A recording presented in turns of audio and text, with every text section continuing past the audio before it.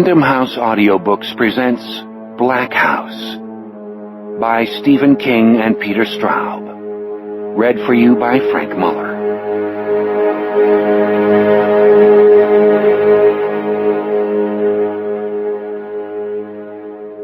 Part 1. Welcome to Coolie Country.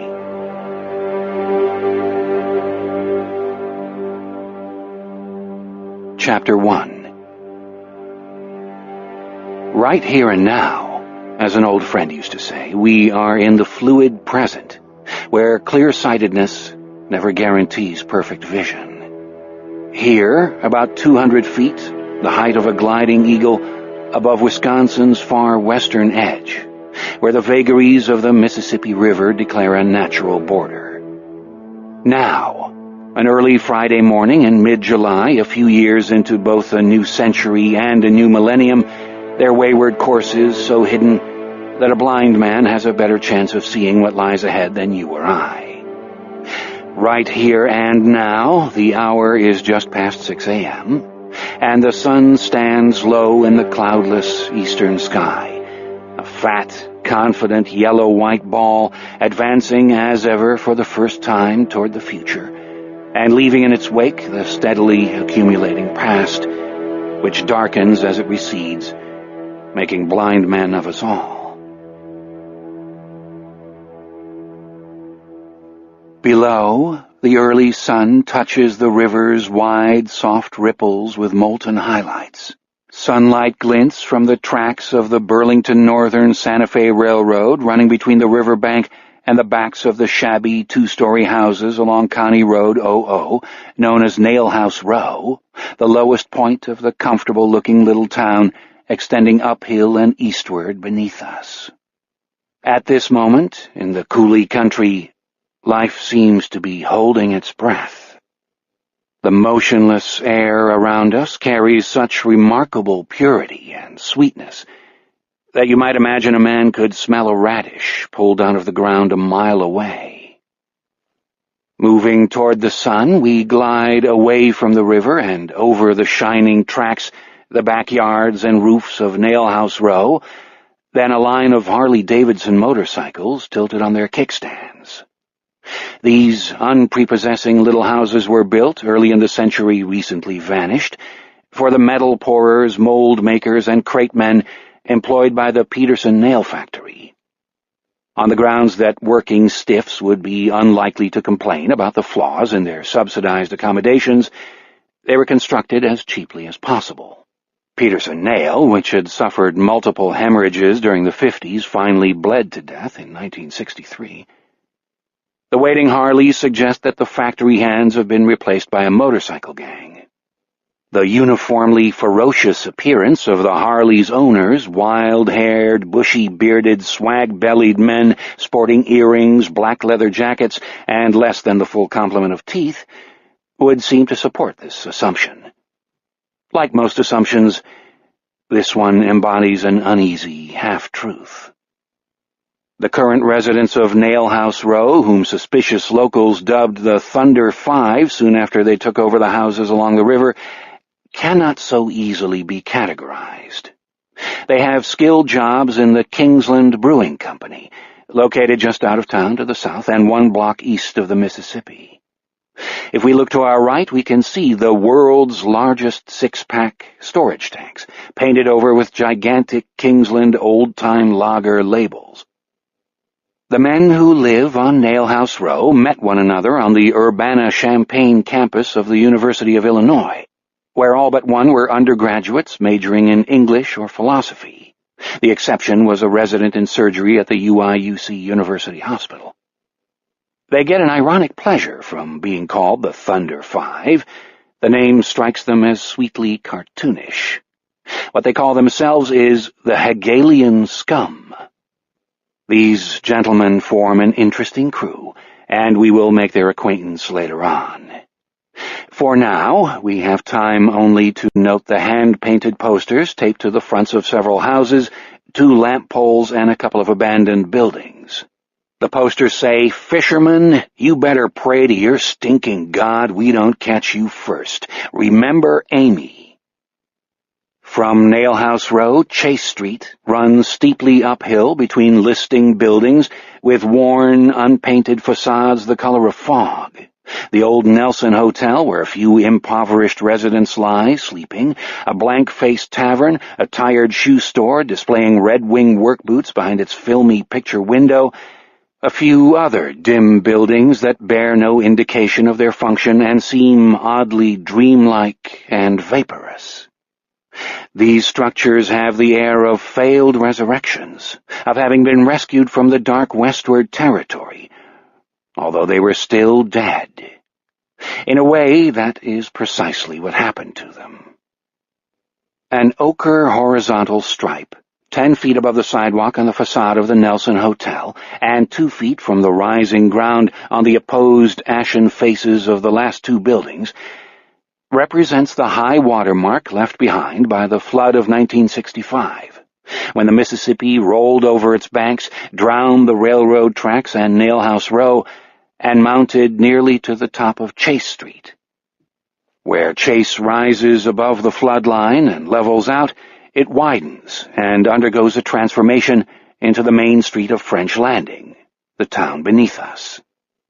The Agincourt Theater, the Taproom Bar and Grill, the First Farmers State Bank, the Samuel Stutz Photography Studio, which does a steady business in graduation photos, wedding pictures, and children's portraits, and shops, not the ghostly relics of shops, line its blunt sidewalks.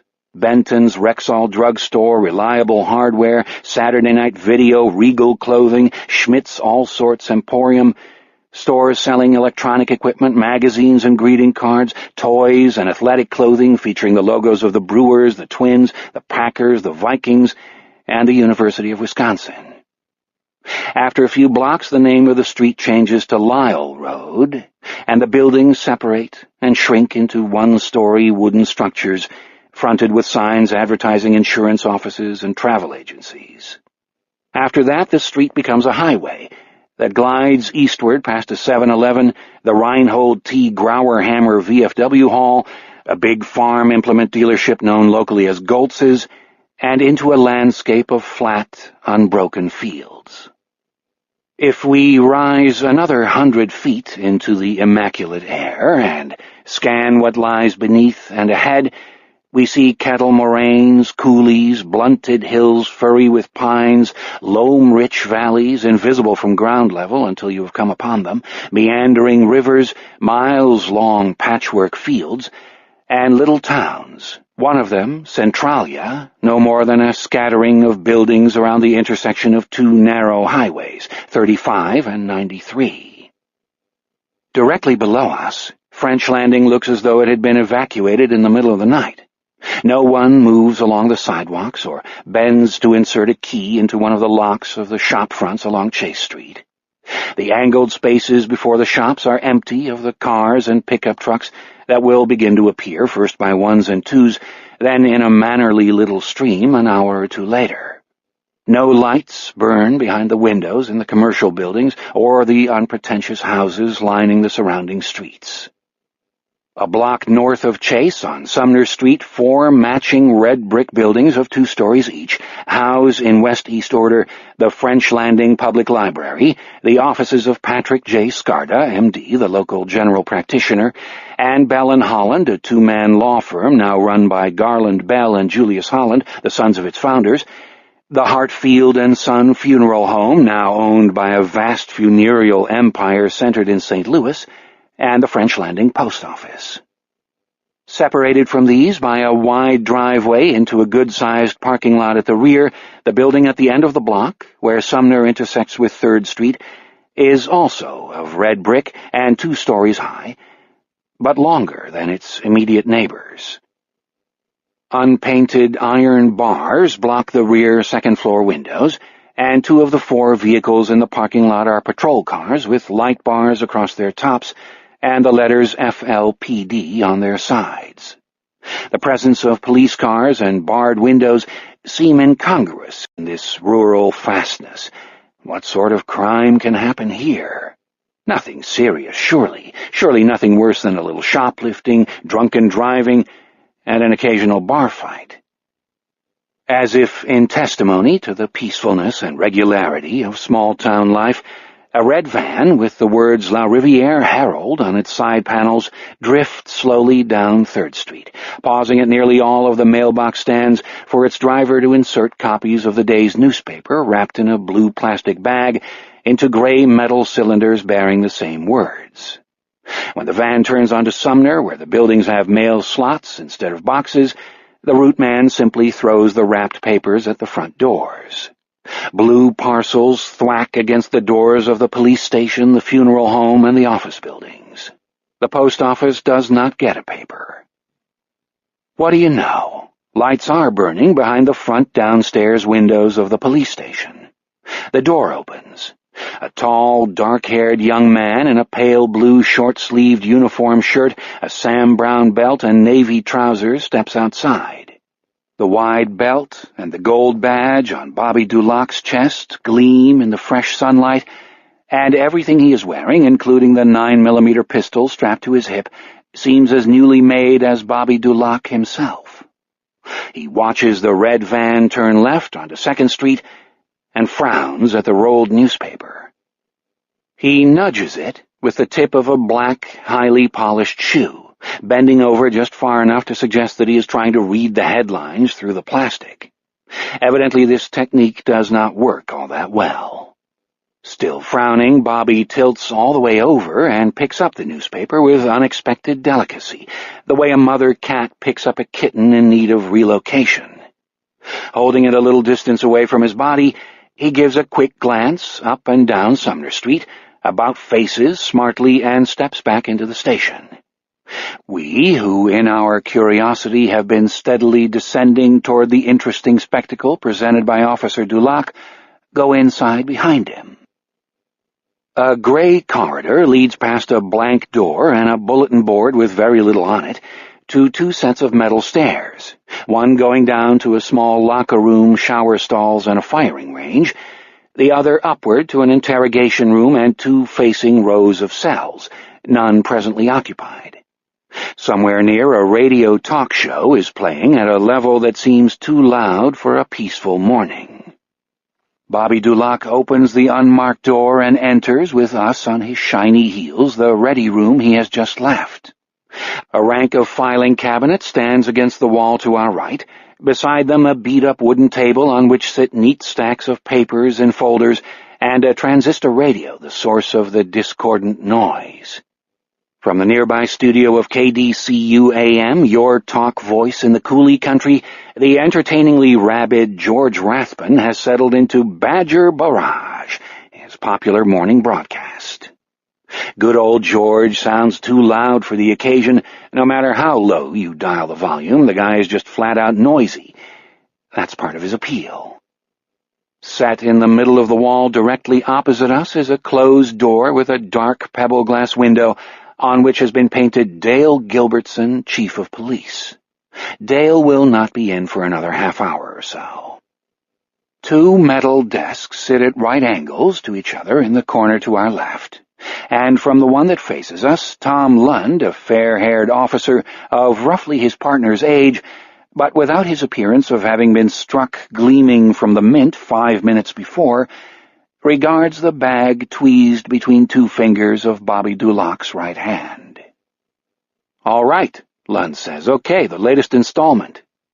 You thought maybe the Thunder 5 was paying us another social call? Here, I don't want to read the damn thing."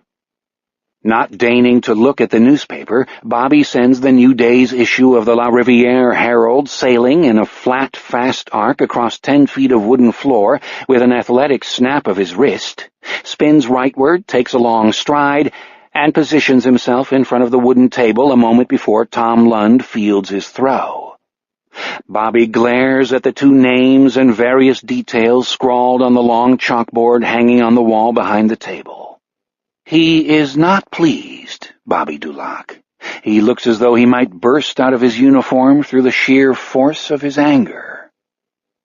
Fat and happy in the KDCU studio, George Rathbun yells, "Caller, give me a break, will ya, and get your prescription fixed. Are we talking about the same game here? Caller?" "Maybe Wendell got some sense and decided to lay off," Tom Lund says. "Wendell," Bobby says. Because Lund can see only the sleek, dark back of his head, the little sneering thing he does with his lip wastes motion, but he does it anyway. "Caller, let me ask you this one question, and in all sincerity, I want you to be honest with me. Did you actually see last night's game?" "I didn't know Wendell was a big buddy of yours," Bobby says. "I didn't know you ever got as far south as La Riviere. Here I was thinking your idea of a big night out was a pitcher of beer and trying to break 100 at the Arden Bolodrome, and now I find out you hang out with newspaper reporters in college towns. Probably get down and dirty with the Wisconsin Rat, too, that guy on KWLA. Do you pick up a lot of punk babes that way?" The caller says he missed the first inning on account of he had to pick up his kid after a special counseling session at Mount Hebron, but he sure saw everything after that. "Did I say Wendell Green was a friend of mine?" asks Tom Lund. Over Bobby's left shoulder he can see the first of the names on the chalkboard. His gaze helplessly focuses on it. "It's just, I met him after the Kinderling case, and the guy didn't seem so bad. Actually, I kind of liked him. Actually, I wound up feeling sorry for him. He wanted to do an interview with Hollywood, and Hollywood turned him down flat." "Well, naturally, he saw the extra innings," the hapless caller says. "That's how he knows Pokey Reese was safe. And as for the Wisconsin Rat, I wouldn't know him if I saw him, and I think that so-called music he plays sounds like the worst bunch of crap I ever heard in my life. How did that scrawny, pasty-faced creep get a radio show in the first place? On the college station? What does that tell you about our wonderful UW La Riviere, Bobby? What does it say about our whole society? Oh, I forgot, you like that shit." "No, I like 311 and Korn, and you're so out of it you can't tell the difference between Jonathan Davis and Dee Dee Ramone, but forget about that, all right?" Slowly, Bobby Dulac turns around and smiles at his partner. "Stop stalling." His smile is none too pleasant. "I'm stalling?" Tom Lund widens his eyes in a parody of wounded innocence. "Gee, was it me who fired the paper across the room? No, I guess not. If you never laid eyes on a Wisconsin Rat, how come you know what he looks like?" "Same way I know he has funny-colored hair and a pierced nose. Same way I know he wears a beat-to-shit black leather jacket day in, day out, rain or shine." Bobby waited. "By the way he sounds. People's voices are full of information. A guy says, 'Looks like it'll turn out to be a nice day.' He tells you his whole life story. Want to know something else about Rat Boy? He hasn't been to the dentist in 6-7 years. His teeth look like shit." From within KDCU's ugly cement block structure next to the brewery on Peninsula Drive, via the radio Dale Gilbertson donated to the station house long before either Tom Lund or Bobby Dulac first put on their uniforms, comes good old dependable George Rathbun's patented bellow of genial outrage, a passionate, inclusive uproar that for 100 miles around causes breakfasting farmers to smile across their tables at their wives and passing truckers to laugh out loud. "I swear, caller, and this goes for my last caller, too, and every single one of you out there, I love you dearly. That is the honest truth. I love you like my mama loved her turnip patch. But sometimes you people drive me crazy. Oh, boy, bottom of the 11th inning, 2 out, 6-7 Brewers, men on second and third, batter lines to short center field. Reese takes off from third, good throw to the plate, clean tag, clean tag. A blind man could have made that call." "Hey, I thought it was a good tag, and I only heard it on the radio," says Tom Lund. Both men are stalling, and they know it. "In fact," shouts the hands-down most popular talk voice of the Coulee country, "let me go out on a limb here, boys and girls. Let me make the following recommendation. Okay? Let's replace every umpire at Miller Park, hey, every umpire in the National League, with blind men. You know what, my friends? I guarantee a 60 to 70% improvement in the accuracy of their calls. Give the job to those who can handle it, the blind." Mirth suffuses Tom Lund's bland face. That George Rathbun man, he's a hoot. Bobby says, "Come on, okay?" Grinning, Lund pulls the folded newspaper out of its wrapper and flattens it on his desk. His face hardens. Without altering its shape, his grin turns stony. "Oh, no. Oh, hell." "What?" Lund utters a shapeless groan and shakes his head. Jesus, I don't even want to know.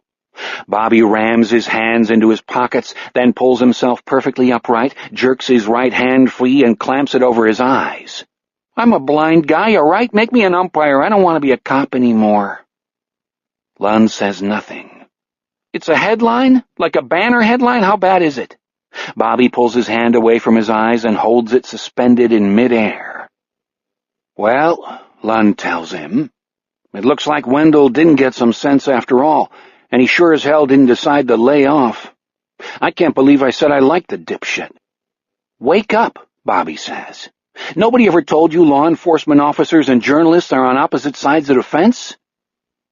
Tom Lund's ample torso tilts over his desk. A thick lateral crease like a scar divides his forehead, and his stolid cheeks burn crimson. He aims a finger at Bobby Dulac.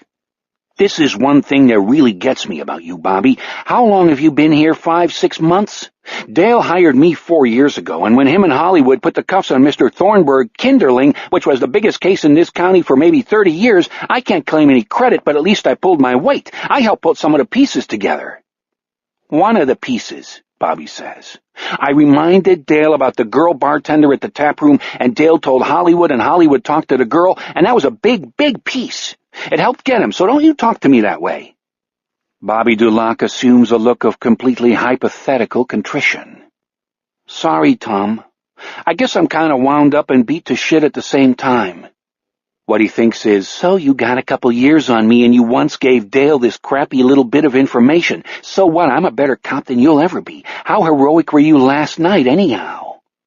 At 11:15 the previous night, Armand Beezer St. Pierre and his fellow travelers in the Thunder 5 had roared up from Nailhouse Row to surge into the police station and demand of its 3 occupants, each of whom had worked an 18-hour shift, exact details of the progress they were making on the issue that most concerned them all.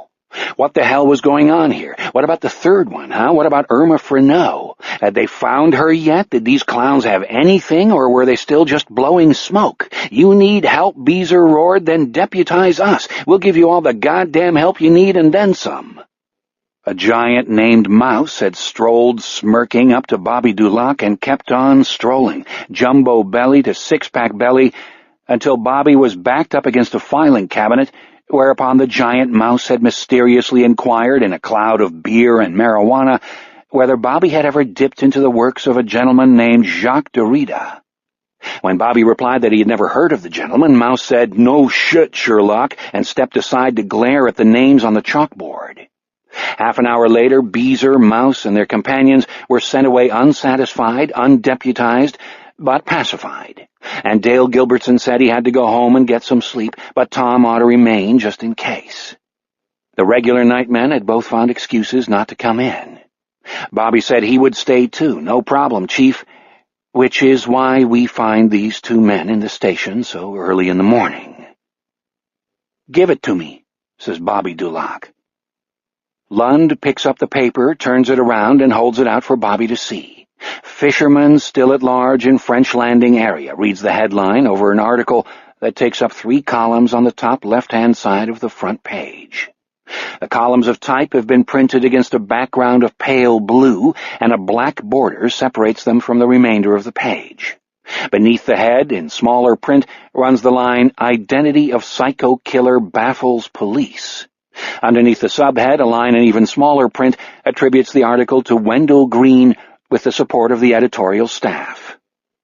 The fisherman, Bobby says. Right from the start, your friend has his thumb up his butt. The fisherman, the fisherman, the fisherman. If I all of a sudden turned into a 50-foot ape and started stomping on buildings, would you call me King Kong?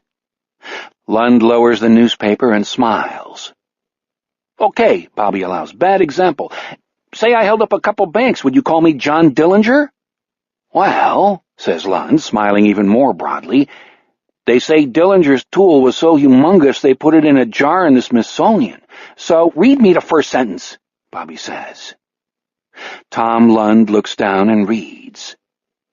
As the police in French Landing fail to discover any leads to the identity of the fiendish double murderer and sex criminal this reporter has dubbed the fisherman, the grim specters of fear, despair, and suspicion run increasingly rampant through the streets of that little town, and from there out into the farms and villages throughout French County, darkening by their touch every portion of the coulee country.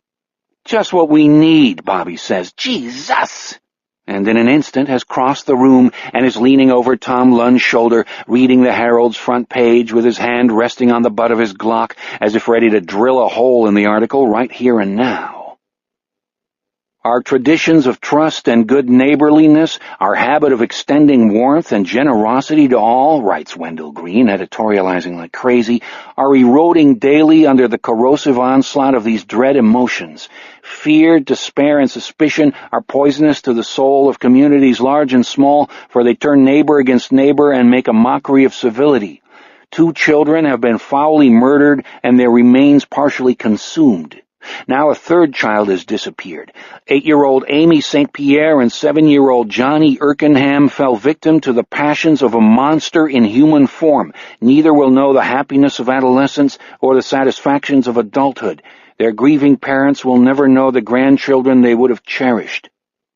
The parents of Amy and Johnny's playmates shelter their children within the safety of their own homes, as do parents whose children never knew the deceased. As a result, summer playgroups and other programs for young children have been canceled in virtually every township and municipality in French County. With the disappearance of 10-year-old Irma Freneau 7 days after the death of Amy St. Pierre and only 3 after that of Johnny Erkenham, public patience has grown dangerously thin.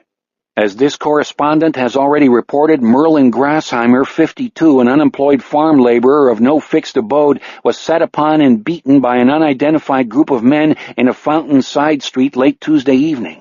Another such episode occurred in the early hours of Thursday morning when Alvar Pretorius, 36, a Swedish tourist traveling alone, was assaulted by 3 men, again unidentified, while asleep in La Riviere's Leif Erikson Park.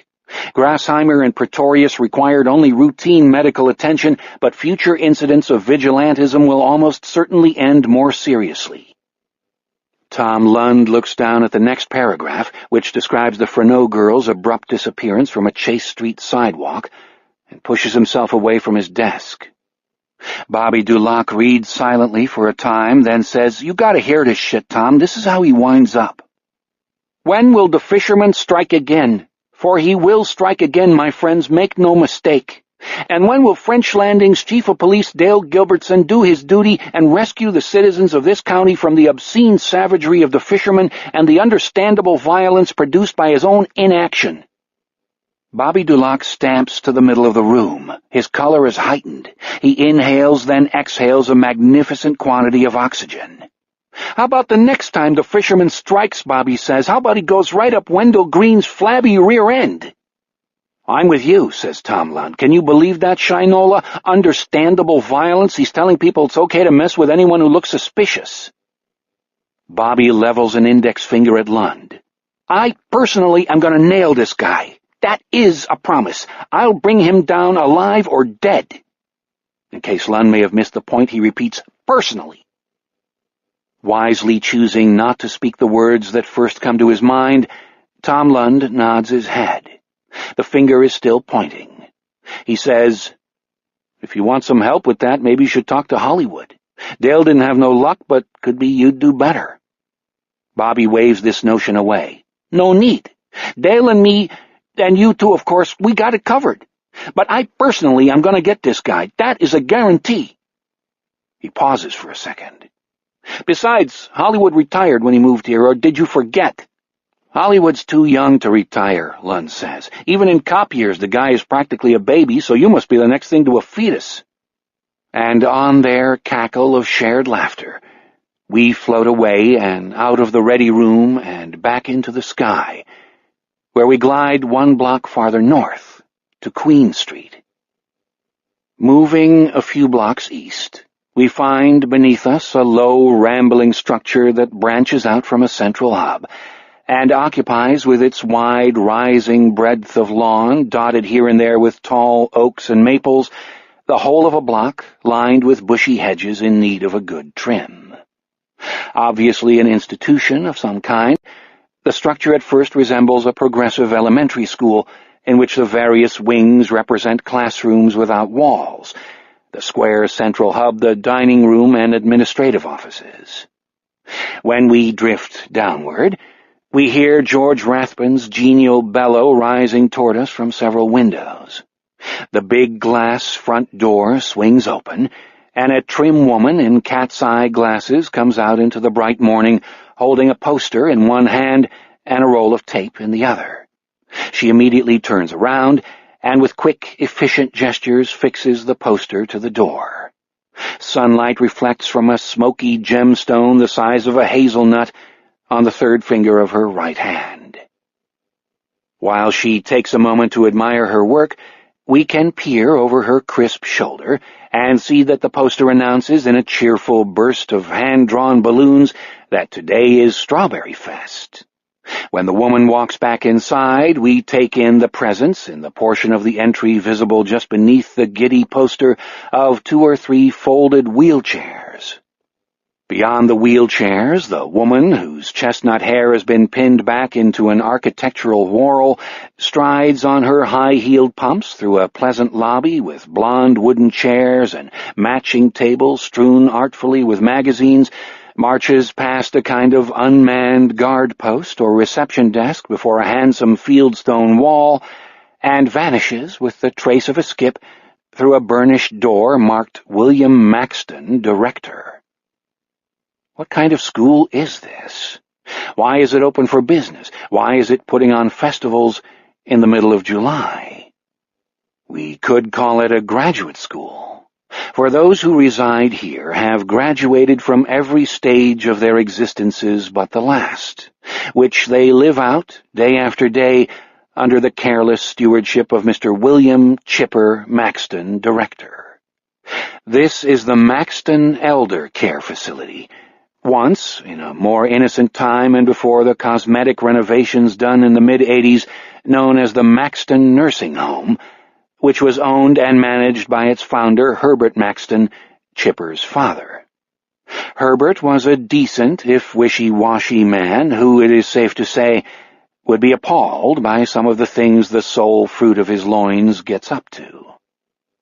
Chipper never wanted to take over the family playpen, as he calls it, with its freight of gummers, zombies, bedwetters, and droolies, and after getting an accounting degree at UW-La Riviere, with hard-earned minors in promiscuity, gambling, and beer drinking, our boy accepted a position with the Madison, Wisconsin office of the Internal Revenue Service, largely for the purpose of learning how to steal from the government undetected. 5 years with the IRS taught him much that was useful, but when his subsequent career as a freelancer failed to match his ambitions, he yielded to his father's increasingly frail entreaties and threw in his lot with the undead and the droolies. With a certain grim relish, Chipper acknowledged that despite a woeful shortage of glamour, his father's business would at least provide him with the opportunity to steal from the clients and the government alike. Let us flow in through the big glass doors, cross the handsome lobby, noting as we do so the mingled odors of air freshener and ammonia that pervade even the public areas of all such institutions, pass through the door bearing Chipper's name, and find out what that well-arranged young woman is doing here so early. Beyond Chipper's door lies a windowless cubicle equipped with a desk, a coat rack, and a small bookshelf crowded with computer printouts, pamphlets, and flyers. A door stands open beside the desk. Through the opening we see a much larger office, paneled in the same burnished wood as the director's door, and containing leather chairs, a glass-topped coffee table, and an oatmeal-colored sofa. At its far end looms a vast desk, untidily heaped with papers, and so deeply polished it seems nearly to glow. Our young woman, whose name is Rebecca Vilas, sits perched on the edge of this desk, her legs crossed in a particularly architectural fashion. One knee folds over the other, and the calves form 2 nicely molded, roughly parallel lines running down to the triangular tips of the black high-heeled pumps, one of which points to 4 o'clock and the other to 6. Rebecca Vilas, we gather, has arranged herself to be seen, has struck a pose intended to be appreciated, though certainly not by us. Behind the cat's eye glasses, her eyes look skeptical and amused, but we cannot see what has aroused these emotions. We assume that she is Chipper's secretary, and this assumption, too, expresses only half of the truth. As the ease and irony of her attitude imply, Ms. Vilas's duties have long extended beyond the purely secretarial. We might speculate about the source of that nice ring she is wearing. As long as our minds are in the gutter, we will be right on the money. We float through the open door, follow the direction of Rebecca's increasingly impatient gaze, and find ourselves staring at the sturdy, khaki-clad rump of her kneeling employer, who has thrust his head and shoulders into a good-sized safe, in which we glimpse stacks of record books and a number of manila envelopes apparently stuffed with currency. A few bills flop out of these envelopes as Chipper pulls them from the safe. "You did the sign, the poster thing?" he asks without turning around. "Aye, mon capitan," says Rebecca Vilas. "And a splendid day it is we shall be having for the great occasion, too, as is only right and proper." Her Irish accent is surprisingly good, if a bit generic. She has never been anywhere more exotic than Atlantic City, where Chipper used his frequent flyer miles to escort her for 5 enchanted days 2 years before. She learned the accent from old movies. "I hate Strawberry Fest," Chipper says, dredging the last of the envelopes from the safe. "The zombies' wives and children mill around all afternoon cranking them up so we have to sedate them into comas just to get some peace. And if you want to know the truth, I hate balloons." He dumps the money onto the carpet and begins to sort the bills into stacks of various denominations. "Only I was wondering, in me simple country manner," says Rebecca, "why I should be requested to appear at the crack of dawn on the grand day." "Know what else I hate? The whole music thing. Singing zombies and that stupid DJ Symphonic Stan with his big band records. Woo, boy, talk about thrills." "I assume," Rebecca says, dropping the stage Irish accent, "you want me to do something with that money before the action begins." "Time for another journey to Miller." An account under a fictitious name in the State-Provident Bank in Miller, 40 miles away, receives regular deposits of cash skimmed from patients' funds intended to pay for extra goods and services. Chipper turns around on his knees with his hands full of money and looks up at Rebecca. He sinks back down to his heels and lets his hands fall into his lap. "Boy, do you have great legs. Legs like that, you ought to be famous." "I thought you'd never notice," Rebecca says. Chipper Maxton is 42 years old. He has good teeth, all his hair, a wide, sincere face, and narrow brown eyes that always look a little damp. He also has 2 kids, Trey, 9, and Ashley, 7, and recently diagnosed with ADD, a matter Chipper figures is going to cost him maybe $2,000 a year in pills alone. And, of course, he has a wife, his life's partner, Marion, 39 years of age, 5'5" and somewhere in the neighborhood of 190 pounds. In addition to these blessings, as of last night, Chipper owes his bookie $13,000, the result of an unwise investment in the Brewers game George Rathbun is still bellowing about. He has noticed, oh, yes, he has, Chipper has noticed Miss Vilas's splendidly cantilevered legs. "Before you go over there," he says, "I was thinking we could kind of stretch out on the sofa and fool around." "Ah," Rebecca says. "Fool around how exactly?" "Gobble, gobble, gobble," Chipper says, grinning like a satyr.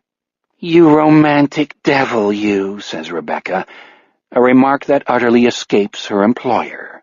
Chipper thinks he actually is being romantic.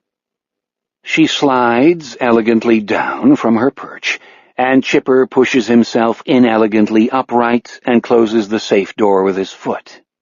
Eyes shining damply, he takes a couple of thuggish, strutting strides across the carpet, wraps one arm around Rebecca Vilas's slender waist, and with the other slides the fat manila envelopes onto the desk.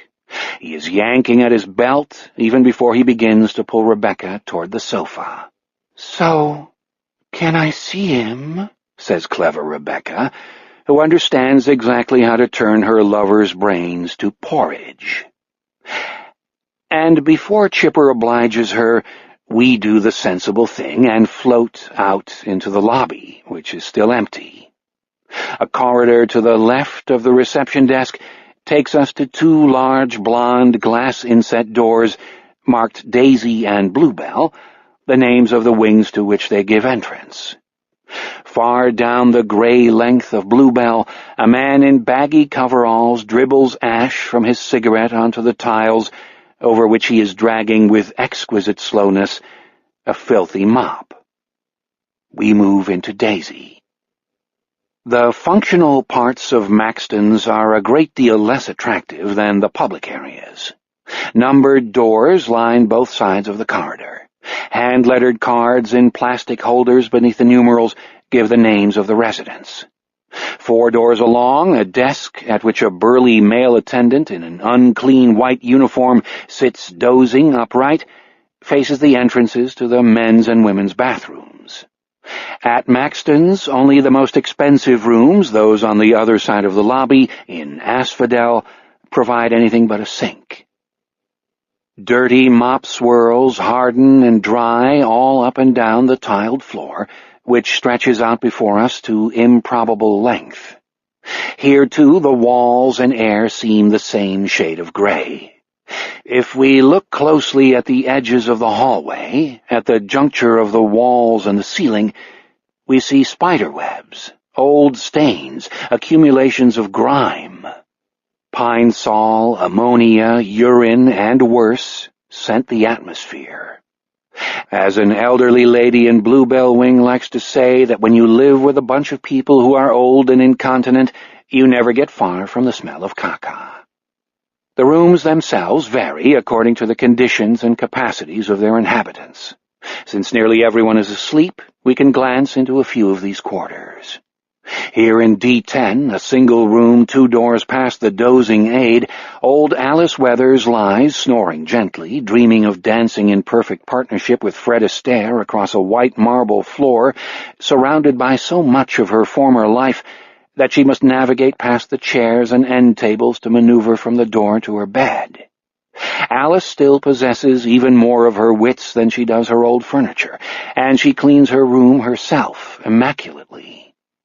Next door in D12, 2 old farmers named Torvaldson and Jesperson, who have not spoken to each other in years, sleep, separated by a thin curtain, in a bright clutter of family photographs and grandchildren's drawings.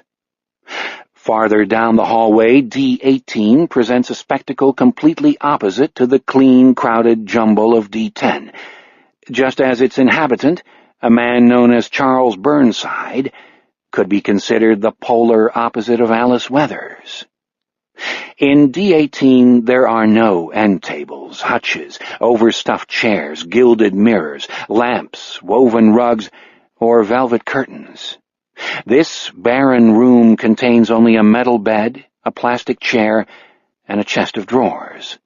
No photographs of children and grandchildren stand atop the chest, and no crayon drawings of blocky houses and stick figures decorate the walls. Mr. Burnside has no interest in housekeeping, and a thin layer of dust covers the floor, the windowsill, and the chest's bare top. D18 is bereft of history, empty of personality. It seems as brutal and soulless as a prison cell. A powerful smell of excrement contaminates the air. For all the entertainment offered by Chipper Maxton and all the charm of Alice Weathers, it is Charles Burnside, Bernie, we have most come to see. Chapter 2. Chipper's background we know. Alice arrived at Maxton's from a big house on Gale Street, the old part of Gale Street, where she outlived 2 husbands, raised 5 sons, and taught piano to 4 generations of French landing children, none of whom ever became professional pianists, but who all remember her fondly and think of her with affection. Alice came to this place, as most people do, in a car driven by one of her children, and with a mixture of reluctance and surrender. She had become too old to live alone in the big house in the old section of Gale Street. She had 2 grown married sons who were kind enough, but she could not tolerate adding to their cares. Alice Weathers had spent her entire life in French Landing, and she had no desire to live anywhere else. In a way, she had always known that she would end her days in Maxton's, which, though not at all luxurious, was agreeable enough. On the day her son Martin had driven her over to inspect the place, she had realized that she knew at least half the people there. Unlike Alice, Charles Burnside, the tall, skinny old man lying covered by a sheet before us in his metal bed, is not in full possession of his wits, nor is he dreaming of Fred Astaire. The veiny expanse of his bald, narrow head curves down to eyebrows like tangles of gray wire, beneath which, on either side of the fleshy hook of his nose, 2 narrow eyes shine at his north-facing window and the expanse of woods beyond Maxton's. Alone of all the residents of Daisy Wing, Bernie is not asleep. His eyes gleam, and his lips are wormed into a bizarre smile. But these details mean nothing, for Charles Burnside's mind may be as empty as his room. Bernie has suffered from Alzheimer's disease for many years, and what looks like an aggressive form of pleasure could be no more than physical satisfaction of a very basic kind.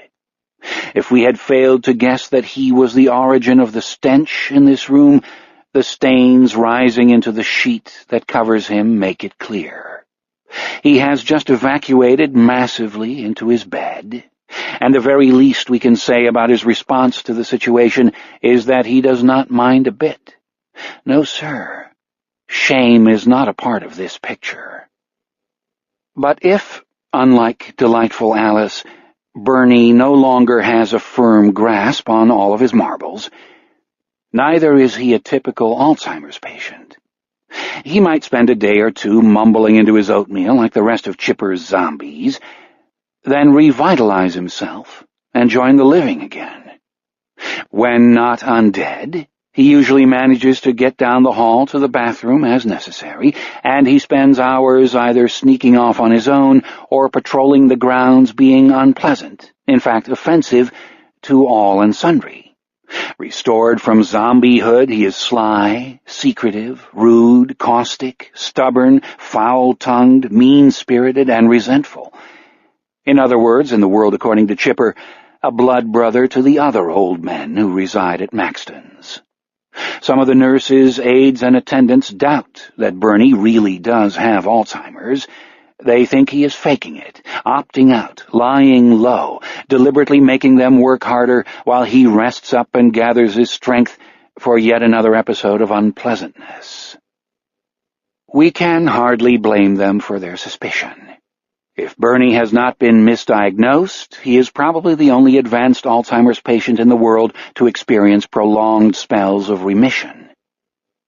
In 1996, his 78th year, the man known as Charles Burnside arrived at Maxton's in an ambulance from La Riviere General Hospital, not in a vehicle driven by a helpful relative. He had appeared in the emergency room one morning carrying 2 heavy suitcases filled with dirty clothing and loudly demanding medical attention. His demands were not coherent, but they were clear. He claimed to have walked a considerable distance to reach the hospital, and he wanted the hospital to take care of him. The distance varied from telling to telling, 10 miles, 15 miles, 25. He either had or had not spent some nights sleeping in fields or by the side of the road. His general condition and the way he smelled suggested that he had been wandering the countryside and sleeping rough for perhaps a week. If he had once had a wallet, he had lost it on his journey. La Riviere General cleaned him up, fed him, gave him a bed, and tried to extract a history. Most of his statements trailed off into disjointed babble, but in the absence of any documents, at least these facts seemed reliable. Burnside had been a carpenter, framer, and plasterer in the area for many years, working for himself and general contractors.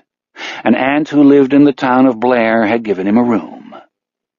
He had walked the 18 miles from Blair to La Riviere, then?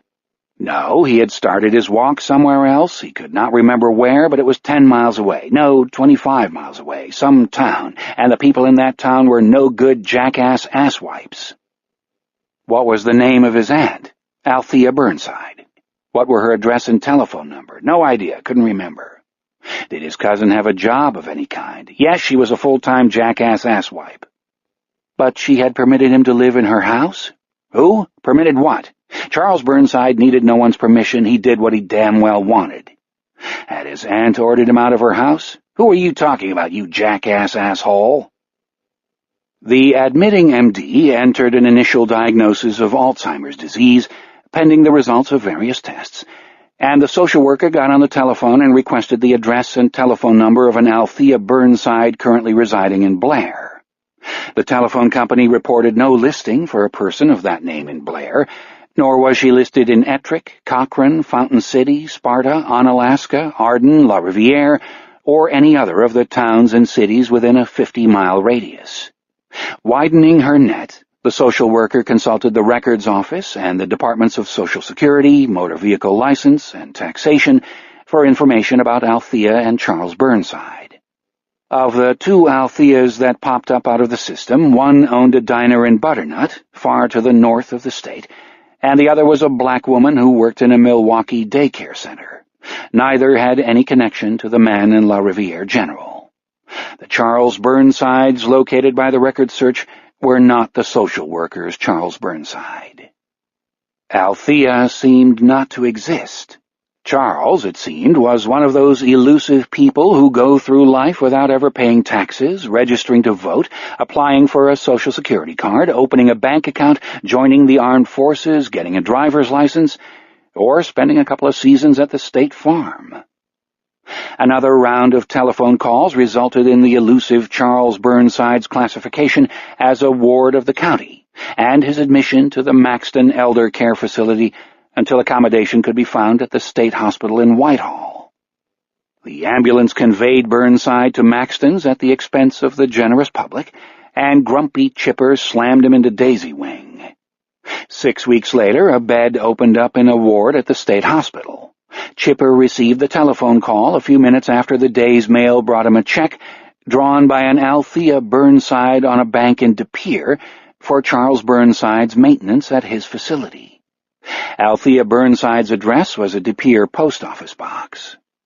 When the state hospital called, Chipper announced that in the spirit of civic duty he would be happy to continue Mr. Burnside's status at Maxton Elder Care. The old fellow had just become his favorite patient. Without putting Chipper through any of the usual shenanigans, Bernie had doubled his contribution to the income stream. For the next 6 years, the old man slid relentlessly into the darkness of Alzheimer's. If he was faking, he gave a brilliant performance. Down he went through the descending way stations of incontinence, incoherence, frequent outbursts of anger, loss of memory, loss of the ability to feed himself, loss of personality. He dwindled into infancy, then into vacuity, and spent his days strapped into a wheelchair. Chipper mourned the inevitable loss of a uniquely cooperative patient. Then, in the summer of the year before these events, the amazing resuscitation occurred. Animation returned to Bernie's slack face, and he began to utter vehement nonsense syllables. Abala, Gorg, Munshun, Gorg. He wanted to feed himself. He wanted to exercise his legs, to stagger around and reacquaint himself with his surroundings.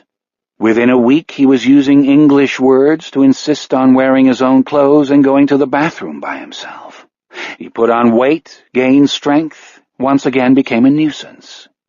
Now, often in the same day, he passes back and forth between late-stage Alzheimer's lifelessness and a guarded, gleaming surliness so healthy in a man of 85, it might be called robust. Bernie is like a man who went to Lourdes and experienced a cure, but left before it was complete. For Chipper, a miracle is a miracle. As long as the old creep stays alive, who cares if he is wandering the grounds or drooping against the restraining strap in his wheelchair? We move closer. We try to ignore the stench. We want to see what we can glean from the face of this curious fellow. It was never a pretty face, and now the skin is gray and the cheeks are sunken potholes. Prominent blue veins wind over the gray scalp, spotted as a plover's egg. The rubbery-looking nose hooks slightly to the right, which adds to the impression of slyness and concealment. The wormy lips curl in a disquieting smile, the smile of an arsonist contemplating a burning building that may, after all, be merely a grimace. Here is a true American loner, an internal vagrant, a creature of shabby rooms and cheap diners, of aimless journeys resentfully taken, a collector of wounds and injuries lovingly fingered and refingered. Here is a spy with no cause higher than himself. Bernie's real name is Carl Beerstone, and under this name he conducted in Chicago from his mid-20s until the age of 46 a secret rampage, an unofficial war, during which he committed wretched deeds for the sake of the pleasures they afforded him. Carl Beerstone is Bernie's great secret, for he cannot allow anyone to know that this former incarnation, this earlier self, still lives inside his skin. Carl Beerstone's awful pleasures, his foul toys, are also Bernie's, and he must keep them hidden in the darkness where only he can find them. So, is that the answer to Chipper's miracle? That Carl Beerstone found a way to creep out through a seam in Bernie's zombiedom and assume control of the foundering ship. The human soul contains an infinity of rooms, after all, some of them vast, some no bigger than a broom closet, some locked, some few imbued with a radiant light. We bow closer to the veiny scalp, the wandering nose, the wire brush eyebrows. We lean deeper into the stink to examine those interesting eyes. They are like black neon. They glitter like moonlight on a sodden riverbank. All in all, they look unsettlingly gleeful, but not particularly human. Not much help here. Bernie's lips move. He is still smiling, if you can call that rictus a smile, but he has begun to whisper. What is he saying? They are gowering in their bloody holes and covering their eyes. They're whimpering in terror, my poor lost babies. No, that won't help, will it? See the engines, yes. Oh, those beautiful, beautiful engines. What a sight. The beautiful engines against the wire. How they churn and burn. I see a hole. Yes, there it is. Oh, so bright around the edges, so folded back. Carl Beerstone may be reporting in, but his babble is not of much help. Let us follow the direction of Bernie's mud-glitter gaze in hopes that it might give us a hint as to what has so excited the old boy. Aroused, too, as we observe from the shape beneath the sheet. He and Chipper seem to be in sync here, since both are standing at the ready, except that instead of the benefit of Rebecca Vilas's expert attentions, Bernie's only stimulation is the view through his window. The view hardly measures up to Miss Vilas. Head slightly elevated upon a pillow, Charles Burnside looks raptly out over a brief expanse of lawn to a row of maple trees at the beginning of an extensive woods. Farther back tower the great leafy heads of oaks. A few birch trunks shine candle-like in the inner darkness. From the height of the oaks and the variety of the trees, we know that we are regarding a remnant of the great climax forest that once blanketed this entire part of the country. Like all of the ancient forest's traces, the woods extending north and east from Maxton's speak of profound mysteries, and a voice nearly too deep to be heard. Beneath its green canopy, time and serenity embrace bloodshed and death. Violence roils on, unseen, constantly, absorbed into every aspect of a hushed landscape that never pauses, but moves with glacial lack of haste. The spangled, yielding floor covers millions of scattered bones in layer upon layer. All that grows and thrives here thrives on rot. Worlds within worlds churn, and great systematic universes hum side by side, each ignorantly bringing abundance and catastrophe upon its unguessed-at neighbors. Does Bernie contemplate these woods? Is he enlivened by what he sees in them? Or, for that matter, is he in fact still asleep? And does Carl Beerstone caper behind Charles Burnside's peculiar eyes? Bernie whispers, "Foxes, down foxholes, rats in rat holes, hyenas over empty stomachs wail. Oh, this is most gladsome, my friends. More and more the little ones drudge, oh ho, on bleeding footsies." Let's blow this pop stand, okay? Let's sail away from old Bernie's ugly mouth. Enough is enough. Let us seek the fresh air and fly north over the woods. Foxes down foxholes and rats in rat holes may be wailing, true, that's how it works. But we are not about to find any starving hyenas in western Wisconsin. Hyenas are always hungry anyhow. No one feels sorry for them either. You'd have to be a real bleeding heart to pity a creature that does nothing but skulk around the periphery of other species until the moment when, grinning and chuckling, it can plunder their leftovers. Out we go, right through the roof. East of Maxton's, the woods carpet the ground for something like a mile or two, before a narrow dirt road curves in from Highway 35 like a careless parting in a thick head of hair. The woods continue for another 100 yards or so, then yield to a 30-year-old housing development consisting of 2 streets. Basketball hoops, backyard swing sets, tricycles, bicycles, and vehicles by Fisher-Price clutter the driveways of the modest houses on Schubert and Gale. The children who will make use of them lie abed, dreaming of cotton candy, puppy dogs, home runs, excursions to distant territories, and other delightful infinitudes.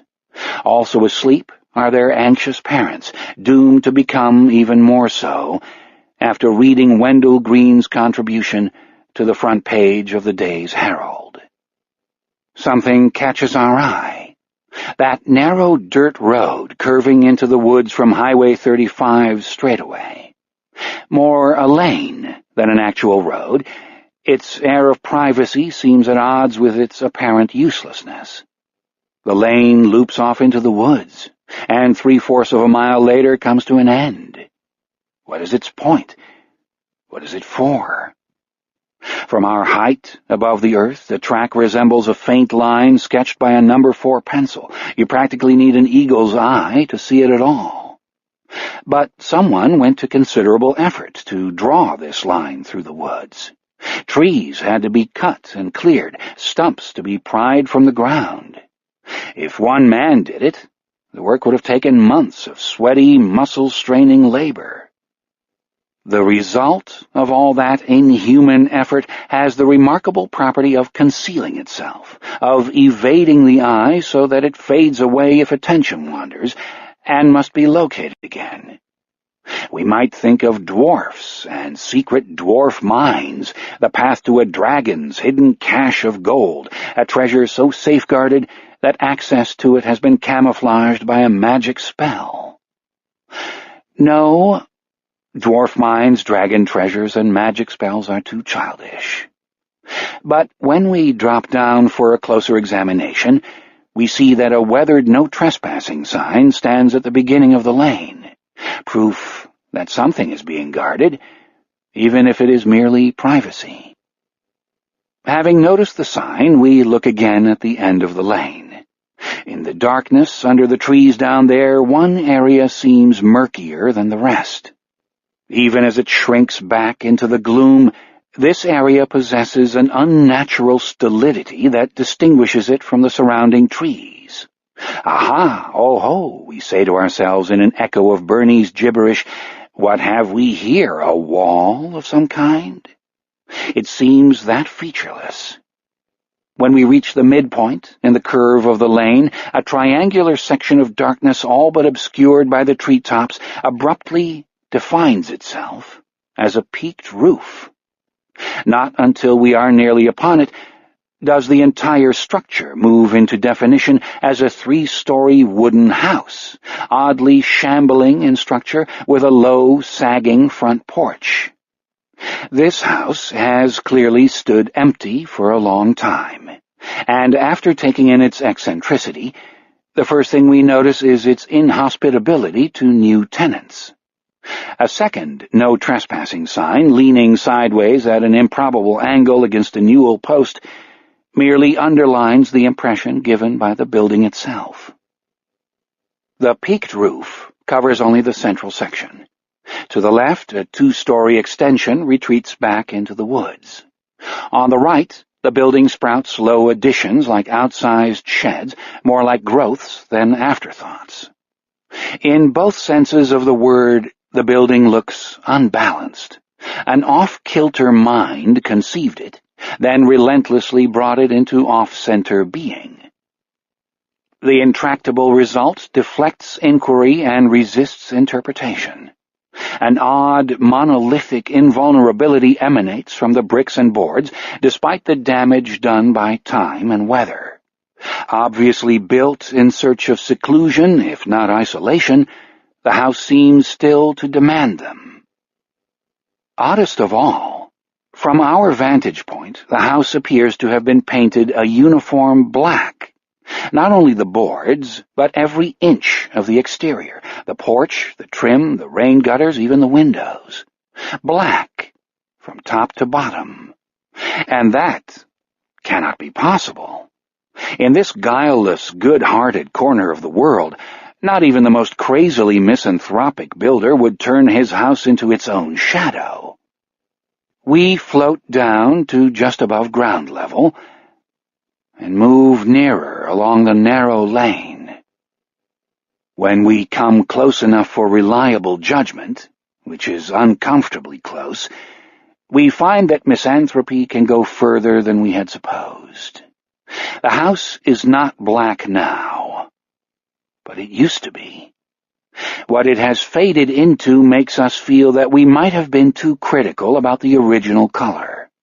The house has become the leaden gray-black of thunderheads and dismal seas and the hulls of wrecked ships.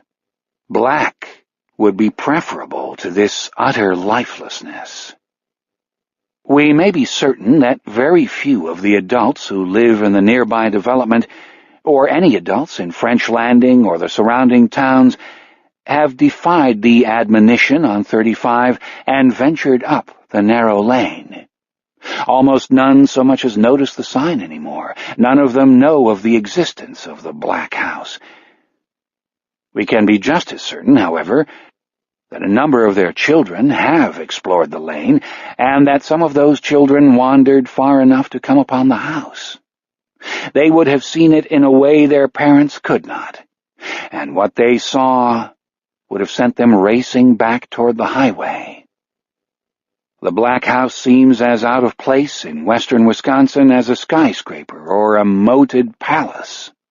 In fact, the Black House would be an anomaly anywhere in our world, except perhaps as a haunted mansion, a castle of terrors in an amusement park, where its capacity to repel ticket buyers would put it out of business within a week. Yet, in one specific way, it might remind us of the dim buildings along the ascent of Chase Street into respectability from the riverbank and Nailhouse Row. The shabby Nelson Hotel, the obscure tavern, the shoe store, and the others, marked with the horizontal stripe drawn by the river's grease pencil, share the same eerie, dreamlike, half-unreal flavor that saturates the Black House. At this moment in our progress, and through everything that follows, we would do well to remember that this strange flavor of the dreamlike and slightly unnatural is characteristic of Borderlands. It can be detected in every scene between one specific territory and another, however significant or insignificant the border in question. Borderlands places are different from other places. They are borderish. Say you happen to be driving for the first time through a semi-rural section of Oostler County in your home state, on your way to visit a recently divorced friend of the opposite sex, who has abruptly and you think unwisely decamped to a small town in adjacent Orlost County.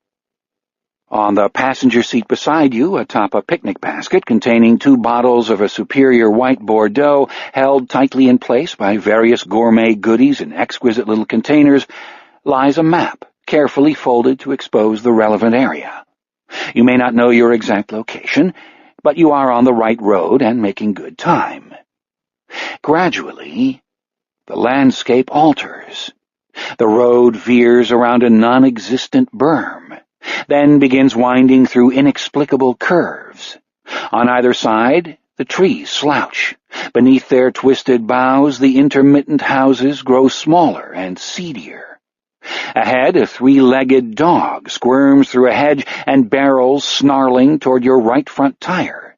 A crone wearing a teensy straw hat and what appears to be a shroud glances up red-eyed from a listing porch swing. 2 front yards along, a little girl, costumed in dirty pink gauze and a foil crown, flaps a glittery, star-headed wand over a heap of burning tires.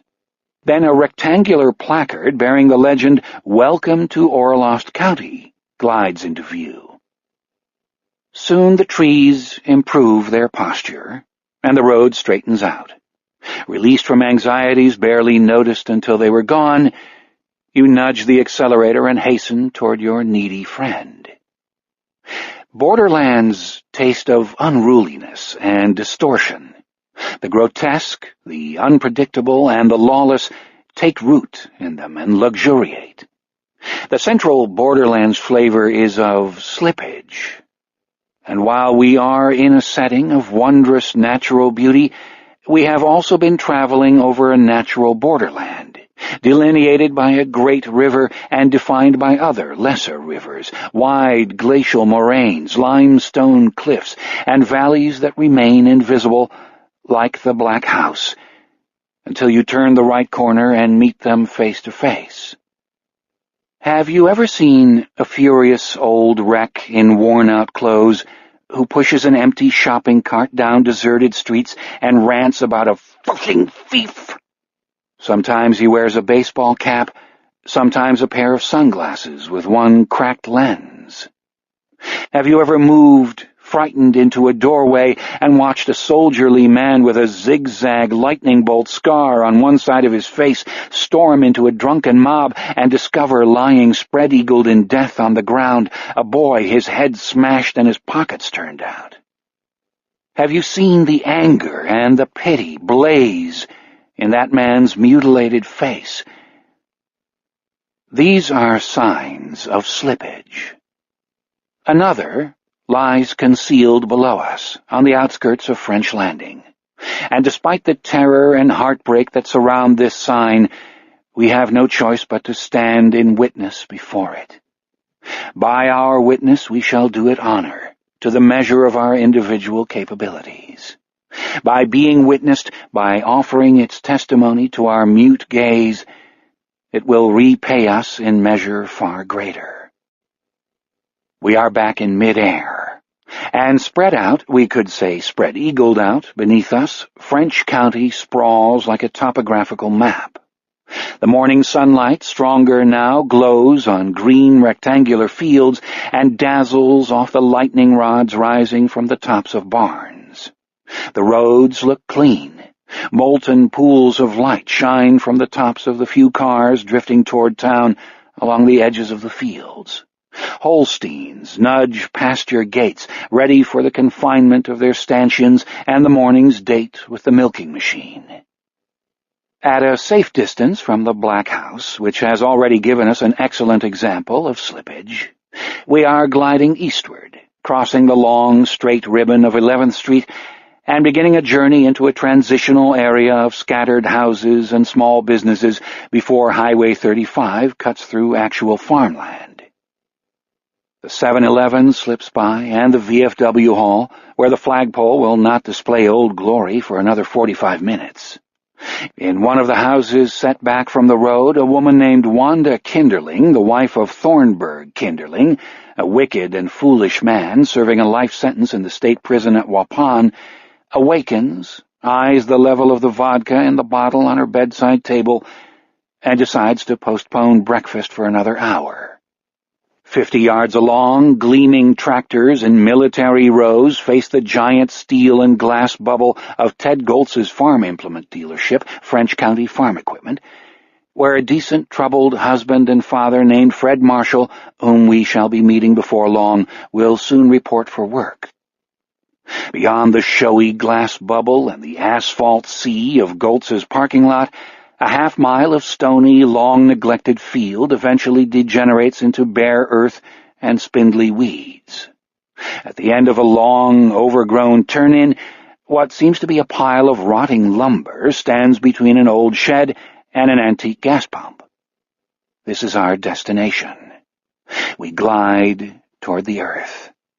The heap of lumber resolves into a leaning, dilapidated structure on the verge of collapse. An old tin Coca-Cola sign, pocked with bullet holes, tilts against the front of the building. Beer cans and the milkweed of old cigarette filters litter the scrubby ground. From within comes the steady, somnolent buzz of a great many flies. We wish to retreat into the cleansing air and depart. The Black House was pretty bad. In fact, it was terrible. But this is going to be worse. One secondary definition of slippage is the feeling that things in general have just gotten, or very shortly will get, worse. The ruined boxcar-shaped shack before us used to house a comically ill-run and unsanitary establishment called Ed's Eats and Dogs. From behind an eternally messy counter, a chortling 350-pound mass of blubber named Ed Gilbertson once served up greasy, overdone hamburgers, bologna and mayonnaise sandwiches ornamented with black thumbprints, and oozing ice cream cones to a small, undiscriminating clientele, mostly local children who arrived on bicycles. Now long deceased, Ed was one of the numerous uncles of French Landing's chief of police Dale Gilbertson, and a good-hearted slob and dimwit of great local renown. His cook's apron was of an indescribable filthiness. The state of his hands and fingernails would have brought any visiting health inspector to the verge of nausea. His utensils might as well have been cleaned by cats. Immediately behind the counter, tubs of melting ice cream cooked in the heat from the crusted griddle. Overhead, limp fly-paper ribbons hung invisible within the fur of 1,000 fly corpses. The unlovely truth is that for decades, Ed's Eats permitted generation upon generation of microbes and germs to multiply unchecked, swarming from floor, counter, and griddle, not hesitating to colonize Ed himself, to spatula, fork, and the unwashed ice cream scoop, thence into the horrible food, finally into the mouths and guts of the kids who ate that stuff, plus those of the occasional mother. Remarkably, no one ever died from eating at Ed's. and after a long-overdue heart attack felled its proprietor one day when he mounted a stool for the purpose of finally tacking up a dozen new strips of flypaper, nobody had the heart to raise his little shack and clear away the rubble. For 25 years, under the shelter of darkness, its rotting shell has welcomed romantic teenage couples, as well as gatherings of boys and girls in need of a secluded place to investigate for the first time in recorded history, or so it seemed to them, the liberation of drunkenness. The rapt buzzing of the flies tells us that whatever we might be about to witness within this ruin will be neither a pair of spent young lovers nor a few silly passed-out kids. That soft, greedy uproar, inaudible from the road, declares the presence of ultimate things. We could say that it represents a kind of portal. We enter. Mild sunlight filtering in through gaps in the eastern wall and the battered roof paints luminous streaks across the gritty floor.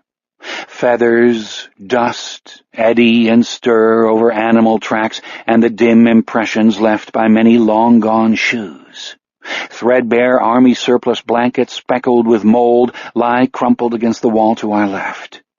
A few feet away, discarded beer cans and flattened cigarette ends surround a kerosene-burning hurricane lamp with a cracked glass housing.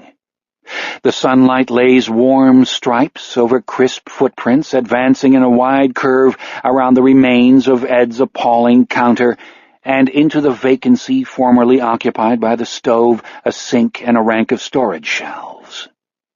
There, in what once was Ed's sacred domain, the footprints vanish. Some ferocious activity has scattered the dust and grit, and something that is not an old army blanket, though we wish it were, lies disarrayed against the rear wall, half in, half out of a dark, irregular pool of tacky liquid. Delirious flies hover and settle upon the dark pool. In the far corner, a rust-colored mongrel with quill-like hair gets its teeth into the knuckle of meat and bone, protruding from the white object held between its front paws. The white object is a running shoe, a sneaker, a New Balance sneaker, to be exact. To be more exact, a child's New Balance sneaker, size 5. We want to invoke our capacity for flight and get the hell out of here. We want to float through the unresisting roof, to regain the harmless air, but we cannot. We must bear witness. An ugly dog is chewing on a child's severed foot, while making every effort to extract the foot from the white New Balance sneaker. The mongrel's scrawny back arches down and extends, the quilled shoulders and narrow head drop, the bony front legs rigidly clamp the prize, tug, tug, tug, but the sneaker's laces are tied. Too bad for the mutt. As for the something that is not an old army surplus blanket, beyond a swirl of dusty tracks and furrows at the floor's far edge, its pale form lies flattened and face up on the floor, its top half extending out of the dark pool. One arm stretches limply out into the grit, the other props upright against the wall. The fingers of both hands curl palmward. Blunt, strawberry blonde hair flops back from the small face. If the eyes and mouth display any recognizable expression, it is that of mild surprise. This is an accident of structure. It means nothing, for the configuration of this child's face caused her to look faintly surprised even while she was asleep. Bruises, like ink stains and eraser smudges, lie upon her cheekbones, her temple, her neck. A white T-shirt, bearing the logo of the Milwaukee Brewers and smeared with dirt and dried blood, covers her torso from neck to navel. The lower half of her body, pale as smoke except where drizzled with blood, lengthens into the dark pool where the ecstatic flies hover and settle.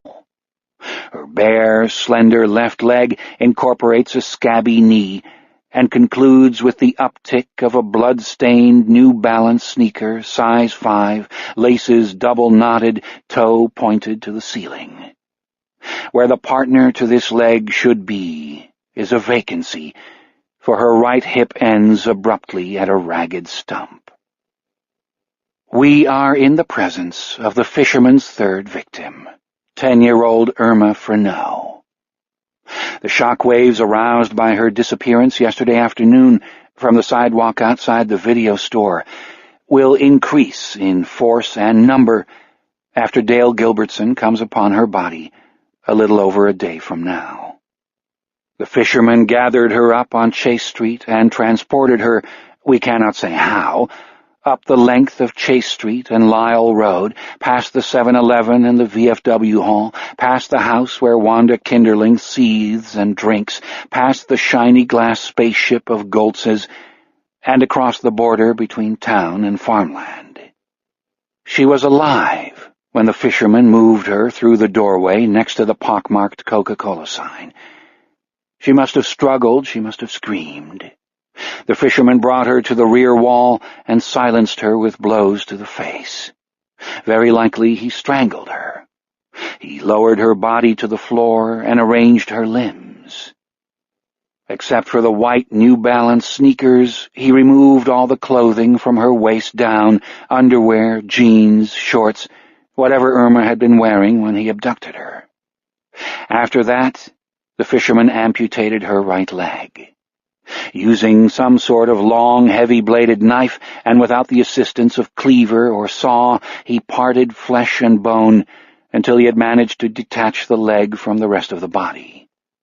Then, perhaps with no more than 2 or 3 downward chops to the ankle, he severed the foot. He tossed it, still contained within the white sneaker, aside. Irma's foot was not important to the fisherman. All he wanted was her leg. Here, my friends, we have true slippage. Irma Freneau's small, inert body seems to flatten out, as if it intends to melt through the rotting floorboards. The drunken flies sing on. The dog keeps trying to yank the whole of its juicy prize out of the sneaker. Were we to bring simple-minded Ed Gilbertson back to life and stand him beside us, he would sink to his knees and weep. We, on the other hand, we are not here to weep. Not like Ed, anyhow, in horrified shame and disbelief. A tremendous mystery has inhabited this hovel, and its effects and traces hover everywhere about us. We have come to observe, register, and record the impressions, the after-images left in the comet trail of the mystery. It speaks from their details, therefore it lingers in its own wake, therefore it surrounds us. A deep, deep gravity flows outward from the scene, and this gravity humbles us. Humility is our best, most accurate first response. Without it, we would miss the point. The great mystery would escape us, and we would go on deaf and blind, ignorant as pigs. Let us not go on like pigs. We must honor this scene, the flies, the dog worrying the severed foot, the poor, pale body of Irma Freneau, the magnitude of what befell Irma Freneau, by acknowledging our littleness. In comparison, we are no more than vapors. A fat bee wanders in through the empty window frame in the sidewall 6 feet from Irma's body and makes a slow exploratory circuit around the rear of the shack. Suspended beneath its blurred wings, the bee looks nearly too heavy for flight, but it proceeds with easy, unhurried deliberation, moving well above the bloody floor in a wide curve. The flies, the mongrel, and Irma pay it no attention. For us, though, the bee, which continues to drift contentedly about the rear of the horror chamber, has ceased to be a welcome distraction and has been absorbed into the surrounding mystery. It is a detail within the scene, and it too commands our humility and speaks. The weighty, burrowing rumble of its wings seems to define the exact center of the undulating sound waves higher in pitch produced by the greedy flies. Like a singer at a microphone in front of a chorus, the bee controls the aural background. The sound gathers and comes to a serious point. When the bee ambles into a shaft of yellow light streaming through the eastern wall, its stripes glow black and gold, the wings coalesce into a fan, and the insect becomes an intricate airborne wonder. The slaughtered girl flattens into the bloody floorboards. Our humility, our sense of littleness, our appreciation of the gravity deeply embedded in this scene grant us the sense of forces and powers beyond our understanding, of a kind of grandeur always present and at work, but perceptible only during moments like this. We have been honored, but the honor is unbearable. The speaking bee circles back to the window and passes into another world, and following his lead, we move on, out the window, into the sun, and into the upper air. Smells of shit and urine at Maxton Elder Care. The fragile, slick feel of slippage at the off-kilter house north of Highway 35. The sound of the flies and the sight of the blood at the former Ed's Eats. Ah, yuck. Is there no place here in French Landing, we may ask, where there is something nice under the skin?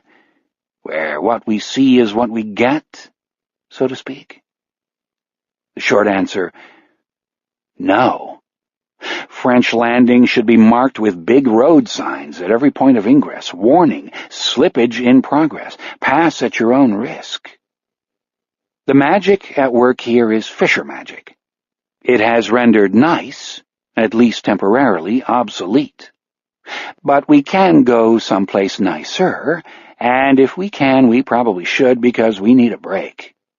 We may not be able to escape slippage, but we can at least visit where no one shits the bed or bleeds on the floor. At least not yet. So the bee goes its way and we go ours. Ours takes us southwest, over more woods exhaling their fragrance of life and oxygen. There is no air like this air, at least not in this world. And then back to the works of man again. This section of town is called Libertyville, so named by the French Landing Town Council in 1976. You won't believe this, but big-bellied Ed Gilbertson, the hot dog king himself, was a member of that bicentennial band of town fathers. Those were strange days, pretty mama, strange days indeed. Not as strange as these, however. In French Landing, these are the Fisher days, the slippery slippage days. The streets of Libertyville have names that adults find colorful and children find painful. Some of the latter have been known to call this area of town Faggotyville. Let us descend now down through the sweet morning air. It's warming up already. This will be a strawberry fest kind of day for sure. We cruise silently over Camelot Street, past the intersection of Camelot and Avalon, and travel on down Avalon to Maid Marian Way. From Maid Marian we progress to, is it any surprise, Robin Hood Lane. Here, at number 16, a sweet little Cape Cod honey of a home that looks just right for the decent, hard-working family on its way up, we find a kitchen window open. There is the smell of coffee and toast, a wonderful combined odor that denies slippage, if only we did not know better, if only we had not seen the dog at work, eating a foot out of a sneaker as a child might eat the hot dog right out of its bun. And we follow the aroma in. It's nice to be invisible, isn't it? To watch in our godlike silence. If only what our godlike eyes saw was just a little less goddamn upsetting. But that is by the way. We're in it now, for better or for worse, and we had better get on about our business. Daylight's a-wasting, as they say in this part of the world. Here in the kitchen of number 16 is Fred Marshall, whose picture currently graces the Salesman of the Month easel in the showroom of French County Farm Equipment. Fred has also been named Employee of the Year 3 years out of the last 4. 2 years ago, Ted Goltz gave the award to Otto Eisman just to break the monotony. And when he is on the job, no one radiates more charm, personality, or all-around niceness. You wanted nice? Ladies and gentlemen, presenting Fred Marshall. Only now his confident smile is not in evidence, and his hair, always carefully combed on the job, hasn't yet seen the brush. He's wearing Nike shorts and a tee with cut-off sleeves instead of his usual pressed khakis and sports shirt. On the counter is the Marshall copy of the La Riviere Herald, open to an inside page. Fred has his share of problems just lately, or rather his wife Judy has problems, and what's hers is his, so said the minister when he joined them in holy wedlock, and what he's reading isn't making him feel any better. Far from it. It's a sidebar to the lead story on the front page, and of course the author is everyone's favorite muckraker, Wendell Fisherman Still-at-Large Green. The sidebar is your basic recap of the first 2 murders. Gruesome and gruesomer is how Fred thinks of them. And as he reads, Fred bends first his left leg up behind him and then his right, stretching those all-important thigh muscles and preparing for his morning run. What could be more anti-slippage than a morning run? What could be nicer? What could possibly spoil such a lovely start to such a beautiful Wisconsin day? Well, how about this? Johnny Erkenham's dreams were simple enough according to his grief-stricken father. Grief-stricken father, Fred thinks, stretching and imagining his son asleep upstairs. Dear God, save me from ever being a grief-stricken father. Not knowing, of course, how soon he must assume this role. Johnny wanted to be an astronaut, George Erkenham said, a smile briefly lighting his exhausted face. When he wasn't putting out fires for the French Landing FD or fighting crime with the Justice League of America, that is. These innocent dreams ended in a nightmare we cannot imagine, but I'm sure you'll try, Fred thinks, now beginning his toe raises. Last Monday, his dismembered body was discovered by Spencer Hovdahl of Centralia.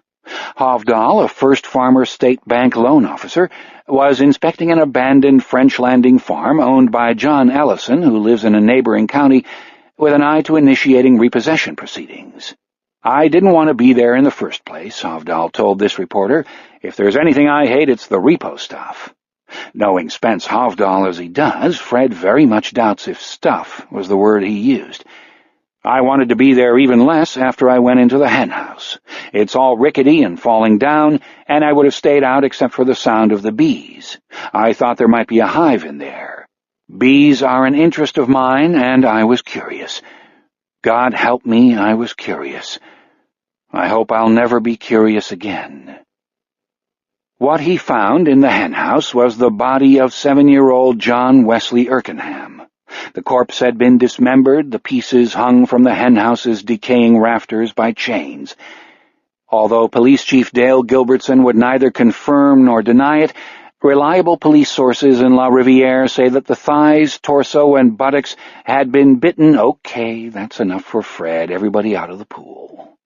He sweeps the newspaper closed and shoves it all the way down the counter to the Mr. Coffee. By God, they never put stuff like that in the paper when he was a kid.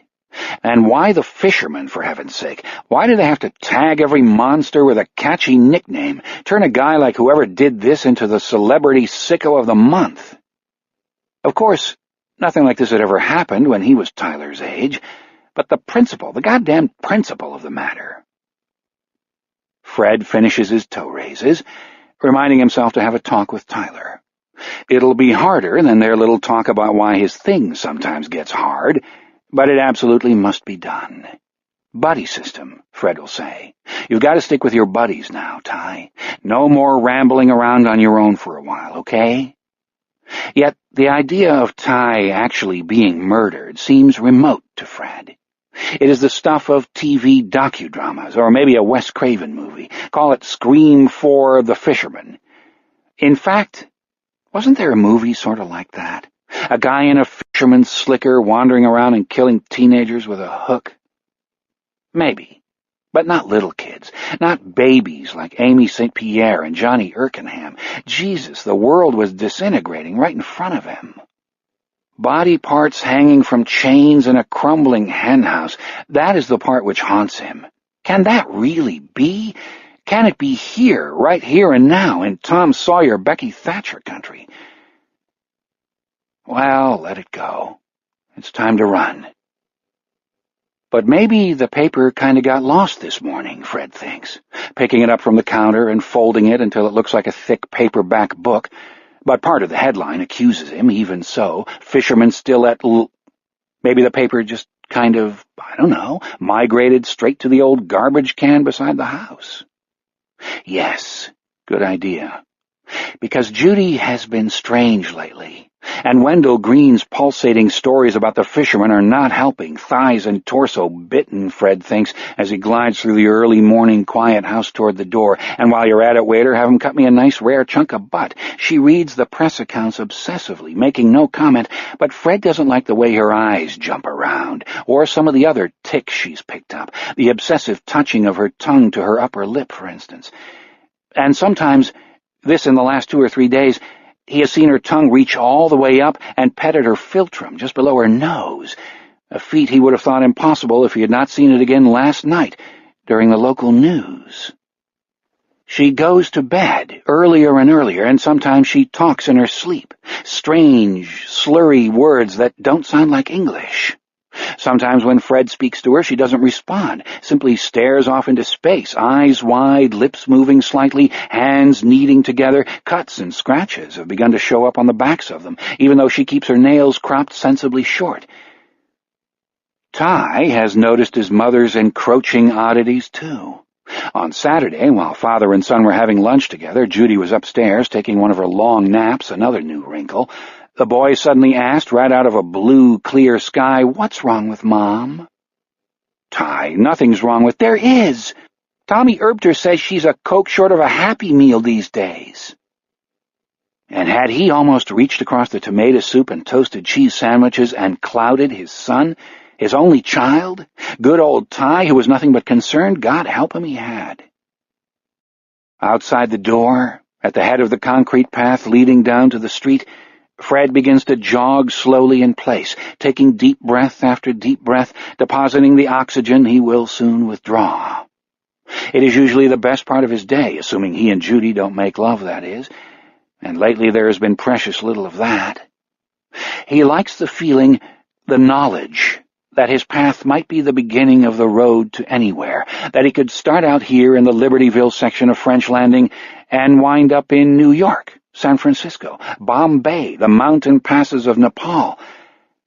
Every step outside one's own door invites the world, perhaps even the universe, and this is something Fred Marshall intuitively understands.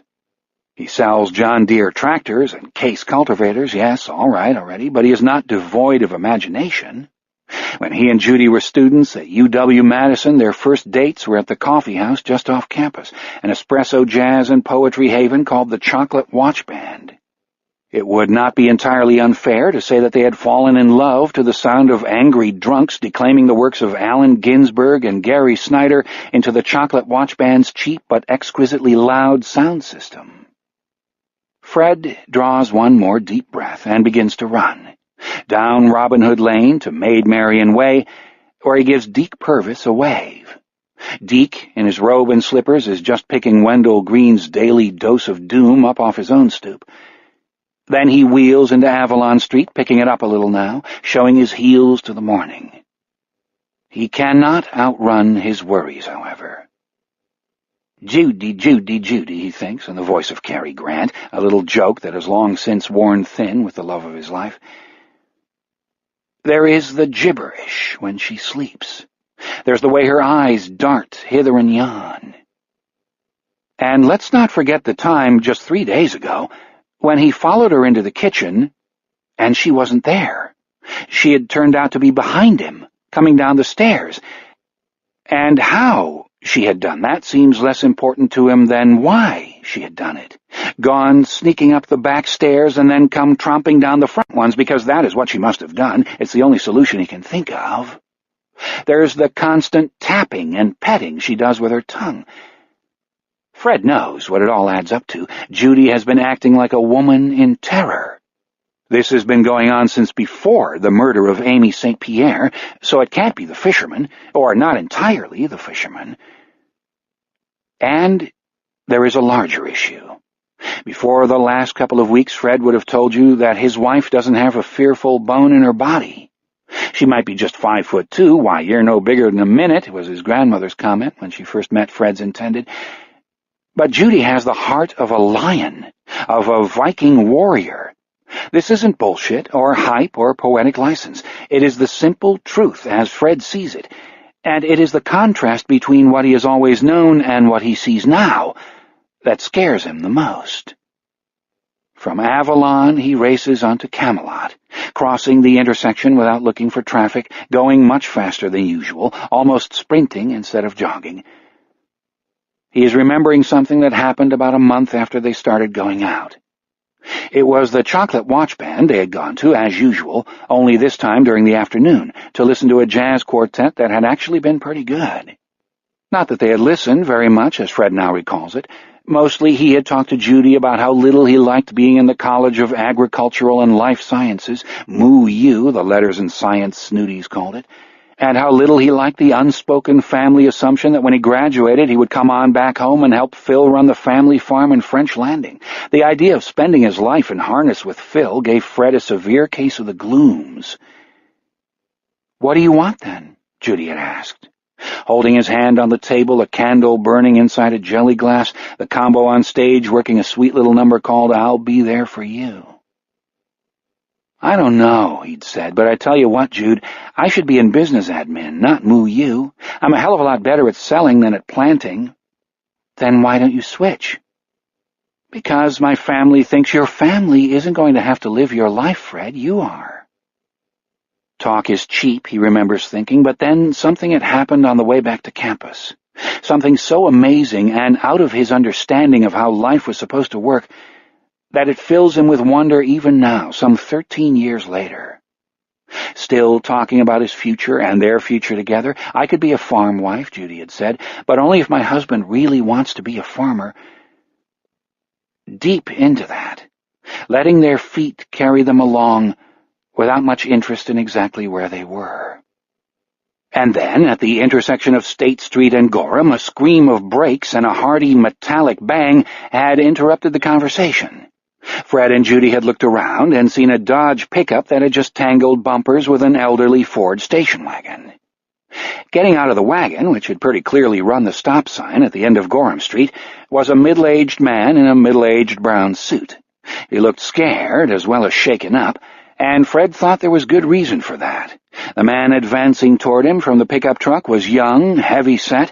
Fred particularly remembered the belly bulging over the waist of his jeans, and carrying a tire iron. "You goddamn careless asshole," young and heavy-set cried. "Look what you done to my truck. This is my dad's truck, you goddamn asshole." Middle-aged suit backing up, eyes wide, hands raised, Fred watching fascinated from in front of Rickman's Hardware, thinking, "Oh no, mister, bad idea. You don't back away from a guy like this. You go toward him, even as mad as he is. You're provoking him. Can't you see that you're provoking him?" So fascinated he didn't realize that Judy's hand was no longer in his, listening with a kind of sick foreknowledge as Mr. Middle-aged Suit, still backing up, blathered about how he was sorry, entirely his fault, wasn't looking, wasn't thinking, insurance papers, State Farm, draw a diagram, get a policeman to take statements. And all the time, young and heavyset was advancing, thwacking the end of the tire iron into the palm of his hand, not listening. This wasn't about insurance or compensation. This was about how Mr. Middle-aged Suit had scared the shit out of him while he was just driving along and minding his own business and listening to Johnny Paycheck sing "Take This Job and Shove It." Young and heavyset intended to take a little payback paycheck of his own for getting the shit scared out of him and all jounced around behind the wheel. Had to take a little because the other man's smell was inciting him, that piss-yellow smell of fear and innate defenselessness. It was a case of rabbit and farmyard dog, and all at once the rabbit was clean out of backing room. Mr. Middle-Aged Suit was pressed against the side of his station wagon, and in a moment the tire iron was going to start swinging and the blood was going to start flying. Except there was no blood and not a single swing, because all at once Judy DeLois was there, no bigger than a minute, but standing between them, looking fearlessly up into young and Heavyset's burning face. Fred blinked, wondering how in the name of God she'd gotten there so damn fast. Much later he would feel the same way when he followed her into the kitchen, only to hear the steady thump of her feet descending the front stairs. And then Judy slapped young and Heavyset's arm. Whack! Right on the meaty bicep she slapped him, leaving a white palm print on the sunburned, freckled flesh below the sleeve of the guy's torn blue t-shirt. Fred saw it, but couldn't believe it. "Quit it!" Judy shouted up into young and Heavyset's surprised, beginning to be bewildered face. "Put it down! Quit it! Don't be dumb! You want to go to jail over $700 worth of body work? Put it down! Get it together, big boy! Put that thing down!" There had been 1 second when Fred was quite sure young and Heavyset was going to bring the tire iron down anyway, and right on his pretty little girlfriend's head. But Judy never flinched. Her eyes never left the eyes of the young man with the tire iron, who towered at least a foot over her and must have outweighed her by a couple of 100 pounds. There was certainly no pissy yellow fear smell coming off her that day. Her tongue did no nervous patting at her upper lip or her philtrum. Her blazing eyes were steadfast. And, after another moment, young and Heavyset put the tire iron down. Fred wasn't aware that a crowd had gathered until he heard the spontaneous applause from perhaps 30 onlookers. He joined in, never more proud of her than he was at that moment. And for the first time, Judy looked startled. She hung in there, though, startled or not. She got the two of them together, tugging Mr. Middle-Aged Suit forward by one arm, and actually hectored them into shaking hands. By the time the cops arrived, young and Heavyset and Mr. Middle-Aged Suit were sitting side by side on the curb, studying each other's insurance papers. Case closed. Fred and Judy walked on toward the campus, holding hands again. For 2 blocks, Fred didn't speak. Was he in awe of her? He supposes now that he was. At last he said, "That was amazing." She gave him an uncomfortable little look, an uncomfortable little smile. "No, it wasn't," she said. "If you want to call it something, call it good citizenship. I could see that guy getting ready to send himself to jail. I didn't want that to happen, or the other guy to be hurt." Yet she said that last almost as an afterthought. And Fred for the first time sensed not only her courage, but her unflinching Viking's heart. She was on the side of young and Heavyset because the other fellow had been afraid. "Weren't you worried, though?" he asked her. He had still been so stunned by what he'd seen that it hadn't crossed his mind yet to think he should be a little ashamed. After all, it was his girlfriend who'd stepped in instead of him, and that wasn't the gospel according to Hollywood. "Weren't you afraid that in the heat of the moment the guy with the tire iron would take a swing at you?" Judy's eyes had grown puzzled. "It never crossed my mind," she said. Camelot eventually debouches into Chase Street, where there is a pleasant little gleam of the Mississippi on clear days like this one. But Fred doesn't go that far. He turns at the top of Liberty Heights and starts back the way he came, his shirt now soaked with sweat. Usually the run makes him feel better, but not today, at least not yet. The fearless Judy of that afternoon on the corner of State and Gorham is so unlike the shifty-eyed, sometimes disconnected Judy who now lives in his house, the nap-taking, hand-wringing Judy, that Fred has actually spoken to Pat Scarda about it. Yesterday this was, when the doc was in Goltz's looking at riding lawnmowers. Fred had shown him a couple, a Deere and a Honda, inquired after his family, and then asked, casually, he hoped, "Hey, Doc, tell me something. Do you think it's possible for a person to just go crazy, without any warning, like?"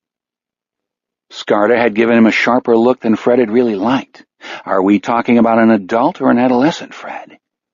Well, we're not talking about anyone, actually. Big, hearty laugh, unconvincing to Fred's own ears, and judging from Pat Scarter's look, not very convincing to him either. Not anyone real, anyway. But as a hypothetical case, let's say an adult.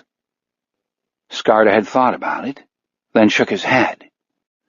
There are few absolutes in medicine, even fewer in psychiatric medicine. That said, I have to tell you that I think it's very unlikely for a person to just go crazy. It may be a fairly rapid process, but it is a process. We hear people say so-and-so snapped, but that's rarely the case. Mental dysfunction, neurotic or psychotic behavior, takes time to develop, and there are usually signs. How's your mom these days, Fred? Mom? Oh, hey, she's fine, right in the pink. And Judy? It had taken him a moment to get a smile started, but once he did, he managed a big one, big and guileless. Judy? She's in the pink too, Doc. Of course she is, steady as she goes. Sure, steady as she goes. Just showing a few signs, that was all. Maybe they'll pass, he thinks. Those good old endorphins are finally kicking in, and all at once this seems plausible. Optimism is a more normal state for Fred, who does not believe in slippage, and a little smile breaks on his face, the day's first. Maybe the signs will pass. Maybe whatever's wrong with her will blow out as fast as it blew in. Maybe it's even, a menstrual thing, like PMS. God, if that was all it was, what a relief. In the meantime, there's Ty to think about. He has to have a talk with Tyler about the buddy system because, while Fred doesn't believe what Wendell Green is apparently trying to insinuate, that the ghost of a fabulous turn-of-the-century cannibal and all-around booger man named Albert Fish has for some reason turned up here in Cooley country, someone is certainly out there, and this someone has murdered 2 little children and done unspeakable, at least unless you're Wendell Green, it seems, things to the bodies. Thighs, torso, and buttocks bitten, Fred thinks, and runs faster, although now he's getting a stitch in his side. Yet, this bears repeating. He does not believe that these horrors can actually touch his son, nor does he see how they can have caused Judy's condition, since her oddities started while Amy St. Pierre was still alive, Johnny Erkenham too, both of them presumably playing happily in their respective backyards. Maybe this, maybe that, but enough of Fred and his worries, all right? Let us rise from the environs of his troubled head and precede him back to number 16 Robin Hood Lane. Let's go directly to the source of his troubles. The upstairs window of the connubial bedroom is open, and the screen is certainly no problem. We strain ourselves right through, entering with the breeze and the first sounds of the awakening day. The sounds of French Landing awakening do not awaken Judy Marshall. Nope. She has been starry-eyed since 3, conning the shadows for she doesn't know what, fleeing dreams too horrible to remember. Yet she does remember some things, little as she wants to. Saw the eye again, she remarks to the empty room. Her tongue comes out, and with no Fred around to watch her, she knows he's watching. She is beset, but not stupid. It does not just pat at her philtrum, but slathers it in a great big wipe, like a dog licking its chops after a bowl of scraps. It's a red eye. His eye. Eye of the king. She looks up at the shadows of the trees outside. They dance on the ceiling, making shapes and faces, shapes and faces. Eye of the king, she repeats. And now it starts with the hands, kneading and twisting and squeezing and digging. Abala. Foxes down foxholes, Abaladoon, the Crimson King, rats in their rat holes, Abala Munchun, the king is in his tower eating bread and honey, the breakers in the basement making all the money. She shakes her head from side to side. Oh, these voices, out of the darkness they come, and sometimes she awakens with a vision burning behind her eyes, a vision of a vast slaty tower standing in a field of roses, a field of blood. Then the talking begins, the speaking in tongues, testification, words she can't understand, let alone control, a mixed stream of English and gibberish. "Trudge, trudge, trudge," she says. "The little ones are trudging on their bleeding footsies. Oh, for Christ's sake, won't this ever stop?" Her tongue yawns out and licks across the tip of her nose. For a moment her nostrils are plugged with her own spit, and her head roars, "Abala, abala, doon, canta, abala," with those terrible foreign words, those terrible impacted images of the tower and the burning caves beneath, caves through which little ones trudge on bleeding feet. Her mind strains with them, and there is only one thing that will make them stop, only one way to get relief. Judy Marshall sits up. On the table beside her there is a lamp, a copy of the latest John Grisham novel, a little pad of paper, a birthday present from Ty, each sheet headed, "Here's another great idea I had," and a ballpoint pen with La Riviere Sheraton printed on the side. Judy seizes the pen and scribbles on the pad, "No Abala, no Abaladoon, no tower, no breakers, no Crimson King, only dreams, these are just my dreams." It is enough. But pens are also roads to anywhere. And before she can divorce the tip of this one from the birthday pad, it writes one more line. "The black house is the doorway to Abala, the entrance to hell. Sheol, Munshun, all these worlds and spirits. No more. Good merciful God, no more. And the worst thing, what if it all begins to make sense?" She throws the pen back on the table, where it rolls to the base of the lamp and lies still. Then she tears the page from the pad, crumples it, and sticks it in her mouth. She chews furiously, not tearing it, but at least mashing it sodden, then swallows. There is an awful moment when it sticks in her throat, but then it goes down. Words and worlds recede, and Judy falls back against the pillows exhausted. Her face is pale and sweaty, her eyes huge with unshed tears, but the moving shadows on the ceiling no longer look like faces to her, the faces of trudging children, of rats in their rat holes, foxes in foxholes, Eye of the King, Abala, Abaladoon. Now they are just the shadows of the trees again. She is Judy DeLois Marshall, wife of Fred, mother of Ty. This is Libertyville, this is French Landing, this is French County, this is Wisconsin, this is America, this is the Northern Hemisphere, this is the world, and there is no other world than this. Let it be so. Ah, let it be so. Her eyes close, and as she finally slips back to sleep, we slip across the room to the door. But just before we get there, Judy Marshall says one other thing, says it as she crosses over the border and into sleep. "Burnside is not your name. Where is your hole?" The bedroom door is closed, and so we use the keyhole, passing through it like a sigh. Down the hall we go, past pictures of Judy's family and Fred's, including one photo of the Marshall family farm, where Fred and Judy spent a horrible but blessedly short period not long after their marriage. Want some good advice? Don't talk to Judy Marshall about Fred's brother Phil. Just don't get her started, as George Rathbun would undoubtedly say. No keyhole in the door at the end of the hall, and so we slide underneath like a telegram, and into a room we immediately know is a boy's room. We can tell from the mingled smells of dirty athletic socks and neat's foot oil. It's small, this room, but it seems bigger than Fred's and Judy's down the hall, very likely because the odor of anxiety is missing. On the walls are pictures of Shaquille O'Neal, Jeremy Burnett's last year's Milwaukee Bucks team, and Tyler Marshall's idol, Mark McGuire. McGuire plays for the Cards, and the Cards are the enemy, but hell, it's not as if the Milwaukee Brewers are actually competition for anything. The Brew Crew were doormats in the American League, and they are likewise doormats in the National. And McGuire, well, he's a hero, isn't he? He's strong, he's modest, and he can hit the baseball a country mile. Even Tyler's dad, who roots strictly for Wisconsin teams, thinks McGuire is something special. The greatest hitter in the history of the game, he called him after the 70 home run season, and Tyler, although little more than an infant in that fabled year, has never forgotten this.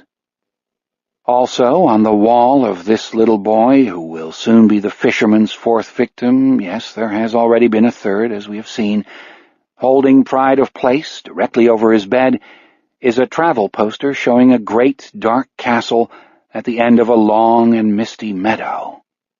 At the bottom of the poster, which he has scotch taped to the wall, his mom absolutely forbids pushpins, it says, "Come back to the old sod," in big green letters. Ty is considering taking the poster down long enough to cut this part off. He doesn't like the poster because he has any interest in Ireland. To him, the picture whispers of somewhere else, somewhere entirely else. It is like a photograph of some splendid mythical kingdom where there might be unicorns in the forests and dragons in the caves. Never mind Ireland, never mind Harry Potter either. Hogwarts is fine enough for summer afternoons, but this is a castle in the kingdom of entirely else. It's the first thing Tyler Marshall sees in the morning, the last thing he sees at night, and that's just the way he likes it. He lies, curled on his side in his underwear shorts, a human comma with tousled dark blonde hair and a thumb that is close to his mouth, really just an inch or so away from being sucked. He is dreaming. We can see his eyeballs moving back and forth behind his closed lids. His lips move. He's whispering something. Abala? Is he whispering his mother's word? Surely not, but we lean closer to listen, but before we can hear anything, a circuit in Tyler's jazzy red clock radio goes hot, and all at once the voice of George Rathbun fills the room, calling Tyler hence from whatever dreams have been playing themselves out under that tousled thatch. "Fans, you gotta listen to me now. How many times have I told you this? If you don't know Henry Brothers Furniture of French Landing and Centralia, then you don't know furniture. That's right. I'm talking Henry Brothers, home of the colonial blowout. Living room sets, dining room sets, bedroom sets, famous names you know and trust like Lazy Boy, Bretton Woods, and Moosehead. Even a blind man can see that Henry Brothers means quality." Ty Marshall is laughing even before he's got both eyes fully open. He loves George Rathbun. George is absolutely fly. And now, without even changing gears from the commercial, "You guys are all ready for the Brewer Bash, ain't you? Sent me those postcards with your name, address, and El Telefono on them? Hope so, because the contest closed at midnight. If you missed out, so sully chully." Ty closes his eyes again and mouths the same word over 3 times. Shit, shit, shit. He did forget to enter, and now we can only hope that his dad, who knows how forgetful his son can be, remembered and entered the contest for him. "Grand prize," George is saying, "only the chance for you or the favorite young person of your acquaintance to be the Brew Crew's Bat Boy or Bat Girl for the entire Cincinnati series. Only the chance to win an autographed Richie Sexton bat, the lumber that holds the lightning. Not to mention 50 free seats on the first base side with me, George Rathbun, Cooley Country's traveling college of baseball knowledge. But why am I telling you this? If you missed out, you're too late. Case closed, game over, zip up your fly. Oh, I know why I brought it up. To make sure you tune in next Friday to see if I speak your name over the radio." Ty groans. There are only 2 chances that George will speak his name over the radio, slim and none. Not that he cared so much about being a bat boy dressed in a baggy brewer's uni and running around in front of all those people at Miller Park. But to own Richie Sexton's own bat, the lumber with the lightning, how boss would that have been? Tyler rolls out of bed, sniffs the armpits of yesterday's T-shirt, tosses it aside, gets another out of the drawer. His dad sometimes asks him why he sets his alarm so early. It's summer vacation, after all, and Tyler can't seem to make him understand that every day is important, especially those filled with warmth and sunlight and no particular responsibilities. It's as if there's some little voice deep inside him warning him not to waste a minute, not a single one, because time is short. What George Rathbun says next drives the remaining sleep fog from Tyler's brain. It's like a dash of cold water. "Say there, Cooley. Want to talk about the fisherman?" Tyler stops what he's doing, an odd little chill running up his back and then down his arms. The fisherman. Some crazy guy killing kids and eating them? Well, he's heard that rumor, mostly from the bigger kids down at the baseball field or at the French Landing Rec Center. But who would do something so gross? Cannibalism. Ech! George's voice drops. Now, I'm going to tell you a little secret, so listen close to your Uncle George. Tyler sits on his bed, holding his sneakers by the laces and listening closely to his Uncle George, as bidden. It seems odd to hear George Rathbun talking about a subject so unsporty, but Tyler trusts him. Didn't George Rathbun predict that the Badgers would go to at least the Elite Eight 2 years ago, when everyone else said they'd get blown out in the first round of the big dance? Yeah, he did. Case closed. Game over. Zip up your fly. George's voice drops further, to what is almost a confidential whisper. The original fisherman, boys and girls, Albert Fish, has been dead and gone for 67 years, and as far as I know, he never got much west of New Jersey. Furthermore, he was probably a damn Yankee fan. So cool it, Coulee Country. Just calm down. Tyler relaxes, smiling, and starts putting on his sneakers. Calm down, you got that right. The day is new, and yeah, okay, his mom's been a little on the tinky-winky side lately, but she'll pull out of it. Let us leave on this optimistic note. Make like an amoeba and split, as the redoubtable George Rathbun might say. And speaking of George, that ubiquitous voice of the Coulee Country morning, should we not seek him out? Not a bad idea. Let us do so immediately. Chapter 3. Out Tyler's window we go, away from Libertyville, flying southwest on a diagonal, not lingering now but really flapping those old wings, flying with a purpose. We're headed toward the heliograph flash of early morning sun on the Father of Waters, also toward the world's largest six-pack. Between it and County Road 00, we can call it Nailhouse Row if you want, we're practically honorary citizens of French Landing now, is a radio tower. The warning beacon on top now invisible in the bright sunshine of this newborn July day. We smell grass and trees and warming earth, and as we draw closer to the tower we also smell the yeasty, fecund aroma of beer. Next to the radio tower in the industrial park on the east side of Peninsula Drive is a little cinder block building with a parking lot just big enough for half a dozen cars and the Coulee patrol van, an aging Ford Econoline painted candy apple pink. As the day winds down and afternoon wears into evening, the cylindrical shadows of the six-pack will fall first over the sign on the balding lawn facing the drive, then the building, then the parking lot. KDCU-AM, this sign reads, your talk voice in Coulee Country. Spray-painted across it in a pink that almost matches the patrol van is a fervent declaration. Troy loves Mary Ann, yes. Later on, Howie Soul, the U-Crew engineer, will clean this off, probably during the Rush Limbaugh show, which is satellite-fed and totally automated, but for now it stays, telling us all we need to know about small-town love in Middle America. Looks like we found something nice after all. Coming out of the station's side door as we arrive is a slender man dressed in pleated khaki dockers, a tie-less white shirt of Egyptian cotton buttoned all the way to the neck, and maroon braces. They are as slim as he is, those braces, and far too cool to be called suspenders. Suspenders are vulgar things worn by such creatures as Chipper Maxton and Sonny Hatfield down at the funeral home. This silver-haired fellow is also wearing a very sharp straw fedora, antique but beautifully kept. The maroon hatband matches his braces. Aviator-style sunglasses cover his eyes.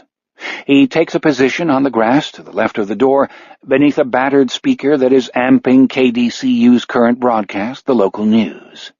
This will be followed by the Chicago Farm Report, which gives him 10 minutes before he has to settle in behind the mic again. We watch in growing puzzlement as he produces a pack of American Spirit cigarettes from his shirt pocket and fires one up with a gold lighter. Surely this elegant fellow in the braces, dockers, and bass-weegians cannot be George Rathbun. In our minds we have already built up a picture of George, and it is one of a fellow very different from this. In our mind's eye we see a guy with a huge belly hanging over the white belt of his checked pants, all those ballpark bratwursts, a brick-red complexion, all those ballpark beers, not to mention all that bellowing at the dastardly umps, and a squat, broad neck, perfect for housing those asbestos vocal cords. The George Rathbun of our imagination, and all of Coolie countries, it almost goes without saying, is a pop-eyed, broad-assed, wild-haired, leather-lunged, Rolaids-popping, Chevy-driving, Republican-voting heart attack waiting to happen, a churning urn of sports trivia, mad enthusiasms, crazy prejudices, and high cholesterol. This fellow is not that fellow. This fellow moves like a dancer. This fellow is iced tea on a hot day, cool as the king of spades. But say, that's the joke of it, isn't it? The joke of the fat DJ with the skinny voice only turned inside out. In a very real sense, George Rathbun does not exist at all. He is a hobby in action, a fiction in the flesh, and only one of the slim man's multiple personalities. The people at KDCU know his real name and think they're in on the joke, the punchline, of course, being George's trademark line, the even a blind man thing, but they don't know the half of it. Nor is this a metaphorical statement. They know exactly 1/3 of it, because the man in the dockers and the straw fedora is actually 4 people. In any case, George Rathbun has been the saving of KDCU, the last surviving AM station in a predatory FM market.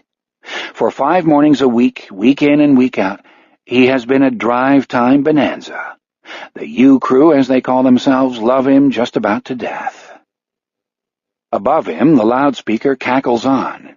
Still no leads, according to Chief Dale Gilbertson, who has called Herald reporter Wendell Green an out-of-town fearmonger who is more interested in selling papers than in how we do things in French Landing. Meanwhile, in Arden, a house fire has taken the lives of an elderly farmer and his wife, Horst P. Leppelmeyer, and his wife Gertrude, both 82. Horst P. Leppelmeyer, says the slim man, drawing on his cigarette with what appears to be great enjoyment. Try saying that one 10 times fast, you moke. Behind him and to his right, the door opens again, and although the smoker is still standing directly beneath the speaker, he hears the door perfectly well. The eyes behind the aviator shades have been dead his whole life, but his hearing is exquisite. The newcomer is pasty-faced and comes blinking into the morning sun like a baby mole that has just been turned out of its burrow by the blade of a passing plow. His head has been shaved, except for the mohawk strip up the center of his skull and the pigtail that starts just above the nape of his neck and hangs to his shoulder blades. The mohawk has been dyed bright red. The tail is electric blue.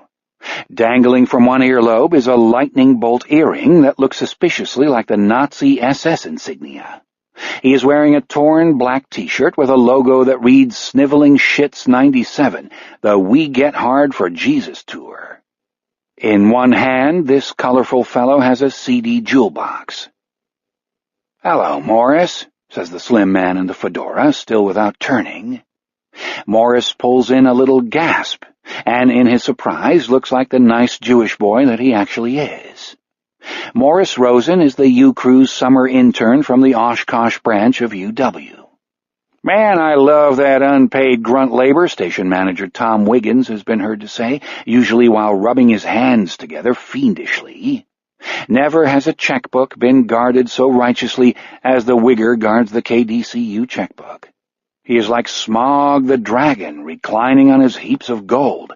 Not that there are heaps of anything in the DCU accounts. It bears repeating to say that as an AM talker, the station is lucky just to be alive. Morris's look of surprise, it might be fair to call it uneasy surprise, dissolves into a smile. "Wow, Mr. Layden, good grab. What a pair of ears." Then he frowns. Even if Mr. Layden, who's standing directly beneath the outside honker, can't forget that, heard someone come out, how in God's name did he know which someone it was? How'd you know it was me? He asks.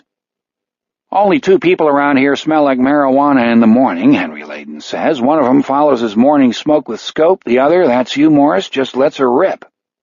Wow, Morris says respectfully. That is totally bitch-rod. I am totally bitch-rod, Henry agrees. He speaks softly and thoughtfully. It's a tough job, but somebody has to do it. In regard to your morning rendezvous with the undeniably tasty tie stick, may I offer an Appalachian aphorism? Go, dude. This is Morris's first real discussion with Henry Layden, who is every bit the head Morris has been told to expect, every bit and more. It is no longer so hard to believe that he could have another identity, a secret identity like Bruce Wayne. But still, this is just so pimp. What we do in our childhood forms as a habit, Henry says, in the same soft, totally un-George Rathbun voice. That is my advice to you, Morris.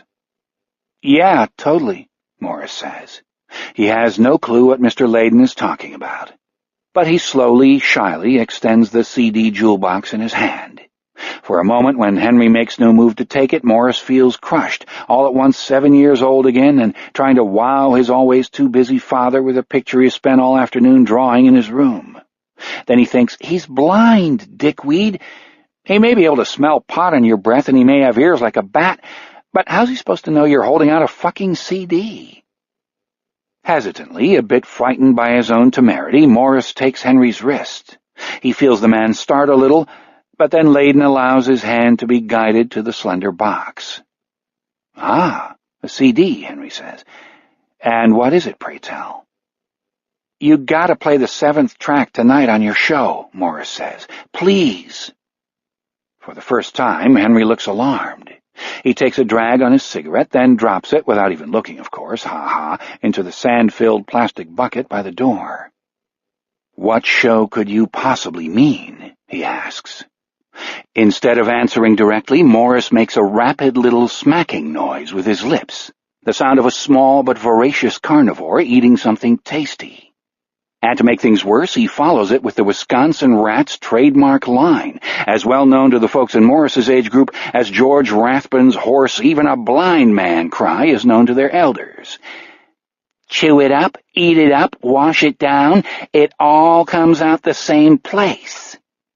He doesn't do it very well, but there's no question who he's doing. The one and only Wisconsin Rat, whose evening drive time program on KWLA-FM is famous in Coulee country, except the word we probably want is infamous. KWLA is the tiny college FM station in La Riviere, hardly more than a smudge on the wallpaper of Wisconsin radio, but the Rat's audience is huge. And if anyone found out that the comfortable brew crew rooting Republican voting AM broadcasting George Rathbun was also the Rat, who had once narrated a gleeful on-air evacuation of his bowels onto a Backstreet Boys CD, there could be trouble. Quite serious, possibly, resounding well beyond the tight-knit little radio community. What, in God's name, would ever make you think that I'm the Wisconsin Rat, Morris? Henry asks. I barely know who you're talking about. Who put such a weird idea in your head? An informed source, Morris says craftily. He won't give Howie's soul up, not even if they pull out his fingernails with red-hot tongs. Besides, Howie only found out by accident, went into the station crapper one day after Henry left and discovered that Henry's wallet had fallen out of his back pocket while he was sitting on the throne. You'd have thought a fellow whose other senses were so obviously tight-wired would have sensed the absence, but probably Henry's mind had been on other things. He was obviously a heavy dude who undoubtedly spent his days getting through some heavy thoughts. In any case, there was a KWLA ID card in Henry's wallet, which Howie had thumbed through in the spirit of friendly curiosity, as he put it, and on the line marked name, someone had stamped a little ink pad drawing of a rat. Case closed, game over, zip up your fly. I have never in my life so much as stepped through the door of KWLA, Henry says, and this is the absolute truth.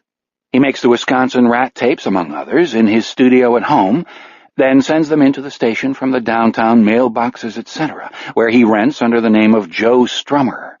The card with the rat stamped on it was more in the nature of an invitation from the KWLA staff than anything else, one he's never taken up, but he kept the card.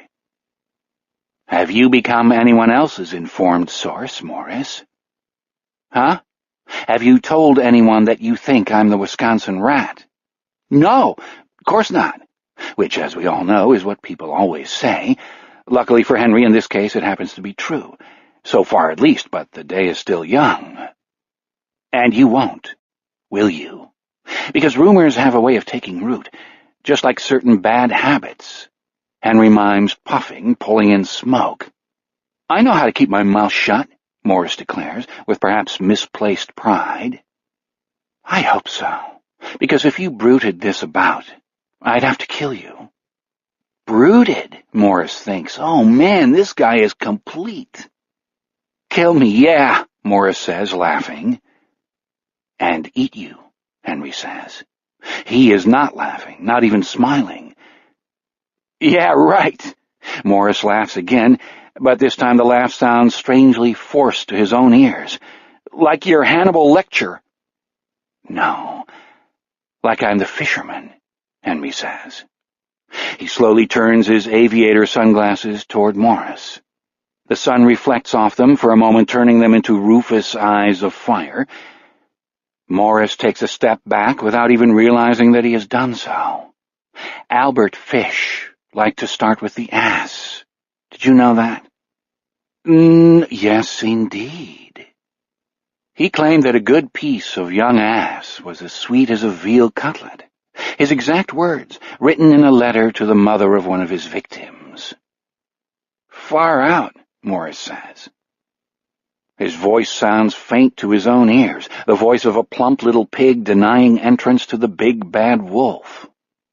But I'm not exactly, worried that you're the fisherman. No? Why not? Man, you're blind for one thing. Henry says nothing, only stares at the now vastly uneasy Morris with his fiery glass eyes. And Morris thinks, but is he blind? He gets around pretty good for a blind guy, and the way he tabbed me as soon as I came out here, how weird was that? I'll keep quiet, he says, honest to God.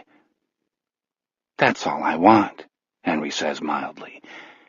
Now that we've got that straight, what exactly have you brought me? He holds up the CD, but not as if he's looking at it, Morris observes with vast relief. It's, this Racine group, Dirty Sperm, and they've got this cover of Where Did Our Love Go, the old Supremes thing, only they do it at 150 beats a minute. It's fucking hilarious. I mean, it destroys the whole pop thing, man, blitzes it. Dirty Sperm, Henry says. Didn't they used to be Jane Wyatt's clit? Morris looks at Henry with awe that could easily become love. Dirty Sperm's lead guitarist, formed JWC, man. Then him and the bass guy had this political falling out, something about Dean Kissinger and Henry Atchison, and Ucky Ducky, he's the guitarist, went off to form Dirty Sperm. Where did our love go? Henry muses, then hands the CD back. And as if he sees the way Morris's face falls, I can't be seen with something like that. Use your head, stick it in my locker. Morris's gloom disappears, and he breaks into a sunny smile. Yeah, okay, you got it, Mr. Layton.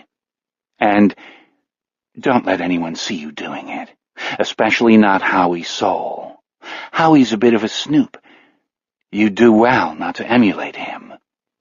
No way, baby. Still smiling, delighted at how all this has gone, Morris reaches for the door handle. And Morris, yeah? Since you know my secret, perhaps you'd better call me Henry. Henry, yeah. Is this the best morning of the summer for Morris Rosen? You better believe it. And something else? Yeah, Henry? Morris dares imagine a day when they will progress to Hank and Maury. Keep your mouth shut about the rat. I already told you yes, and I believe you. But temptation comes creeping, Morris. Temptation comes creeping like a thief in the night, or like a killer in search of prey. If you give in to temptation, I'll know. I'll smell it on your skin like bad cologne. Do you believe me? Yeah? And he does. Later, when he has time to kick back and reflect, Morris will think what a ridiculous idea that is. But yes, at the time, he believes it. Believes him. It's like being hypnotized. Very good. Now off you go. I want Ace Hardware, Zaglat Chevy, and Mr. Tasty Ribs all queued up for the first sag. Gotcha. Also last night's game. Whitman striking out the side in the 8th, that was pimp. Totally like Unbrewers. No, I think we want the Mark Loretta home run in the 5th. Loretta doesn't hit many, and the fans like him. I can't think why. Even a blind man can see he has no range, especially from deep in the hole. Go on, son, put the CD in my locker, and if I see the rat, I'll give it to him. I'm sure he'll give it a spin. The track 7. 7 rhymes with heaven. I won't forget, and neither will he. Go on now. Morris gives him a final, grateful look and goes back inside. Henry Layden, alias George Rathbun, alias the Wisconsin Rat, also alias Henry Shake, we'll get to that one, but not now, the hour draweth late, lights another cigarette and drags deep. He won't have time to finish it. The farm report is already in full flight, hog bellies up, wheat futures down, and the corn as high as an elephant's eye. But he needs a couple of drags just now to steady himself. A long, long day stretches out ahead of him, ending with the Strawberry Fest Hop at Maxton Elder Care, that house of antiquarian horrors. God save him from the clutches of William Chipper Maxton, he has often thought. Given a choice between ending his days at MEC and burning his face off with a blowtorch, he would reach for the blowtorch every time. Later, if he's not totally exhausted, perhaps his friend from up the road will come over and they can begin the long-promised reading of Bleak House. That would be a treat. How long, he wonders, can Morris Rosen hold on to his momentous secret? Well, Henry supposes he will find that out. He likes the rat too much to give him up unless he absolutely has to. That much is an undeniable fact. Dean Kissinger, he murmurs. Henry Atchison. Ucky ducky, God save us. He takes another drag on his cigarette, then drops it into the bucket of sand. It is time to go back inside, time to replay last night's Mark Loretta home run, time to start taking more calls from the Coulee Country's dedicated sports fans. And time for us to be off. 7 o'clock has rung from the Lutheran church steeple. In French Landing, things are getting into high gear. No one lies abed long in this part of the world, and we must speed along to the end of our tour. Things are going to start happening soon, and they may happen fast. Still, we have done well, and we have only one more stop to make before arriving at our final destination. We rise on the warm summer updrafts and hover for a moment by the KDCU tower. We are close enough to hear the tick-tick-tick of the beacon and the low, rather sinister hum of electricity, looking north and taking our bearings. 8 miles upriver is the town of Great Bluff, named for the limestone outcropping that rises there. The outcropping is reputed to be haunted, because in 1888 a chief of the Fox Indian tribe, Far Eyes was his name, assembled all his warriors, shamans, squaws, and children, and told them to leap to their deaths, thereby escaping some hideous fate he had glimpsed in his dreams. Far Eyes' followers, like Jim Jones's, did as they were bidden. We won't go that far upriver, however. We have enough ghosts to deal with right here in French Landing. Let us, instead, fly over Nailhouse Row once more. The Harleys are gone. Beezer St. Pierre has led the Thunder Five off to their day's work at the brewery. Over Queen Street and Maxton Elder Care, Bernie's down there, still looking out his window, to Bluff Street. This is almost the countryside again. Even now, in the 21st century, the towns in Coulee Country give up quickly to the woods and the fields. Herman Street is a left turn from Bluff Street, in an area that is not quite town and not quite city. Here, in a sturdy brick house sitting at the end of a half-mile meadow as yet undiscovered by the developers, even here there are a few developers, unknowing agents of slippage, lives Dale Gilbertson with his wife Sarah and his 6-year-old son David.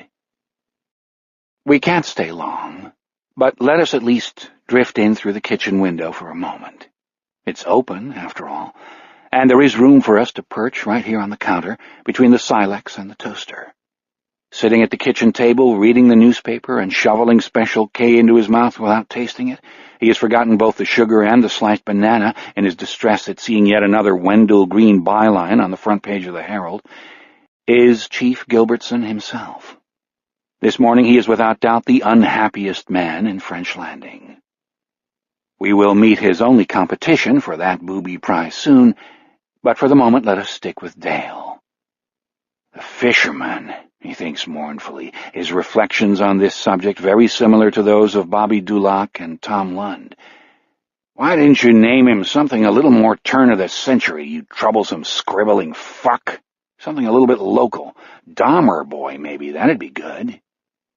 Ah, but Dale knows why. The similarities between Albert Fish, who did his work in New York, and their boy here in French Landing are just too good, too tasty to be ignored. Fish strangled his victims, as both Amy St. Pierre and Johnny Erkenham were apparently strangled. Fish dined on his victims, as both the girl and the boy were apparently dined upon.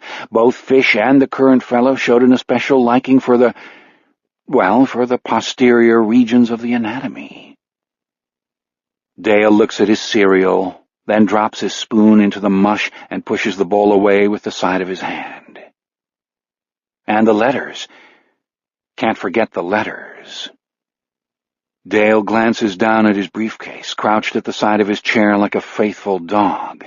The file is in there, and it draws him like a rotted, achy tooth draws the tongue. Maybe he can keep his hands off it, at least while he's here at home, where he plays toss with his son and makes love to his wife, but keeping his mind off it, that's a whole nother thing, as they also say in these parts. Albert Fish wrote a long and horribly explicit letter to the mother of Grace Budd, the victim who finally earned the old cannibal a trip to the electric chair. What a thrill electrocution will be, Fish reputedly told his jailers, the only one I haven't tried. The current doer has written similar letters, one addressed to Helen Erkenham, the other to Amy's father, the awful but genuinely grief-stricken, in Dale's estimation, Armand Beezer St. Pierre. It would be good if Dale could believe these letters were written by some troublemaker, not otherwise connected to the murders, but both contain information that has been withheld from the press, information that presumably only the killer could know. Dale at last gives in to temptation, how well Henry Layden would understand, and hauls up his briefcase. He opens it and puts a thick file where his cereal bowl lately rested. He returns the briefcase to its place by his chair, then opens the file. It is marked St. Pierre/Erkenham rather than Fisherman. He leaves past heartbreaking school photos of 2 smiling, gap-toothed children, past state medical examiner reports too horrible to read, and crime scene photos too horrible to look at. Ah, but he must look at them. Again and again he must look at them. The blood-slicked chains, the flies, the open eyes. There are also various transcripts, the longest being the interview with Spencer Hovdahl, who found the Erkenham boy and who was, very briefly, considered a suspect. Next comes Xerox copies of 3 letters. One had been sent to George and Helen Erkenham, addressed to Helen alone, if it made any difference. One went to Armand Beezer St. Pierre, addressed just that way, too, nickname and all. The third had been sent to the mother of Grace Budd of New York City, following the murder of her daughter in the late spring of 1928. Dale lays the 3 of them out, side by side.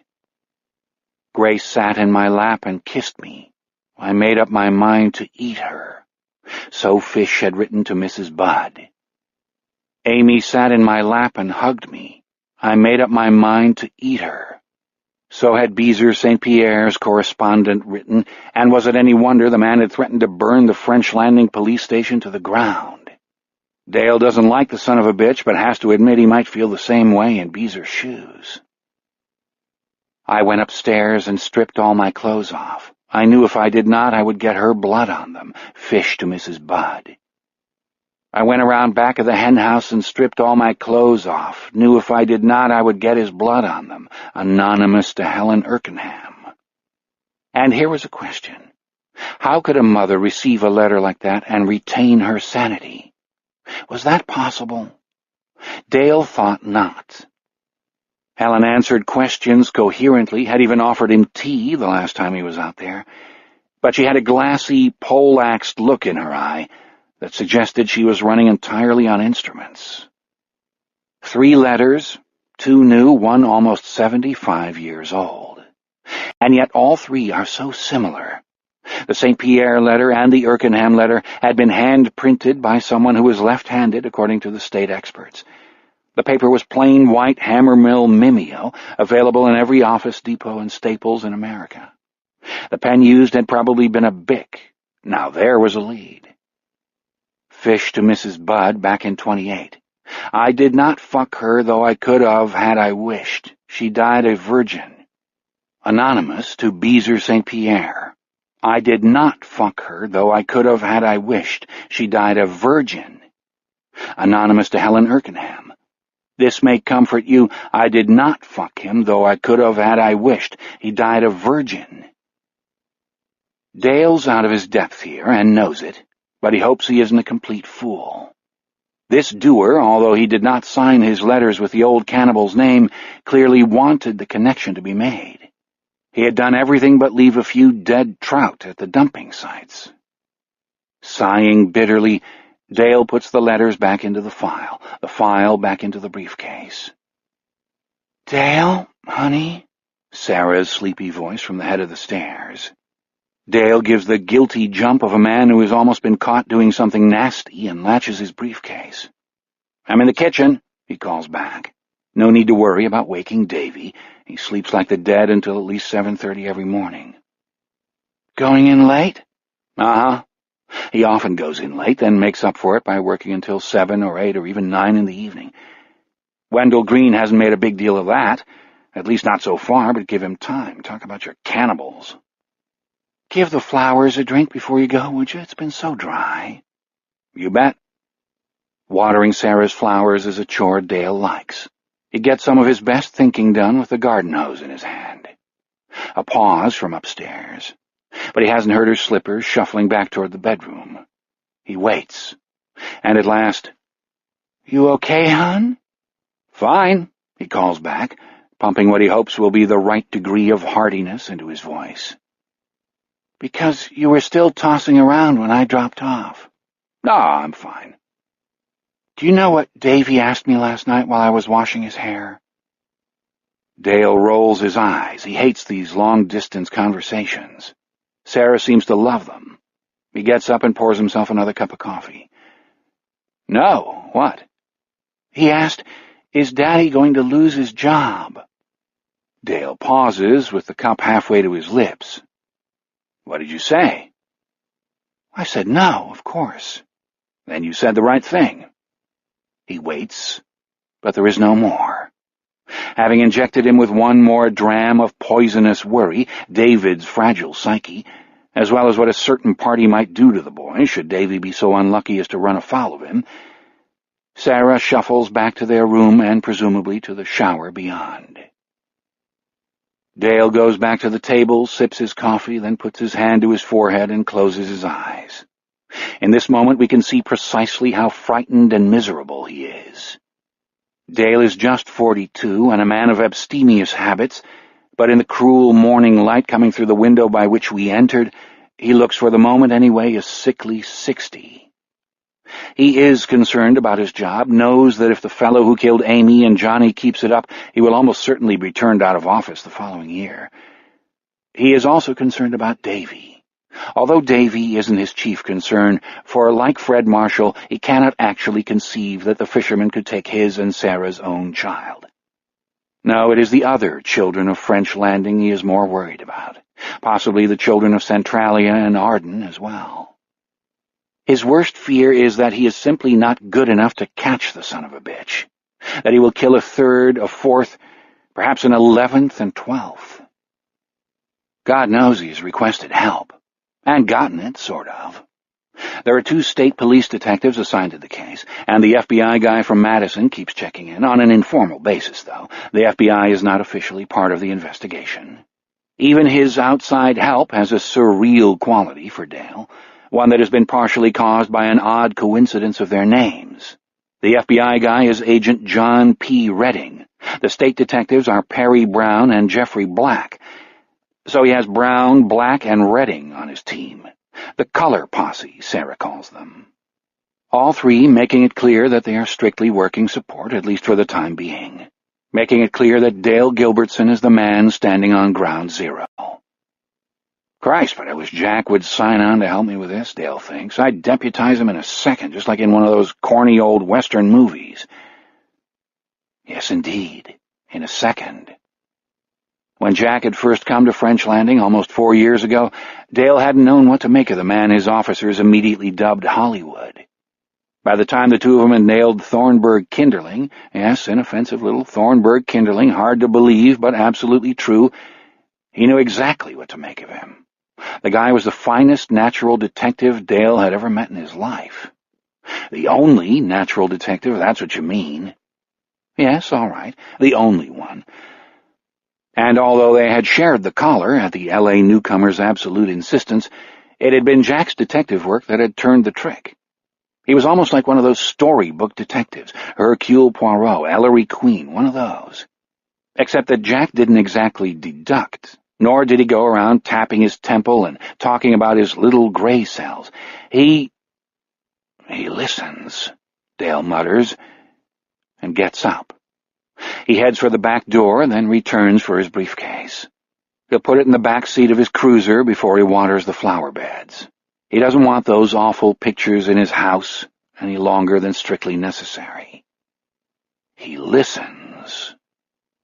Like the way he listened to Jana Massengale, the bartender at the tap room.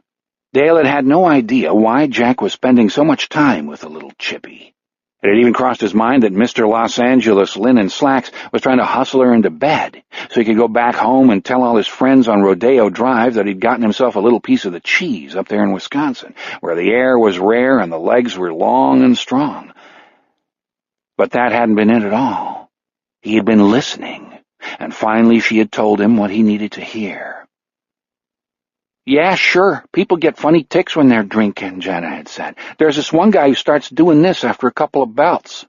She had pinched her nostrils together with the tips of her fingers, only with her hand turned around so the palm pointed out.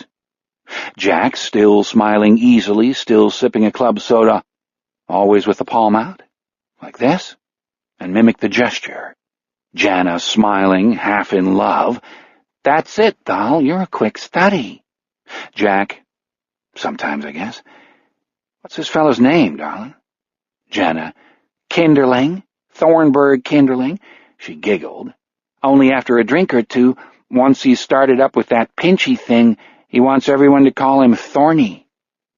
Jack, still with his own smile. "And does he drink Bombay gin, darling? 1 ice cube, a little trace of bitters." Jana's smile starting to fade, now looking at him as if he might be some kind of wizard.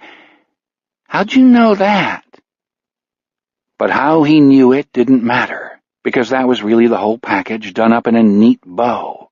Case closed, game over, zip up your fly. Eventually, Jack had flown back to Los Angeles with Thornburg Kinderling in custody. Thornburg Kinderling. Just an inoffensive, bespectacled farm insurance salesman from Centralia, wouldn't say boo to a goose, wouldn't say shit if he had a mouthful, wouldn't dare ask your mama for a drink of water on a hot day. But he had killed 2 prostitutes in the City of Angels. No strangulation for Thorny. He had done his work with a buck knife, which Dale himself had eventually traced to Lapham Sporting Goods, a nasty little trading post a door down from the Sand Bar, Centralia's grungiest drinking establishment. By then, DNA testing had nailed Kinderling's ass to the barn door, but Jack had been glad to have the provenance of the murder weapon anyway. He had called Dale personally to thank him, and Dale, who'd never been west of Denver in his life, had been almost absurdly touched by the courtesy. Jack had said several times during the course of the investigation that you could never have enough evidence when the doer was a genuine bad guy, and Thorny Kinderling had turned out to be about as bad as you could want. He'd gone the insanity route, of course, and Dale, who had privately hoped he might be called upon to testify, was delighted when the jury rejected the plea and sentenced him to consecutive life terms. And what made all that happen? What had been the first cause? Why, a man listening. That was all. Listening to a lady bartender who was used to having her breast stared at, while her words most commonly went in one ear of the man doing the staring and out the other. And who had Hollywood Jack listened to before he had listened to Jana Massengale? Some Sunset Strip hooker, it seemed. Or more likely a whole bunch of them. What would you call that anyway, Dale wonders absently, as he goes out to the garage to get his trusty hose. A shimmy of streetwalkers? A strut of hookers? None of them could have picked Thornburg Kinderling out of a lineup because the Thornburg who visited L.A. surely hadn't looked much like the Thornburg who traveled around to the farm supply companies in the Coulee and over in Minnesota. L.A. Thorny had worn a wig, contacts instead of specs, and a little false mustache. The most brilliant thing was the skin darkener, Jack had said. Just a little. Just enough to make him look like a native. Dramatics, all 4 years at French Landing High School, Dale had replied grimly. I looked it up. The little bastard played Don Juan his junior year, do you believe it? A lot of sly little changes. Too many for a jury to swallow an insanity plea, it seemed. But Thorny had forgotten that one revelatory little signature, that trick of pinching his nostrils together with the palm of his hand turned outward. Some prostitute had remembered it, though, and when she mentioned it, only in passing, Dale has no doubt, just as Jana Massengale did, Jack heard it. Because he listened. Called to thank me for tracing the knife, and again to tell me how the jury came back, Dale thinks. But that second time he wanted something, too, and I knew what it was. Even before he opened his mouth, I knew. Because while he is no genius detective like his friend from the Golden State, Dale had not missed the younger man's unexpected, immediate response to the landscape of western Wisconsin. Jack had fallen in love with the Coulee country, and Dale would have wagered a good sum that it had been love at first look. It had been impossible to mistake the expression on his face as they drove from French Landing to Centralia, from Centralia to Arden, from Arden to Monroe. Wonder, pleasure, almost a kind of rapture. To Dale, Jack had looked like a man who has come to a place he has never been before, only to discover he is back home. Man, I can't get over this, he'd said once to Dale. The two of them had been riding in Dale's old Caprice cruiser, the one that just wouldn't stay aligned, and sometimes the horn stuck, which could be embarrassing. Do you realize how lucky you are to live here, Dale? It must be one of the most beautiful places in the world. Dale, who had lived in the Coulee his entire life, had not disagreed. Toward the end of their final conversation concerning Thornburg Kinderling, Jack had reminded Dale of how he'd once asked, not quite kidding, not quite serious either, for Dale to let him know if a nice little place ever came on the market in Dale's part of the world, something out of town. And Dale had known at once from Jack's tone, the almost anxious drop in his voice, that the kidding was over. So you owe me, Dale murmurs, shouldering the hose. You owe me, you bastard. Of course, he has asked Jack to lend an unofficial hand with the fisherman investigation, but Jack has refused, almost with a kind of fear. I'm retired, he'd said brusquely. If you don't know what that word means, Dale, we can look it up in the dictionary together. But it's ridiculous, isn't it? Of course it is. How can a man not yet 35 be retired, especially one who is so infernally good at the job? You owe me, baby, he says again, now walking along the side of the house toward the bib faucet. The sky above is cloudless. The well-watered lawn is green. There is nary a sign of slippage, not out here on Herman Street. Yet perhaps there is, and perhaps we feel it, a kind of discordant hum, like the sound of all those lethal volts coursing through the steel struts of the KDCU tower. But we have stayed here too long. We must take wing again and proceed to our final destination of this early morning. We don't know everything yet, But we know 3 important things. First, that French Landing is a town in terrible distress. Second, that a few people, Judy Marshall for one, Charles Burnside for another, understand on some deep level that the town's ills go far beyond the depredations of a single sick pedophile murderer. Third, that we have met no one capable of consciously recognizing the force, the slippage, that has now come to bear on this quiet town hard by Tom and Huck's River. Each person we've met is, in his own way, as blind as Henry Layden. This is as true of the folks we haven't so far encountered, Beezer, St. Pierre, Wendell Green, the Color Posse, as it is of those we have. Our hearts groan for a hero. And while we may not find one, this is the 21st century after all, the days not of D'Artagnan and Jack Aubrey, but of George W. Bush and Dirty Sperm, we can perhaps find a man who was a hero once upon a time.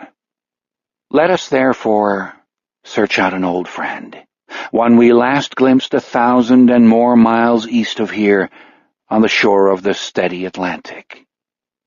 Years have passed, and they have in some ways lessened the boy who was. He has forgotten much, and has spent a good part of his adult life maintaining that state of amnesia. But he is French Landing's only hope. So let us take wing, and fly almost due east, back over the woods and fields and gentle hills. Mostly we see miles of unbroken farmland, regimental cornfields, luxuriant hayfields, fat yellow swaths of alfalfa. Dusty, narrow drives lead to white farmhouses and their arrays of tall barns, granaries, cylindrical cement block silos, and long metal equipment sheds. Men in denim jackets are moving along the well-worn paths between the houses and the barns. We can already smell the sunlight. Its odor, richly compacted of butter, yeast, earth, growth, and decay, will intensify as the sun ascends and the light grows stronger. Below us, Highway 93 intersects Highway 35 at the center of tiny Centralia. The empty parking lot behind the sandbar awaits the noisy arrival of the Thunder Five, who customarily spend their Saturday afternoons, evenings, and nights in the enjoyment of the sandbar's pool tables, hamburgers, and pitchers of that ambrosia to the creation of which they have devoted their eccentric lives. Kingsland Brewing Company's finest product, and a beer that can hold up its creamy head among anything made in a specialty microbrewery or a Belgian monastery, Kingsland Ale.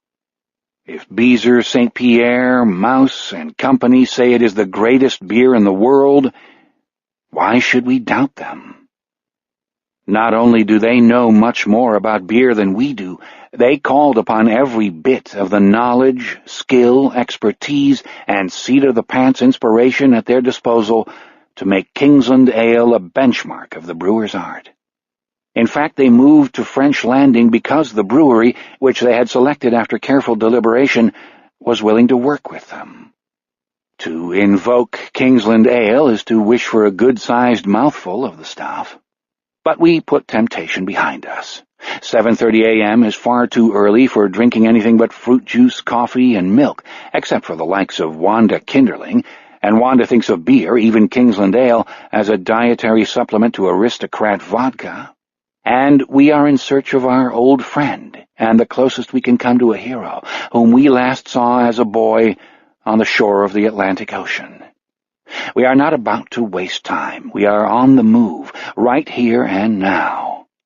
The miles fly past beneath us, and along Highway 93 the fields narrow as the hills rise up on both sides. For all our haste, we must take this in. We must see where we are. Chapter 4. 3 years ago, our old friend traveled down this stretch of 93 in the passenger seat of Dale Gilbertson's old Caprice, his heart going crazy in his chest, his throat constricting, and his mouth dry, as friendly Dale, in those days little more than a small-town cop whom he had impressed beyond rational measure simply by doing his job more or less as well as he could, piloted him toward a farmhouse and 5 acres left Dale by his deceased father. The nice little place could be purchased for next to nothing, since Dale's cousins did not particularly want it, and it had no value to anyone else. Dale had been holding on to the property for sentimental reasons, but he had no particular interest in it either. Dale had scarcely known what to do with a second house, apart from spending a great deal of time keeping it up, a task he had found oddly enjoyable, but did not at all mind turning over to someone else. And at this point in their relationship, Dale was so in awe of our friend that, far from resenting the prospect of this man occupying his father's old house, he considered it an honor. As for the man in the passenger seat, he was too caught up in his response to the landscape, too caught up by the landscape, to be embarrassed by Dale's awe. Under ordinary circumstances, our friend would have urged his admirer into a quiet bar, bought him a beer, and said, "Look, I know you were impressed by what I did, but after all, Dale, I'm just another cop like you. That's all. And in all honesty, I'm a lot luckier than I deserve to be." It would be the truth, too.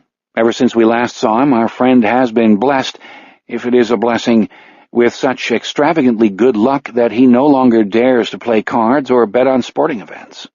When you win almost all the time, winning tastes like spoiled grape juice.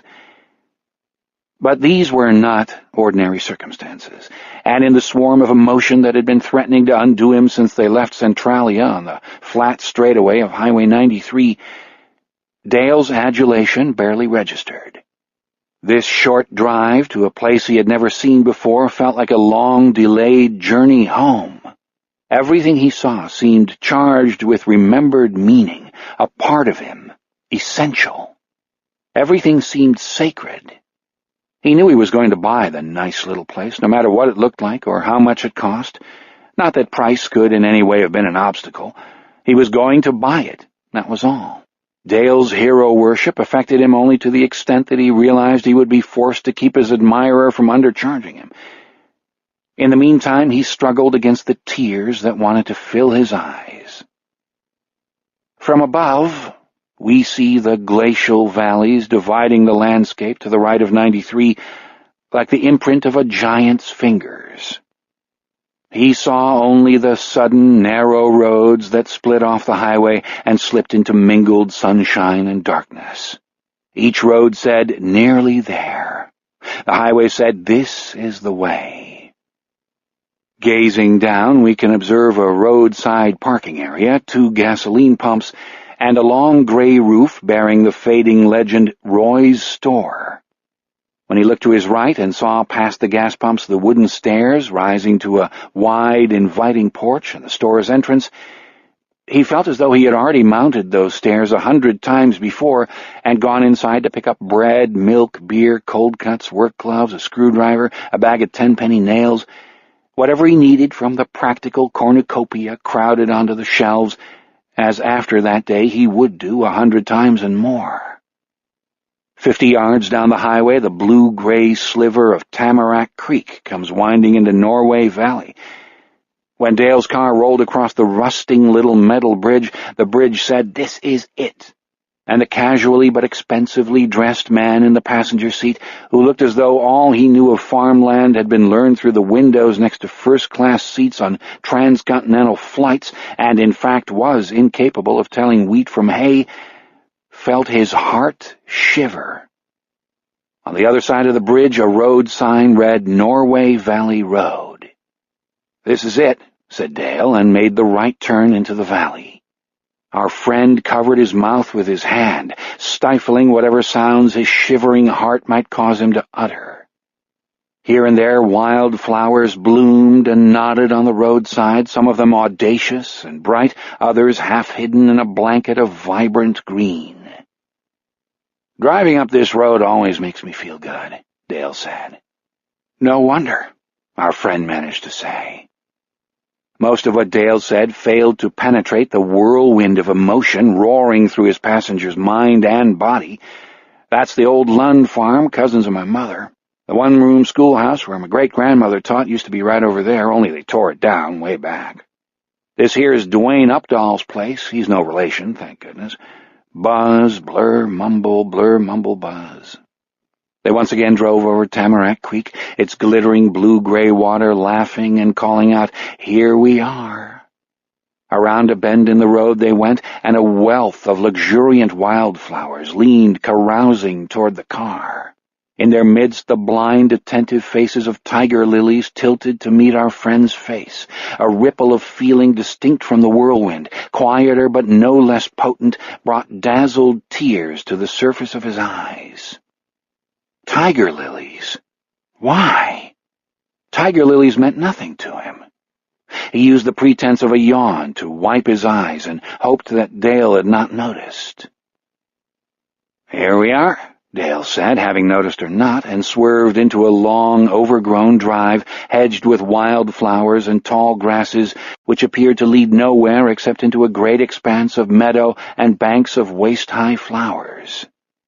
Beyond the meadow, striped fields sloped upward to the wooded hillside. "You'll see my dad's old place in a second. The meadow goes with the house, and my cousins Randy and Kent own the field." Our friend could not see the white two-story farmhouse that stands at the end of the last curve of the drive until the moment Dale Gilbertson swung halfway into the curve, and he did not speak until Dale had pulled up in front of the house, switched off the engine, and both men had left the car. Here was the nice little place, sturdy, newly painted, lovingly maintained, modest yet beautiful in its proportions, removed from the road, removed from the world, at the edge of a green and yellow meadow profuse with flowers. "My God, Dale," he said, "it's perfection. Here we will find our former traveling companion, who in his own boyhood knew a boy named Richard Sloat, and once, too briefly, knew yet another whose name was simply Wolfe. In this sturdy, comely, removed white farmhouse we will find our old friend, who once in his boyhood journeyed cross-country from ocean to ocean in pursuit of a certain crucial thing, a necessary object, a great talisman, and who, despite horrendous obstacles and fearful perils, succeeded in finding the object of his search and used it wisely and well, who, we could say, accomplished a number of miracles, heroically, and who remembers none of this. Here, making breakfast for himself in his kitchen while listening to George Rathbun on KDCU, we at last find the former Los Angeles County Lieutenant of Police Homicide Division, Jack Sawyer. Our Jack. Jackie boy, as his mother, the late Lily Kavanaugh Sawyer, used to say. He had followed Dale through the empty house, upstairs and down, into the basement, dutifully admiring the new furnace and water heater Gilbertson had installed the year before his father's death, the quality of the repairs he had made since then, the shining grain of the wooden floors, the thickness of the insulation in the attic, the solidity of the windows, the many craftsman-like touches that met his eye. "Yeah, I did a lot of work on the place," Dale told him. "It was pretty ship-shape to begin with, but I like working with my hands. After a while it turned into sort of a hobby. Whenever I had a couple of hours free, weekends and such, I got in the habit of driving over here and puttering around. I don't know, maybe it helped me feel like I was staying in touch with my dad. He was a really good guy, my dad. He wanted me to be a farmer, but when I said I was thinking of getting into law enforcement, he supported me straight down the line. Know what he said? Go into farming half-hearted, it'll kick you in the tail sunrise to sundown. You'd wind up feeling no better than a mule. Your mom and I didn't bring you into this world to turn you into a mule." "What did she think?" Jack had asked. "My mom came from a long line of farmers," Dale had said. "She thought I might find out that being a mule wasn't so bad after all. By the time she passed away, which was 4 years before my dad, she'd gotten used to my being a cop. Let's go out the kitchen door and take a gander at the meadow, okay?" While they were standing outside and taking their gander, Jack had asked Dale how much he wanted for the house. Dale, who had been waiting for this question, had knocked $5,000 off the most he and Sarah had ever thought he could get. Who was he kidding? Dale had wanted Jack Sawyer to buy the house where he had grown up. He'd wanted Jack to live near him for at least a couple of weeks during the year, and if Jack did not buy the place, no one else would. "Are you serious?" Jack had asked. More dismayed than he wished to admit, Dale had said, "Sounds like a fair deal to me." "It isn't fair to you," Jack had said. "I'm not going to let you give this place away just because you like me. Raise the asking price or I walk." "You big city hotshots sure know how to negotiate. All right, make it 3,000 more." "5," Jack said, "or I'm out of here." "Done, but you're breaking my heart." "I hope this is the last time I buy property off one of you low-down Norwegians," Jack said. He had purchased the house long distance, sending a down payment from L.A., exchanging signatures by fax, no mortgage, cash up front. Whatever Jack Sawyer's background might have been, Dale had thought it was a lot wealthier than the usual police officers. Some weeks later, Jack had reappeared at the center of a self-created tornado, arranging for the telephone to be connected and the electricity billed in his name, scooping up what looked like half the contents of Roy's store, zipping off to Arden and La Riviere to buy a new bed, linens, tableware, cast-iron pots and pans, and a set of French knives, a compact microwave and a giant television, and a stack of sound equipment so sleek, black, and resplendent that Dale, who had been invited over for a companionable drink, figured it must have cost more than his own annual salary. Much else besides had Jack reeled in, some of the much else consisting of items Dale had been surprised to learn could be obtained in French County, Wisconsin. Why would anyone need a $65 corkscrew called a wine master? Who was this guy? What kind of family had produced him? He'd noticed a bag bearing an unfamiliar logo filled with compact discs. At $15, $16 a pop, he was looking at a couple $100 worth of CDs. Whatever else might have been true of Jack Sawyer, he was into music in a big way. Curious, Dale bent down, pulled out a handful of jewel boxes, and regarded images of people, generally black, generally with instruments pressed to or in their mouths. Clifford Brown, Lester Young, Tommy Flanagan, Paul Desmond. "I never heard of these guys," he said. "What is this, jazz, I guess?"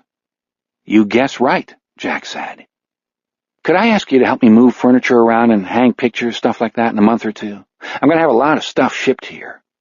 "Any time." A splendid idea bloomed in Dale's mind. "Hey, you have to meet my Uncle Henry. He's even a neighbor of yours, lives about a quarter-mile down the road.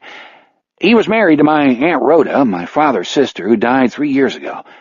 Henry's like an encyclopedia of weird music." Jack did not take up the assumption that jazz was weird. Maybe it was. Anyhow, it probably sounded weird to Dale. "I wouldn't have thought farmers had much time to listen to music." Dale opened his mouth and uttered a bray of laughter. "Henry isn't a farmer. Henry—" Grinning, Dale raised his hands, palms up and fingers spread, and looked into the middle distance, searching for the right phrase. "He's like the reverse of a farmer. When you get back, I'll introduce you to him. You're going to be crazy about the guy." 6 weeks later, Jack returned to greet the moving van and tell the men where to put the furniture and other things he had shipped. A few days afterward, when he had unpacked most of the boxes, he telephoned Dale and asked if he was still willing to give him a hand. It was 5 o'clock on a day so slow that Tom Lund had fallen asleep at his desk, and Dale drove over without even bothering to change out of his uniform. His first response, after Jack had shaken his hand and ushered him in, was undiluted shock. Having taken a single step past the doorway, Dale froze in his tracks, unable to move any farther.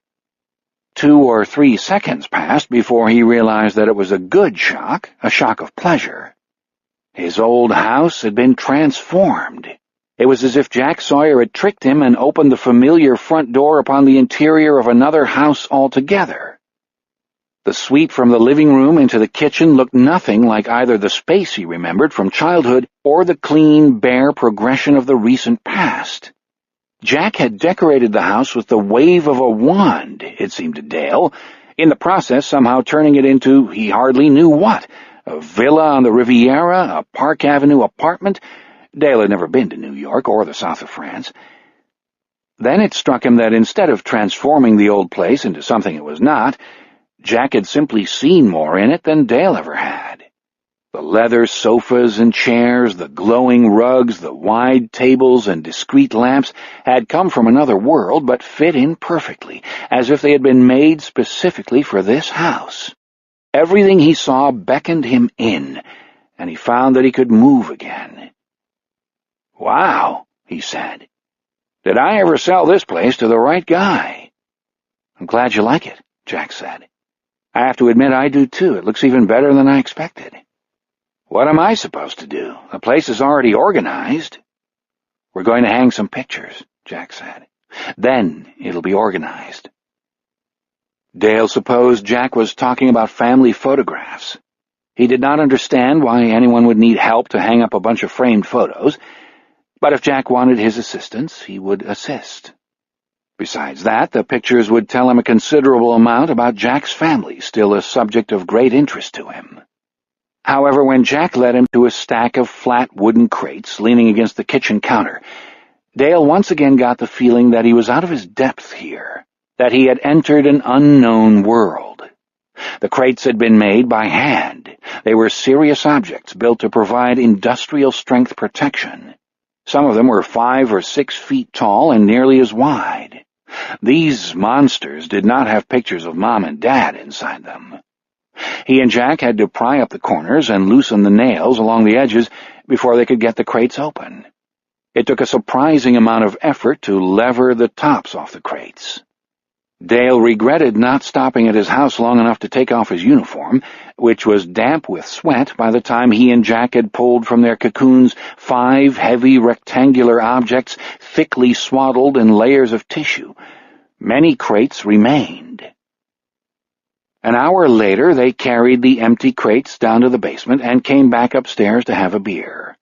Then they sliced open the layers of tissue, exposing paintings and graphics in a variety of frames, including a few that looked as if the artist had nailed them together himself out of barn siding. Jack's pictures occupied a category Dale vaguely thought of as modern art. He did not grasp what some of these things were supposed to be about, although he actually liked almost all of them, especially a couple of landscapes. He knew that he had never heard of the artists, but their names he thought would be recognized by the kind of people who lived in big cities and hung out in museums and galleries. All this art, all of these images, large and small, now lined up on the kitchen floor, stunned him, not altogether pleasantly. He really had entered another world, and he knew none of its landmarks. Then he remembered that he and Jack Sawyer were going to hang these pictures on the walls of his parents' old house. Immediately, unexpected warmth flooded into this notion and filled it to the brim. Why shouldn't adjoining worlds mingle now and then? And wasn't this other world Jack's? "All right," he said. "I wish Henry, that uncle I was telling you about, who lives right down the road, I wish he could see this stuff. Henry, he'd know how to appreciate it." "Why won't he be able to see them? I'll invite him over." "Didn't I say?" Dale asked. "Henry's blind." Paintings went up on the living room walls, ascended the stairwell, moved into the bedrooms. Jack put up a couple of small pictures in the upstairs bathroom and the little half-bath on the ground floor. Dale's arms began to ache from holding the frames while Jack marked the places where the nails would go in. After the first 3 paintings, he had removed his necktie and rolled up his sleeves, and he could feel sweat trickling out of his hair and sliding down his face. His unbuttoned collar had soaked through. Jack Sawyer had worked as hard or harder than he, but looked as if he had done nothing more strenuous than think about dinner. "You're like an art collector, huh?" Dale said. "Did it take a long time to get all these paintings?" "I don't know enough to be a collector," Jack said. "My father picked up most of this work back in the 50s and 60s. My mother bought a few things, too, when she saw something that turned her on, like that little Fairfield Porter over there with the front porch and a lawn and the flowers." The little Fairfield Porter, which name Dale assumed to be that of its painter, had appealed to him as soon as he and Jack had pulled it out of its crate. You could hang a picture like that in your own living room. You could almost step into a picture like that. The funny thing was, Dale thought, if you hung it in your living room, most of the people who came in would never really notice it at all. Jack had said something about being glad to get the paintings out of storage. "So," Dale said, "your mom and dad gave them to you?" "I inherited them after my mother's death," Jack said. "My father died when I was a kid." "Oh, darn, I'm sorry," Dale said, snapped abruptly out of the world into which Mr. Fairfield Porter had welcomed him. "Had to be tough on you, losing your dad so young." He thought Jack had given him the explanation for the aura of apartness and isolation that seemed always to envelop him. A second before Jack could respond, Dale told himself he was bullshitting. He had no idea how someone wound up being like Jack Sawyer. "Yeah," Jack said. "Fortunately, my mother was even tougher." Dale seized his opportunity with both hands. "What did your folks do? Were you brought up in California?" "Born and raised in Los Angeles," Jack said. "My parents were in the entertainment industry, but don't hold that against them. They were great people." Jack did not invite him to stay for supper. That was what stuck with Dale. Over the hour and a half it took them to hang the rest of the pictures, Jack Sawyer remained friendly and good-humored. But Dale, who was not a cop for nothing, sensed something evasive and adamant in his friend's affability. A door had opened a tiny crack, then slammed shut. The phrase, "great people," had placed Jack's parents out of bounds. When the two men broke for another beer, Dale noticed a pair of bags from a Centralia grocery next to the microwave. It was then nearly 8 o'clock, at least 2 hours past French County supper time. Jack might reasonably have assumed that Dale had already eaten, were his uniform not evidence to the contrary. He tossed Jack a softball about the hardest case he had ever solved and sidled up to the counter. The marbled red tips of 2 sirloin steaks protruded from the nearest bag. His stomach emitted a reverberant clamor. Jack ignored the thunder roll and said, "Thornburg Kindling was right up there with anything I handled in L.A. I was really grateful for your help." Dale got the picture. Here was another locked door. This one had declined to open by as much as a crack. History was not spoken here. The past had been nailed shut. They finished their beers and installed the last of the pictures. Over the next few hours they spoke of 100 things, but always within the boundaries Jack Sawyer had established. Dale was sure that his question about Jack's parents had shortened the evening, but why should that be true? What was the guy hiding? And from whom was he hiding it? After their work was done, Jack thanked him warmly and walked him outside to his car, thereby cutting off any hope of a last-minute reprieve. Case closed, game over, zip up your fly, in the words of the immortal George Rathbun.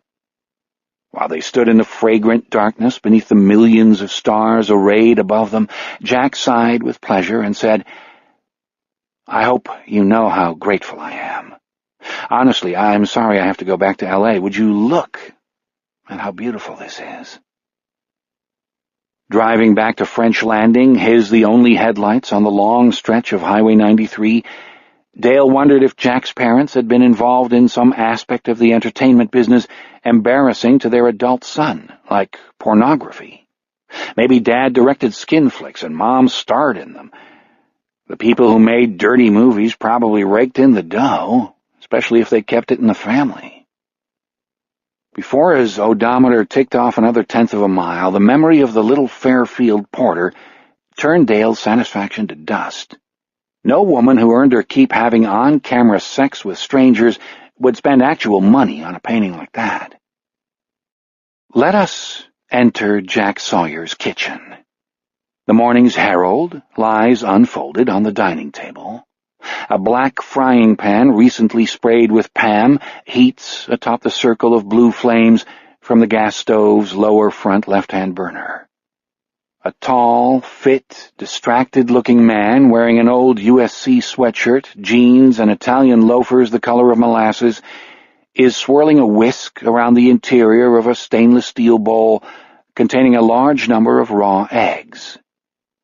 Looking at him as he frowns at a vacant section of air well above the shiny bowl, we observe that the beautiful 12-year-old boy last seen in a fourth-floor room of a deserted New Hampshire hotel has aged into a man whose good looks contribute only the smallest portion to what makes him interesting. For that Jack Sawyer is interesting declares itself instantly. Even when troubled to distraction by some private concern, some enigma, we might as well say, in the face of that contemplative frown, Jack Sawyer cannot help but radiate a persuasive authority. Just by looking at him, you know that he is one of those persons to whom others turn when they feel stumped, threatened, or thwarted by circumstance. Intelligence, resolve, and dependability have shaped the cast of his features so deeply that their attractiveness is irrelevant to their meaning. This man never pauses to admire himself in mirrors. Vanity plays no part in his character. It makes perfect sense that he should have been a rising star in the Los Angeles Police Department, that his file bulged with commendations, and that he had been selected for several FBI-sponsored programs and training courses designed to aid the progress of rising stars.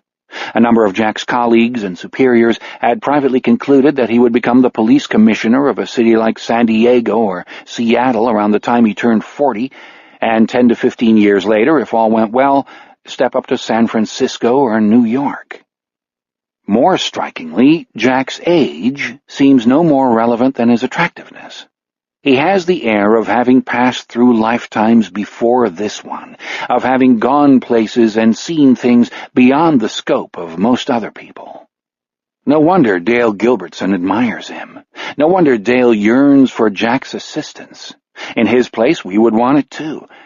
But our luck would be no better than his. This man has retired. He is out of the game. Sorry, damn shame and all that, but a man's got to whisk eggs when he's got to have omelets, as John Wayne said to Dean Martin in Rio Bravo. And as my mama told me, Jack says out loud to himself, she said, "Sonny boy," said she, "when the Duke spoke up, every dang buddy listened up. Less'n he was a-grinding one of his numerous political axes. Yes, she did. Them were her same exact words, just as she said 'em to me." A half-second later he adds, "on that fine morning in Beverly Hills," and finally takes in what he is doing. What we have here is a spectacularly lonely man. Loneliness has been Jack Sawyer's familiar for so long that he takes it for granted. But what you can't fix eventually turns into wallpaper, all right? Plenty of things such as cerebral palsy and Lou Gehrig's disease, to name but two, are worse than loneliness. Loneliness is just part of the program, that's all. Even Dale noticed this aspect of his friend's character, and despite his many virtues, our chief of police cannot be described as a particularly psychological human being. Jack glances at the clock above the stove, and sees he has another 45 minutes before he must drive to French Landing and pick up Henry Layden at the end of his shift. That's good, he has plenty of time, he's keeping it together, the subtext to which is, "everything is all right and nothing's wrong with me, thank you very much." When Jack woke up this morning, a small voice in his head announced, "I am a coppisman." Like hell I am, he thought, and told the voice to leave him alone. The little voice could go to hell. He had given up on the coppisman business. He had walked away from the homicide trade. The lights of a carousel reflected in the bald head of a black man lying dead on the Santa Monica Pier. No, don't go there. Just don't. That's all. Jack should not have been in Santa Monica anyhow. Santa Monica had its own coppismen.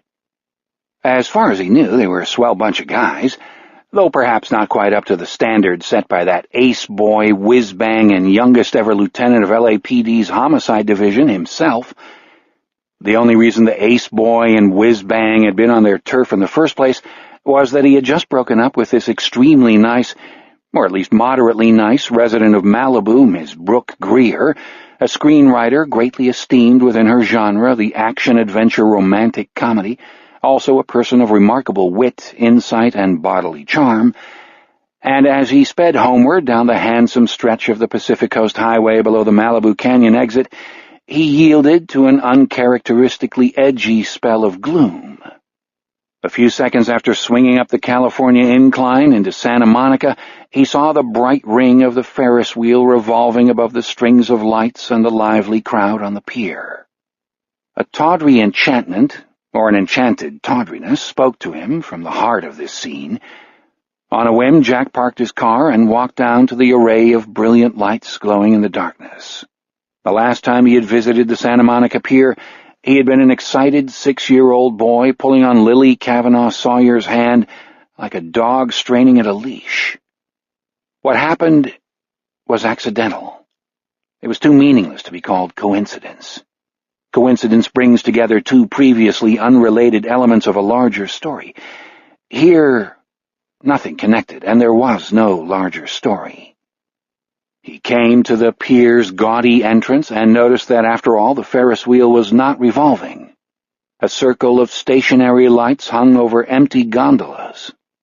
For a moment, the giant machine looked like an alien invader, cleverly disguised and biding its time until it could do the maximum amount of damage. Jack could almost hear it purring to itself. Right, he thought, an evil Ferris wheel. Get a grip. You're shaking up more than you want to admit. Then he looked back down at the scene before him and finally took in that his fantasy of the pier had hidden a real-life evil rendered far too familiar by his profession. He had stumbled on to the initial stages of a homicide investigation. Some of the brilliant lights he had seen flashed not from the Ferris wheel, but from the tops of Santa Monica patrol cars. Out on the pier, 4 uniforms were discouraging a crowd of civilians from breaching the circle of crime scene tape around a brightly illuminated carousel. Jack told himself to leave it alone. He had no role here. Besides that, the carousel aroused some smoky, indistinct feeling, an entire set of unwelcome feelings in him. The carousel was creepier than the stalled Ferris wheel. Carousels had always spooked him, hadn't they?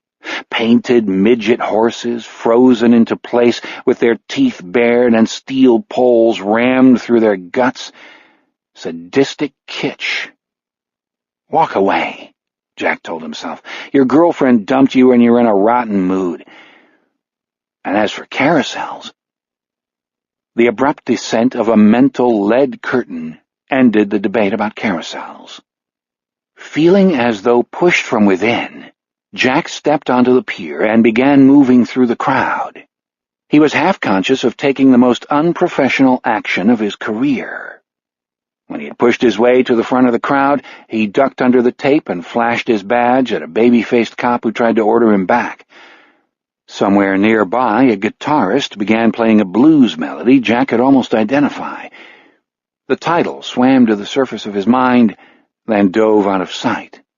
The infant cop gave him a puzzled look and walked away to consult one of the detectives standing over a long shape Jack did not quite feel like looking at just then. The music annoyed him. It annoyed him a lot. In fact, it bugged the hell out of him.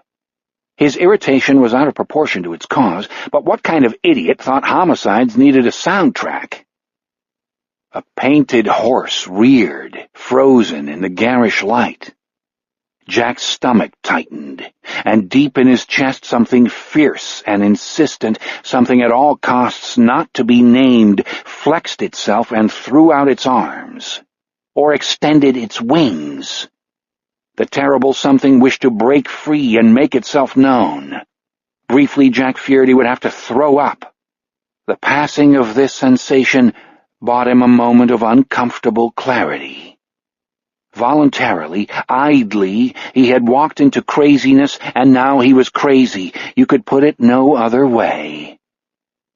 Marching toward him, with an expression nicely combining disbelief and fury, was a detective named Angelo Leone, before his expedient transfer to Santa Monica, a colleague of Jack's, distinguished by his gross appetites, his capacity for violence and corruption, his contempt for all civilians regardless of color, race, creed, or social status, and, to be fair, his fearlessness and utter loyalty to all police officers who went with the program and did the same things he did, which meant anything they could get away with. Angelo Leone's disdain for Jack Sawyer, who had not gone with the program, had equaled his resentment at the younger man's success. In a few seconds, this brutal caveman would be in his face. Instead of trying to figure out how to explain himself to the caveman, he was obsessing about carousels and guitars, attending to the details of going crazy. He had no way of explaining himself. Explanation was impossible. The internal necessity that had pushed him into this position hummed on, but Jack could hardly speak to Angelo Leone of internal necessities, nor could he offer a rational explanation to his captain if Leone filed a complaint. "Well, you see, it was like someone else was pulling my strings, like another person was doing the driving." The first words out of Angelo Leone's fleshy mouth rescued him from disaster. "Don't tell me you're here for a reason, you ambitious little prick." A piratical career like Leone's inevitably exposed the pirate to the danger of an official investigation. A strategic sidestep to a neighboring force offered little protection from the covert archaeological digs police officials mounted into records and reputations when the press gave them no other choice. Every decade or two, do-gooders, whistleblowers, whiners, snitches, pissed-off civilians, and cops too stupid to accept the time-honored program got together, rammed a cherry bomb up the press's collective anus, and set off an orgy of bloodletting. Leone's essential guilt-inspired paranoia had instantly suggested to him that L.A.'s homicide ace boy might be gilding his resume. As Jack had known it would, his claim of having been pulled toward the scene like a fire horse to a fire magnified Leone's suspicions. "Okay, you happened to walk into my investigation. Fine, now listen to me. If I happen to hear your name in some connection I don't like any time during the next 6 months, make that ever, you'll be pissing through a tube for the rest of your life. Now get the fuck out of here and let me do my job." "I'm gone, Angelo." Leone's partner started to come forward across the gleaming pier. Leone grimaced and waved him back. Without intending to do so, without thinking about it, Jack let his eyes drift past the detective and down to the corpse in front of the carousel. Far more powerfully than it had the first time, the ferocious creature at the center of his chest flexed itself, unfurled, and extended its wings, its arms, its talons, whatever they were, and by means of a tremendous upward surge attempted to rip free of its moorings. The wings, the arms, the talons crushed Jack's lungs. Hideous claws splayed through his stomach. There is one act a homicide detective, especially a homicide lieutenant, must never commit, and it is this. Confronted with a dead body, he must not puke. Jack struggled to remain on the respectable side of the forbidden. Bile seared the back of his throat, and he closed his eyes. A constellation of glowing dots wavered across his eyelids, the creature, molten and foul, battered against its restraints. Lights reflected in the scalp of a bald black man lying dead beside a carousel. "Not you. No, not you. Knock all you like, but you can't come in." The wings, arms, talons retracted. The creature dwindled to a dozing speck. Having succeeded in avoiding the forbidden act, Jack found himself capable of opening his eyes. He had no idea how much time had passed. Angelo Leone's corrugated forehead, murky eyes, and carnivorous mouth heaved into view, and from a distance of 6 inches occupied all the available space. "What are we doing here, reviewing our situation? I wish that idiot would put his guitar back in its case." And that was one of the oddest turns of the evening. Guitar? I don't hear no guitar. Neither, Jack realized, did he. Wouldn't any rational person attempt to put such an episode out of mind, to throw this garbage overboard? You couldn't do anything with it, you couldn't use it, so why hold on to it? The incident on the pier meant nothing. It connected to nothing beyond itself, and it led to nothing. It was literally inconsequential, for it had had no consequences.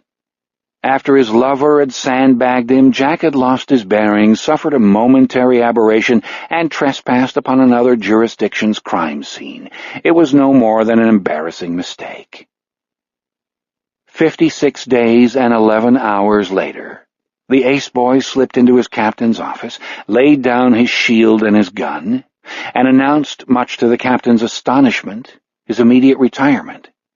Knowing nothing of the confrontation with Detective Leone on the Santa Monica Pier, the captain did not inquire as to the possible influence upon his lieutenant's decision of a stalled carousel and a dead black man. If he had, Jack would have told him he was being ridiculous. Don't go there, he advises himself, and does an excellent job of not going there. He receives a few involuntary flashes, no more, strobe-lit snapshots of a wooden pony's rearing head, of Angelo Leone's distempered mug, also of one other thing, the object occupying the dead center of the scene in every sense, that which above all must not be witnessed. The instant these imagistic lightning bolts appear, he sends them away. It feels like a magical performance. He is doing magic, good magic. He knows perfectly well that these feats of image banishment represent a form of self-protection, and if the motives behind his need for this protective magic remain unclear, the need is motive enough. When you gotta have an omelet, you gotta whisk eggs, to quote that unimpeachable authority, Duke Wayne. Jack Sawyer has more on his mind than the irrelevancies suggested by a dream voices having uttered the word policeman in baby talk. These matters, too, he wishes he could send away by the execution of a magic trick, but the wretched matters refuse banishment. They zoom about him like a tribe of wasps. All in all, he is not doing so well, our Jack. He is marking time and staring at the eggs, which no longer look quite right, though he could not say why. The eggs resist interpretation. The eggs are the least of it. In the periphery of his vision, the banner across the front page of the La Riviere Herald seems to rise off the sheet of newsprint and float toward him. Fishermen still at large, and nope. That's enough. He turns away with the terrible knowledge of having brought on this fisherman business by himself. How about in Staten Island or in Brooklyn, where the real Albert Fish, a tormented piece of work if there ever was one, found 2 of his victims? This stuff is making him sick. 2 dead kids, the Freneau girl missing and probably dead, body parts eaten, a lunatic who plagiarized from Albert Fish. Dale insisted on assaulting him with information. The details enter his system like a contaminant. The more he learns, and for a man who truly wished to be out of the loop, Jack has learned an amazing amount, the more the poisons swim through his bloodstream, distorting his perceptions. He had come to Norway Valley in flight from a world that had abruptly turned unreliable and rubbery, as if liquefying under thermal pressure. During his last month in Los Angeles, the thermal pressure had become intolerable. Grotesque possibilities leered from darkened windows and the gaps between buildings, threatening to take form. On days off, the sensation of dishwater greasing his lungs made him gasp for breath and fight against nausea, so he worked without stopping, in the process solving more cases than ever before. His diagnosis was that the work was getting to him, but we can hardly blame the captain for his astonishment at the ace boy's resignation.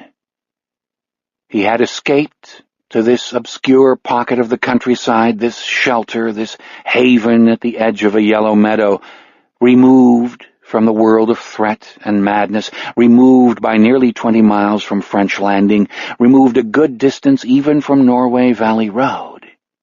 However, the layers of removal had failed to do their job. What he was trying to escape riots around him again here in his redoubt. If he let himself succumb to self-centered fantasy, he would have to conclude that what he had fled had spent the last 3 years sniffing his trail and had finally succeeded in tracking him down. In California, the rigors of his task had overwhelmed him. Now the disorders of western Wisconsin must be kept at arm's length. Sometimes, late at night, he awakens to the echo of the little, poisoned voice wailing, "No more coppismen! I won't! Too close! Too close!" What was too close, Jack Sawyer refuses to consider. The echo proves that he must avoid any further contamination. Bad news for Dale, he knows, and he regrets both his inability to join the investigation and to explain his refusal to his friend. Dale's ass is on the line, no two ways about it. He is a good chief of police, more than good enough for French Landing, but he misjudged the politics and let the Stadies set him up. With every appearance of respect for local authority, State Detectives Brown and Black had bowed low, stepped aside, and permitted Dale Gilbertson, who thought they were doing him a favor, to slip a noose around his neck. Too bad, but Dale has just figured out that he is standing on a trap door with a black bag over his face. If the fisherman murders one more kid... Well, Jack Sawyer sends his most profound regrets. He can't perform a miracle right now, sorry. Jack has more pressing matters on his mind.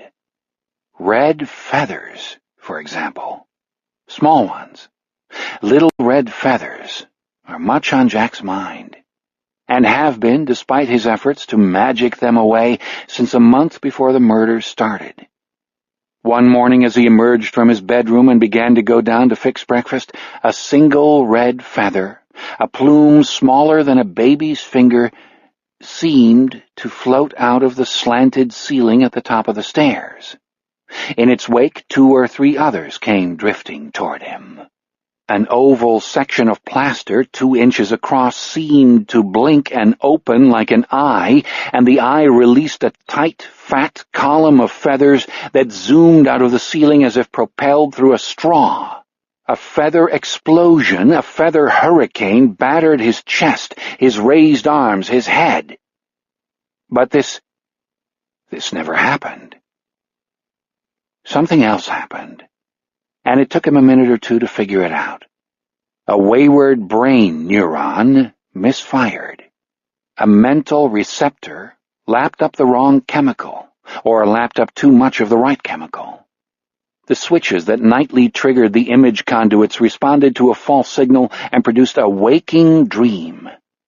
The waking dream resembled an hallucination, but hallucinations were experienced by wet-brain alcoholics, drug-takers, and crazy people, specifically paranoid schizophrenics, with whom Jack had dealt on many an occasion during his life as a coppisman. Jack fit into none of those categories, including the last. He knew he was not a paranoid schizophrenic or any other variety of madman. If you thought Jack Sawyer was crazy, you were. He has complete, at least 99% complete faith in his sanity. Since he is not delusional, the feathers must have flown toward him in a waking dream. The only other explanation involves reality, and the feathers had no connection to reality. What kind of world would this be if such things could happen to us? Abruptly, George Rathbun bellows, "It pains me to say this, truly it does, for I love our dear old brew crew, you know I do, but there come times when love must grit its teeth and face a painful reality. For example, take the sorrowful state of our pitching staff. Bud Selig, oh, Bud, this is Houston calling. Could you please return to Earth immediately? A blind man could throw more strikes than that aggregation of wimps, losers, and airheads." Good old Henry. Henry has George Rathbun down so perfectly you can see the sweat stains under his armpits.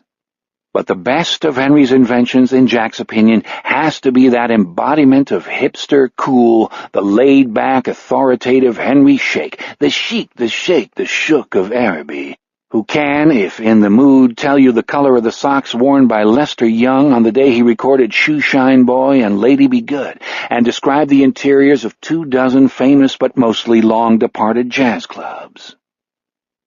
And before we get into the very cool, very beautiful, very simpatico music whispered one Sunday at the Village Vanguard by the Bill Evans Trio, we might pay our respects to the third inner eye, Let us honor the inner eye, the eye of imagination. It is late in a hot July afternoon in Greenwich Village, New York City. On sun-dazzled 7th Avenue South, we stroll into the shade of the Vanguard's marquee, open a white door, and proceed down a long, narrow flight of stairs to a roomy underground cave. The musicians climb onto the stand.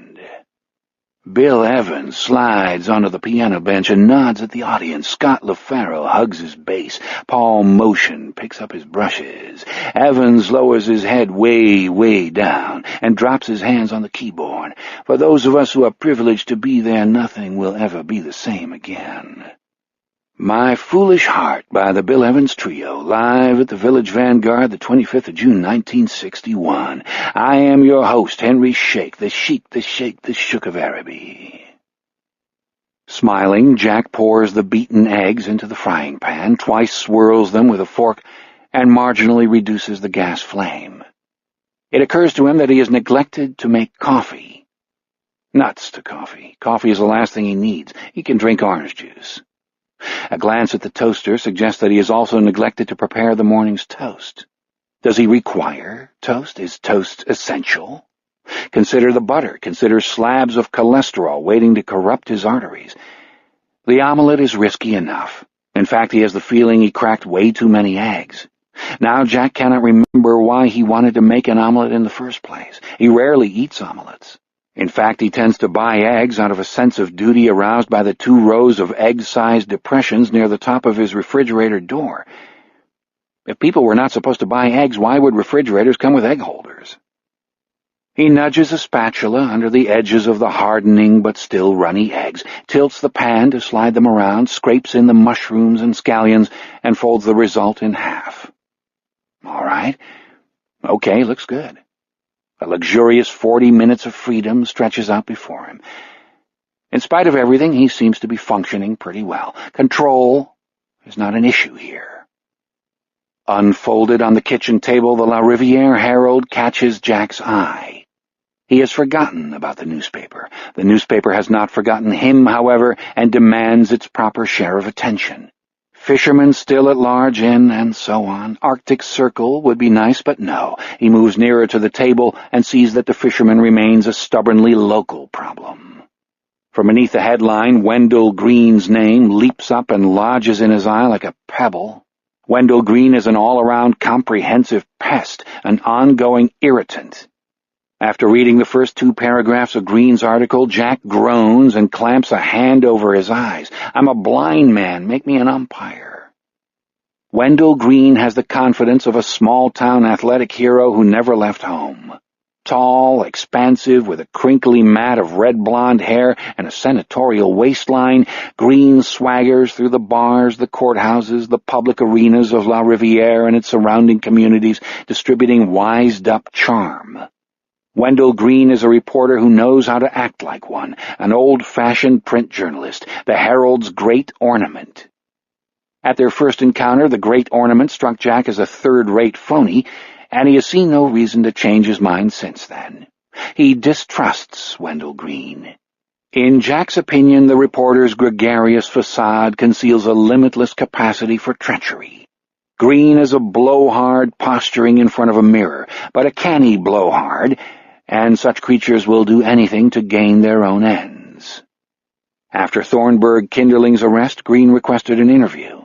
Jack turned him down as he declined the 3 invitations that followed his removal to Norway Valley Road.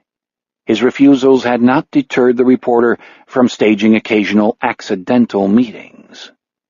The day after the discovery of Amy St. Pierre's body, Jack emerged from a Chase Street dry cleaner's shop with a box of freshly laundered shirts under his arm, began walking toward his car, and felt a hand close on his elbow. He looked back and beheld, contorted into a leer of spurious delight, the florid public mask of Wendell Green. Hey, Holly, a bad boy smirk. I mean, Lieutenant Sawyer. Hey, I'm glad I ran into you. This where you have your shirts done? They do a good job. If you leave out the part about the buttons. Good one. You're a funny guy, Lieutenant.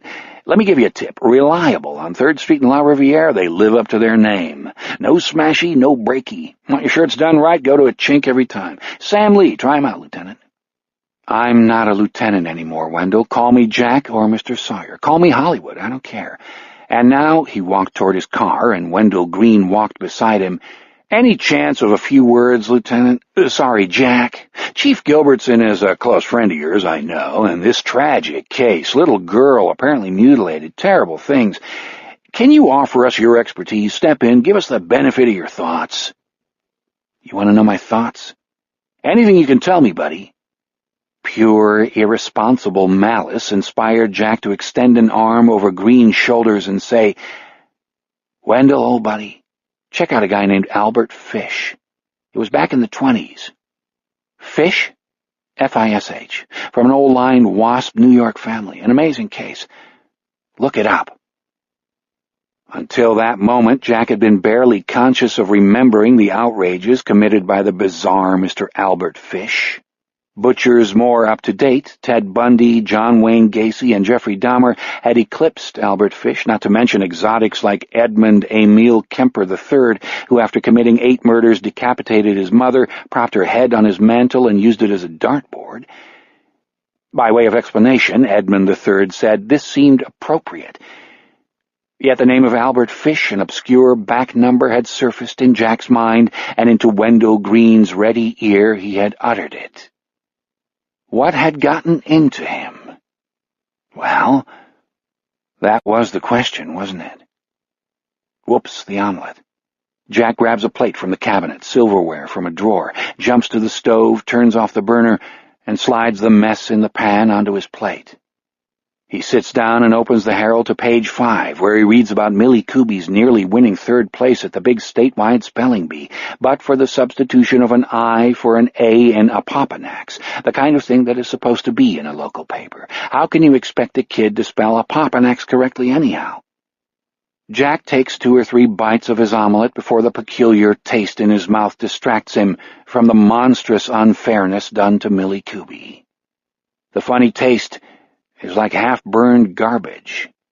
He spits the food out of his mouth and sees a wad of gray mush and raw, half-chewed vegetables. The uneaten part of his breakfast does not look any more appetizing. He did not cook this omelet, he ruined it. He drops his head and groans.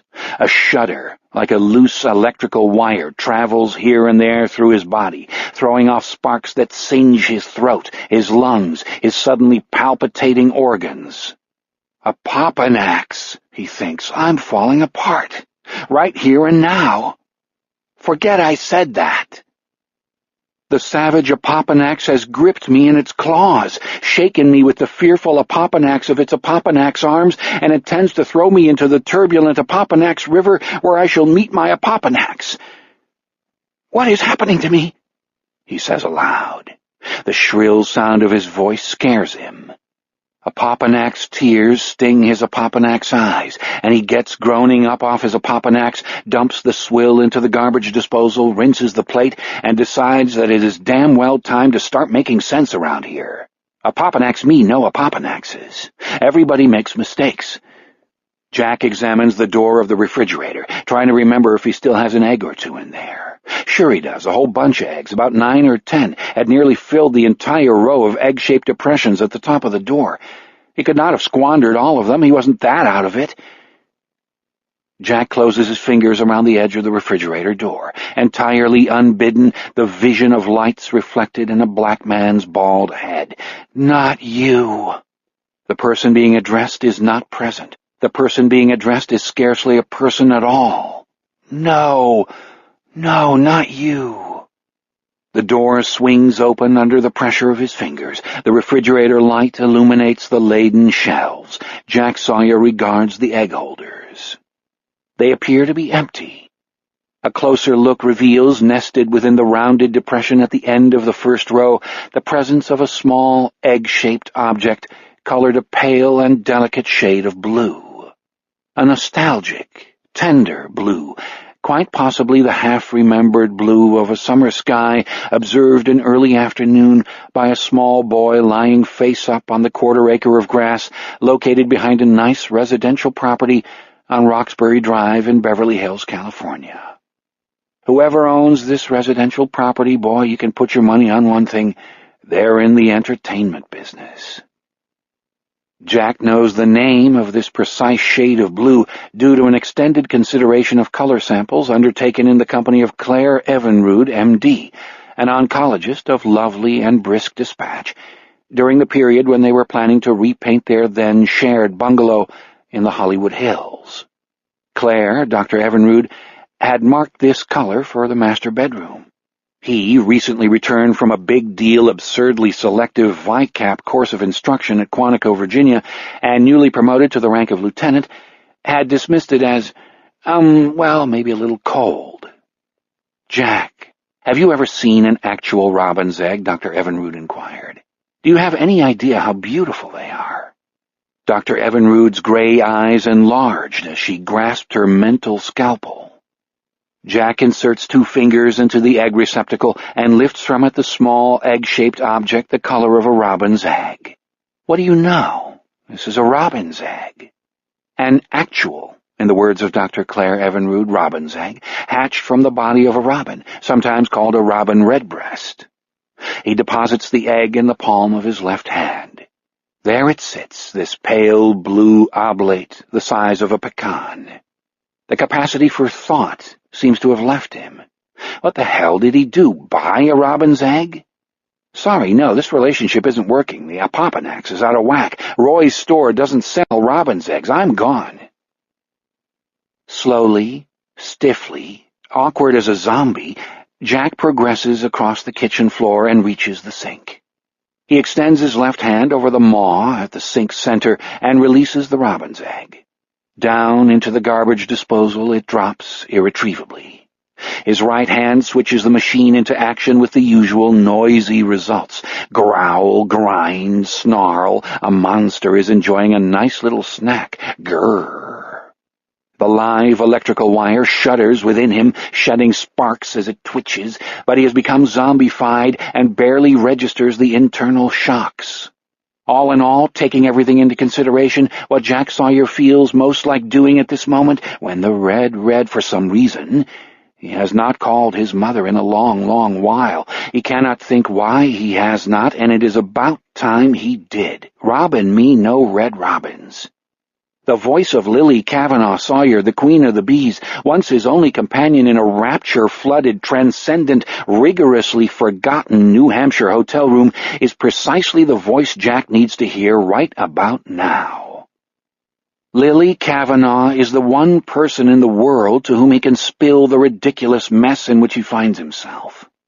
Despite the dim, unwelcome awareness of trespassing beyond the borders of strict rationality, and therefore bringing further into question his own uncertain sanity, he moves down the kitchen counter, picks up his cell phone, and punches in the number of the nice residential property on Roxbury Drive, Beverly Hills, California. The telephone in his old house rings 5 times, 6 times, 7. A man picks up, and in an angry, slightly drunken, sleep-distorted voice says, "Kimberly, whatever the hell this is about, for your sake I hope it's really, really important." Jack hits end and snaps his phone shut. Oh, God, oh, hell, oh, damn. It is just past 5 a.m. in Beverly Hills or Westwood or Hancock Park or wherever that number now reaches. He forgot his mother was dead. Oh, hell. Oh, damn, oh, God. Can you beat that?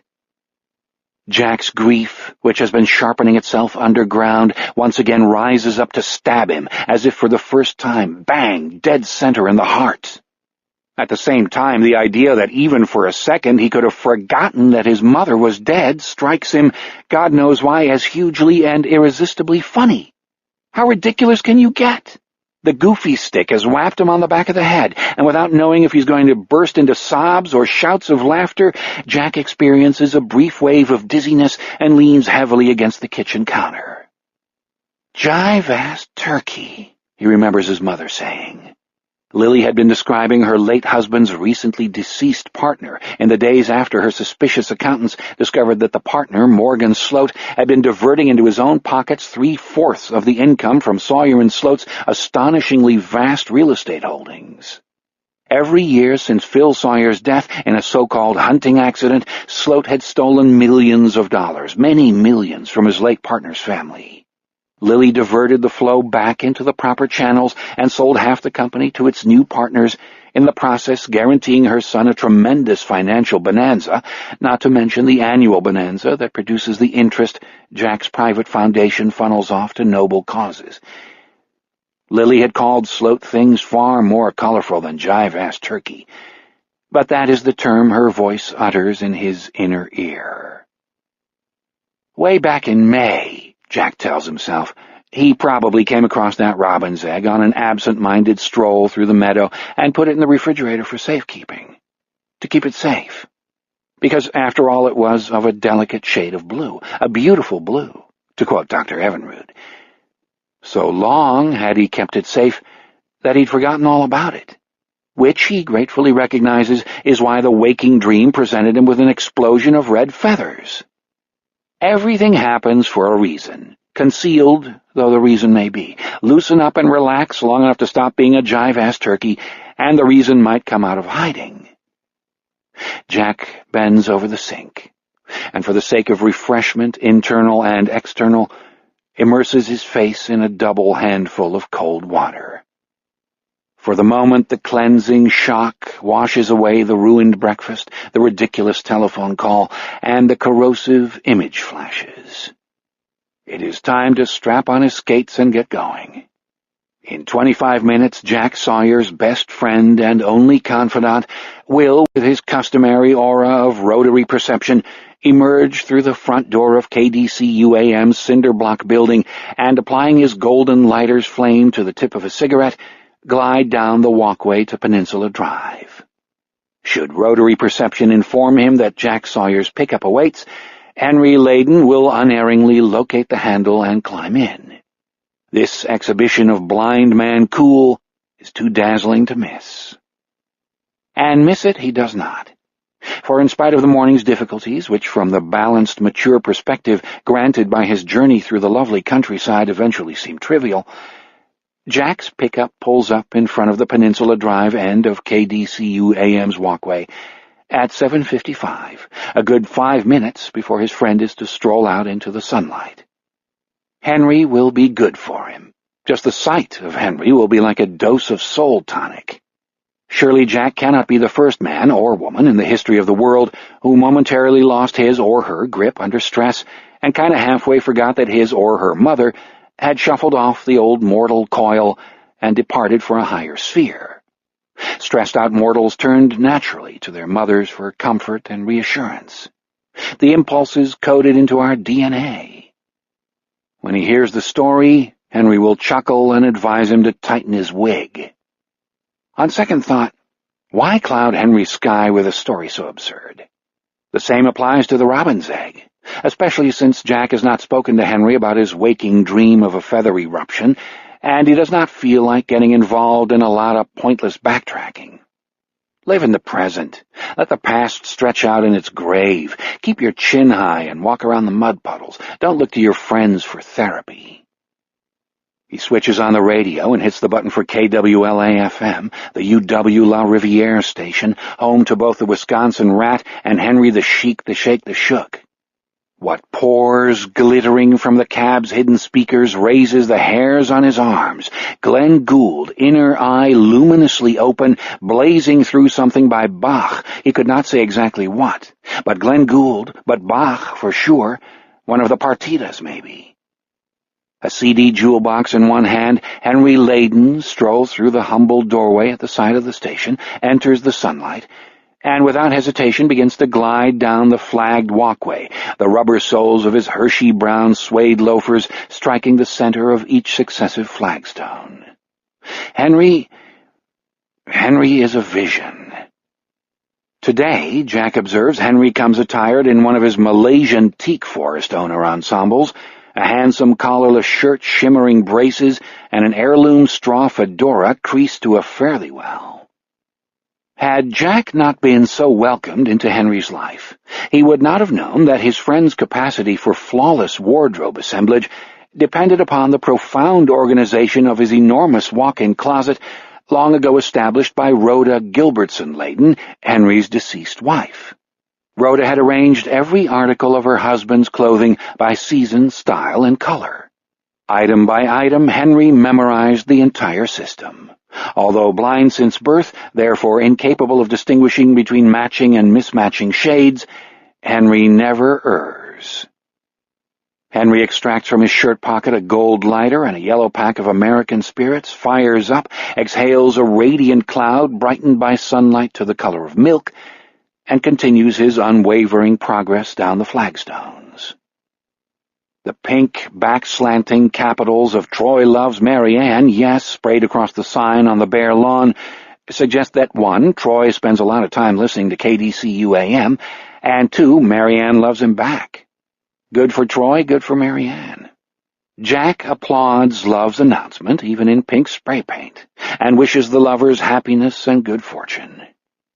It occurs to him that if at this present stage of his existence he could be said to love anyone, that person would have to be Henry Layton. Not in the sense that Troy loves Mary Ann, or vice versa, but he loves him all the same, a matter that has never been as clear as it is this moment. Henry traverses the last of the flagstones and approaches the curb. A single stride brings him to the door of the pickup. His hand closes on the recessed metal bar. He opens the door, steps up, and slides in. His head tilts, cocking his right ear to the music. The dark lenses of his aviator glasses shine. "How can you do that?" Jack asked. "This time the music helped, but you don't need music." "I can do that because I am totally bitch-rod," Henry says. "I learned that lovely word from our pothead intern, Morris Rosen, who kindly applied it to me. Morris thinks I am God, but he must have something on the ball because he figured out that George Rathbun and the Wisconsin Rat are one and the same. I hope the kid keeps his mouth shut." "I do too," Jack says, "but I'm not going to let you change the subject. How can you always open the door right away? How do you find the handle without groping for it?" Henry sighs. "The handle tells me where it is. Obviously, all I have to do is listen to it." "The door handle makes a sound?" "Not like your high-tech radio and the Goldberg variations, no. More like a vibration. The sound of a sound. The sound inside a sound. Isn't Daniel Barenboim a great piano player? Man, listen to that. Every note, a different coloration, makes you want to kiss the lid of his Steinway, baby. Imagine the muscles in his hands." "That's Barenboim?" "Well, who else could it be?" Slowly Henry turns his head to Jack.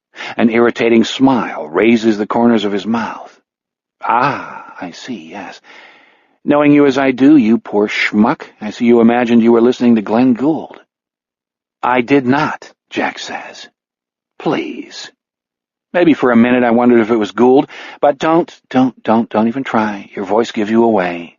There's a little whiny topspin on every word. It's so pathetic. Are we going to drive back to Norway Valley, or would you like to sit here and keep lying to me? I want to tell you something on the way home." He holds up the CD. "Let's put you out of your misery. The pothead gave this to me, dirty sperm, doing an old Supremes ditty. Me, I loathe that sort of thing, but it might be perfect for the Wisconsin Rat. Cue up track 7. The pianist no longer sounds anything like Glenn Gould, and the music seems to have slowed to half its former velocity. Jack puts himself out of his misery and inserts the CD into the opening beneath the radio. He pushes a button, then another. At an insanely fast tempo, the screeches of madmen subjected to unspeakable tortures comes blasting out of the speakers. Jack rocks backward into the seat, jolted. "My God, Henry," he says, and reaches for the volume control. "Don't dare touch that dial," Henry says. "If this crap doesn't make your ears bleed, it isn't doing its job." Ears, Jack knows, is jazz speak for the capacity to hear what is going on in music as it unfurls across the air. A musician with good ears soon memorizes the songs and arrangements he is asked to play, picks up or already knows the harmonic movement underlying the theme, and follows the transformations and substitutions to that pattern introduced by his fellow musicians. Whether or not he can accurately read notes written on a staff, a musician with great ears learns melodies and arrangements the first time he hears them. grasps harmonic intricacies through flawless intuition, and immediately identifies the notes and key signatures registered by taxi horns, elevator bells, and mewing cats. Such people inhabit a world defined by the particularities of individual sounds, and Henry Layden is one of them. As far as Jack is concerned, Henry's ears are Olympian, in a class by themselves. It was Henry's ears that gave him access to Jack's great secret, the role his mother, Lily Kavanaugh Sawyer, Lily Kavanaugh, had occupied in life, and he is the only person ever to discover it. Shortly after Dale introduced them, Jack and Henry Layden entered into an easy, companionable friendship surprising to both. Each the answer to the other's loneliness, they spent 2 or 3 nights of every week having dinner together, listening to music and talking about whatever came into their well-stocked minds. Either Jack drove down the road to Henry's eccentric house, or he picked Henry up and drove him back to his place. After something like 6 or 7 months, Jack wondered if his friend might enjoy spending an hour or so listening to him read aloud from books agreed upon by both parties. Henry replied, "Ivy-divey, my man, what a beautiful idea. How about starting with some whacked-out crime novels?" They began with Chester Himes and Charles Willeford, changed gear with a batch of contemporary novels, floated through S.J. Perelman and James Thurber, and ventured emboldened into fictional mansions erected by Ford Madox Ford and Vladimir Nabokov. Marcel Proust lies somewhere ahead, they understand, but Proust can wait. At present they are to embark upon Bleak House. One night after Jack had finished the evening's installment of Ford's The Good Soldier, Henry cleared his throat and said, "Dale said you told him your parents were in the entertainment industry, in show business." "That's right. I don't want to pry, but would you mind if I asked you some questions? If you feel like answering, just say yes or no." Already alarmed, Jack said, "What's this about, Henry?" "I want to see if I'm right about something." "Okay, ask." "Thank you. Were your parents in different aspects of the industry?" "Was one of them in the business end of things and the other a performer?" "Was your mother an actress?" "Aha." "A famous actress, in a way. She never really got the respect she deserved, but she made a ton of movies all through the 50s and into the mid-60s, and at the end of her career she won an Oscar for Best Supporting Actress." "Henry," Jack said, "where did you climb up? I intend to relish this moment. Your mother was Lily Kavanaugh. That's wonderful. Lily Kavanaugh was always so much more talented than most people gave her credit for. Every time out she brought those roles she played, those girls, those tough little waitresses and dames with guns in their handbags, up to a new level. Beautiful, smart, gutsy, no pretensions, just lock in and inhabit the part. She was about 100 times better than anyone else around her. Henry, some of those movies had nice soundtracks, too. Lost Summer, Johnny Mandel, out of sight." "Henry, how did you told me? How else could I know? These little things your voice does, that's how. You slide over the tops of your R's, and you hit the rest of your consonants in a kind of cadence, and that cadence runs through your sentences." "A cadence?" "Bet your ass, Junior. An underlying rhythm, like your own personal drummer. All through The Good Soldier, I kept trying to remember where I'd heard it before. Faded in, faded back out. A couple of days ago I nailed it. Lily Kavanaugh. You can't blame me for wanting to see if I was right, can you?" "Blame you?" Jack said. "I'm too stunned to blame anybody, but give me a couple of minutes." "Your secret's safe. When people see you, you don't want their first thought to be, 'Hey, there's Lily Kavanaugh's son.' Makes sense to me." Henry Layden has great ears, all right. As the pickup rolls through French Landing, the din filling the cab makes conversation impossible. Dirty sperm is burning a hole through the marzipan center of Where Did Our Love Go, and in the process committing hideous atrocities upon all those cute little supremes. Henry, who claims to loathe this kind of thing, slouches in his seat, knees up on the dash, hands steepled below his chin, grinning with pleasure. The shops on Chase Street have opened for business, and half a dozen cars jut at an angle from parking spaces. 4 boys astride bicycles swerve off the sidewalk before Schmidt's All Sorts and into the road 20 feet in front of the moving pickup. Jack hits his brakes. The boys come to an abrupt halt and line up side by side, waiting for him to pass. Jack trolls forward. Henry straightens up, checks his mysterious sensors, and drops back into position. All is well with Henry. The boys, however, do not know what to make of the uproar growing ever louder as the pickup approaches. They stare at Jack's windshield in bafflement tinged with distaste, the way their great-grandfathers once stared at the Siamese twins and the alligator man in the freak show at the back of the fairground.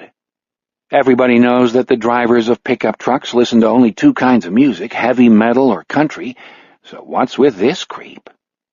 As Jack drives past the boys, the first, a scowling heavyweight with the inflamed face of a schoolyard bully, displays an upraised second finger. The next two continue the imitations of their great-grandfathers having a hot night out in 1921 and gape idiotically, mouths slack and open. The fourth boy, whose dark blonde hair beneath a brewer's cap, bright eyes, and general air of innocence make him the nicest-looking of the group, gazes directly into Jack's face and gives him a sweet, tentative smile. This is Tyler Marshall out for a spin, though he is completely unaware of it, into no man's land.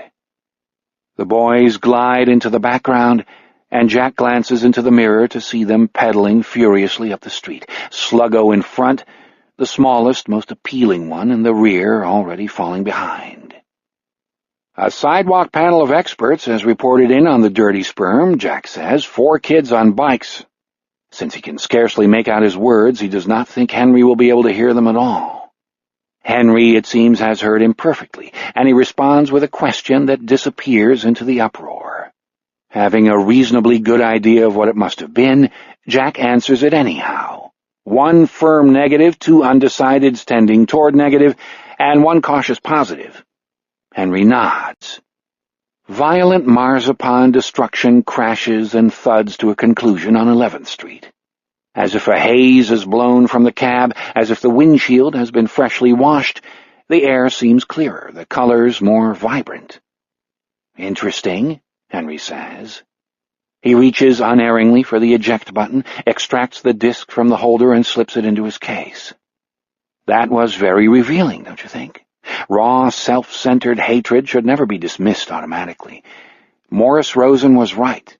It's perfect for the Wisconsin rat. Hey, I think they could be bigger than Glenn Miller. That reminds me, Henry says. You'll never guess what I'm doing later. I have a gig. Chipper Maxton, actually his second-in-command, this Rebecca Vilas woman, who I am sure is as gorgeous as she sounds, hired me to put on a record hop as the slam-bang climax to Maxton's big Strawberry Fest. Well, not me. An old, long-neglected persona of mine, Symphonic Stan, the big band man. Do you need a ride? I do not. The wondrous Miss Vilas has attended to my needs, in the form of a car with a comfy back seat for my turntable, and a trunk spacious enough for the speakers and record cartons, which she will be sending, but thanks anyhow. Symphonic Stan, Jack said. A knocked-out, all-frantic, all-zoot-suit embodiment of the big band era, and a charming, mellifluous gentleman besides, for the residents of Maxton's, an evocation of their salad days, and a joy to behold. Do you actually own a zoot suit? Magnificently inexpressive, Henry's face swings toward him. Sorry, I don't know what came over me. To change the subject, what you said, what George Rathbun said about the fishermen this morning probably did a lot of good. I was glad to hear that. Henry opens his mouth and summons George Rathbun in all his avuncular glory. The original fisherman, boys and girls, Albert Fish, has been dead and gone for 67 years. It is uncanny hearing the voice of that charged-up fat man leap from Henry Layden's slender throat. In his own voice, Henry says, I hope it did some good. After I read your buddy Wendell Green's nonsense in the paper this morning, I thought George had to say something. Henry Layden enjoys using terms like I read, I was reading, I saw, I was looking at. He knows these phrases disconcert his auditors. And he called Wendell Green your buddy because Henry is the only person to whom Jack has ever admitted that he alerted the reporter to the crimes of Albert Fish. Now Jack wishes he had confessed to no one. Glad-handing Wendell Green is not his buddy. Having been of some assistance to the press, Henry says, you might reasonably be thought in a position to do the same for our boys in blue. Forgive me, Jack, but you opened the door, and I'll only say this once. Dale is my nephew, after all. I don't believe you're doing this to me, Jack says. Doing what? Speaking my mind? Dale is my nephew, remember? He could use your expertise, and he is very much of the opinion that you owe him a favor. Hasn't it occurred to you that you could help him stay in his job? Or that if you love French Landing and Norway Valley as much as you say, you owe these folks a little of your time and talent? Hasn't it occurred to you, Henry, that I'm retired? Jack says through gritted teeth, that investigating homicides is the last thing in the world I want to do? Of course it has, Henry says. But, and again, I hope you'll forgive me, Jack. Here you are, the person I know you are, with the skills you have, which are certainly far beyond Dale's, and probably well beyond all these other guys, and I can't help wondering what the hell your problem is. I don't have a problem, Jack says. I'm a civilian. You're the boss. We might as well listen to the rest of the Barenboim. Henry runs his fingers over the console and pushes the button for the tuner. For the next 15 minutes, the only voice to be heard in the pickup's cab is that of a Steinway concert grand meditating upon the Goldberg variations in the Teatro Colón, Buenos Aires. A splendid voice it is, too, Jack thinks, and you'd have to be an ignoramus to mistake it for Glenn Gould. A person capable of making that mistake probably couldn't hear the vibration-like inner sound produced by a General Motors door handle. When they turn right off Highway 93 into Norway Valley Road, Henry says, "Stop sulking. I shouldn't have called you a schmuck. And I shouldn't have accused you of having a problem because I'm the one with the problem." You? Jack looks at him, startled. Long experience has immediately suggested that Henry is about to ask for some kind of unofficial investigative help. Henry is facing the windshield, giving nothing away. What kind of problem can you have? Did your socks get out of order? Oh, are you having trouble with one of the stations? That I could deal with. Henry pauses, and the pause stretches into a lengthy silence. What I was going to say is, I feel like I'm losing my mind.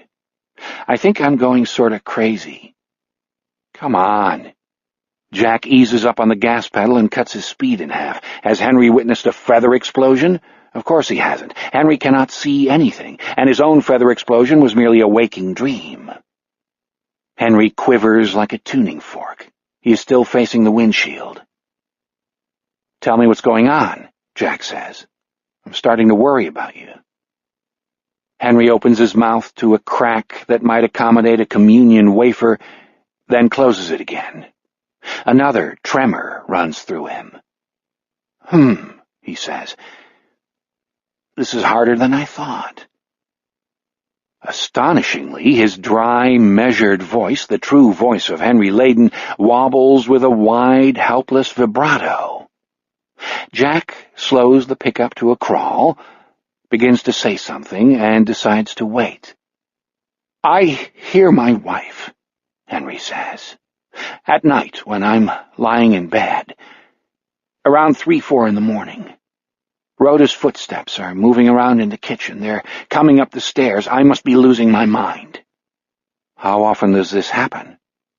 "How many times? I don't know exactly. 3 or 4. "Do you get up and look for her? Call out her name?" Henry's voice again sails up and down on the vibrato trampoline.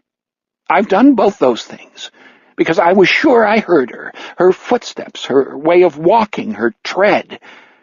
Rhoda's been gone for 6 years now. Pretty funny, huh? I'd think it was funny if I didn't think I was going bats." "You call out her name," Jack says, "and you get out of bed and go downstairs." "Like a lunatic. Like a madman. 'Rhoda? Is that you, Rhoda?' Last night I went all around the house. 'Rhoda, Rhoda,' you'd think I was expecting her to answer." Henry pays no attention to the tears that leak from beneath his aviator glasses and slip down his cheeks. "And I was. That's the problem." "No one else was in the house," Jack says. "No signs of disturbance, nothing misplaced or missing or anything like that." "Not as far as I saw. Everything was still where it should have been. right where I left it." He raises a hand and wipes his face. The entrance to Jack's looping driveway slides past on the right side of the cab. "I'll tell you what I think," Jack says, picturing Henry wandering through his darkened house. 6 years ago, you went through all the grief business that happens when someone you love dies and leaves you. The denial, the bargaining, the anger, the pain, whatever, acceptance, that whole range of emotions. But afterward, you still missed Rhoda. No one ever says you keep on missing the dead people you loved, but you do." "Now that's profound," Henry says, "and comforting, too." "Don't interrupt. Weirdness happens. Believe me, I know what I'm talking about. Your mind rebels. It distorts the evidence. It gives false testimony. Who knows why? It just does." "In other words, you go batshit," Henry says. "I believe that is where we came in." "What I mean," Jack says, "is that people can have waking dreams. That's what is happening to you. It's nothing to worry about. All right, here's your drive. You're home." He turns into the grassy entrance and rolls up to the white farmhouse in which Henry and Rhoda Layden had spent the 15 lively years between their marriage and the discovery of Rhoda's liver cancer. For nearly 2 years after her death, Henry went wandering through his house every evening, turning on the lights. "Waking dreams? Where'd you get that one?" "Waking dreams aren't uncommon," Jack says, "especially in people who never get enough sleep, like you. Or like me," he silently adds. "I'm not making this up, Henry. I've had 1 or 2 myself. 1, anyhow." "Waking dreams," Henry says in a different, considering tone of voice. "Ivy-divey. Think about it. We live in a rational world. People do not return from the dead. Everything happens for a reason, and the reasons are always rational. It's a matter of chemistry or coincidence. If they weren't rational, we'd never figure anything out, and we'd never know what was going on." "Even a blind man can see that," Henry says. "Thanks. Words to live by." He gets out of the cab and closes the door. He moves away, steps back, and leans in through the window. "Do you want to start on Bleak House tonight? I should get home about 8:30, something like that." "I'll turn up around 9. By way of parting, Henry says, "Ding-dong." He turns away, walks to his doorstep, and disappears into his house, which is, of course, unlocked. Around here, only parents lock their doors, and even that's a new development. Jack reverses the pickup, swings down the drive and onto Norway Valley Road. He feels as though he has done a doubly good deed, for by helping Henry he has also helped himself. It's nice how things turn out sometimes. When he turns into his own long driveway, a peculiar rattle comes from the ashtray beneath his dashboard. He hears it again at the last curve, just before his house comes into view. The sound is not so much a rattle as a small, dull clunk. A button, a coin, something like that. He rolls to a stop at the side of his house, turns off the engine, and opens his door. On an afterthought, he reaches over and pulls out the ashtray. What Jack finds, nestled in the grooves at the bottom of the sliding tray, a tiny robin's egg, a robin's egg the size of an almond M&M, expels all the air from his body. The little egg is so blue, a blind man could see it. Jack's trembling fingers pluck the egg from the ashtray. Staring at it, he leaves the cab and closes the door. Still staring at the egg, he finally remembers to breathe. His hand revolves on his wrist and releases the egg, which falls in a straight line to the grass. Deliberately, he lifts his foot and smashes it down onto the obscene blue speck. Without looking back, he pockets his keys and moves toward the dubious safety of his house. Part 2. The Taking of Tyler Marshall. Chapter 5. We glimpsed a janitor on our whirlwind early morning tour of Maxton Elder Care. Do you happen to remember him? Baggy overalls a wee bit thick in the gut, dangling cigarette in spite of the no-smoking lungs at work signs that have been posted every 20 feet or so along the patient corridors, a mop that looks like a clot of dead spiders. No, don't apologize.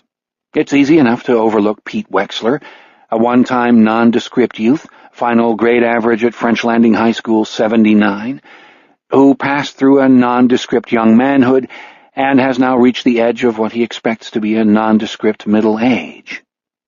His only hobby is administering the occasional secret savage pinch to the moldy oldies that fill his days with their grunts, nonsensical questions, and smells of gas and piss.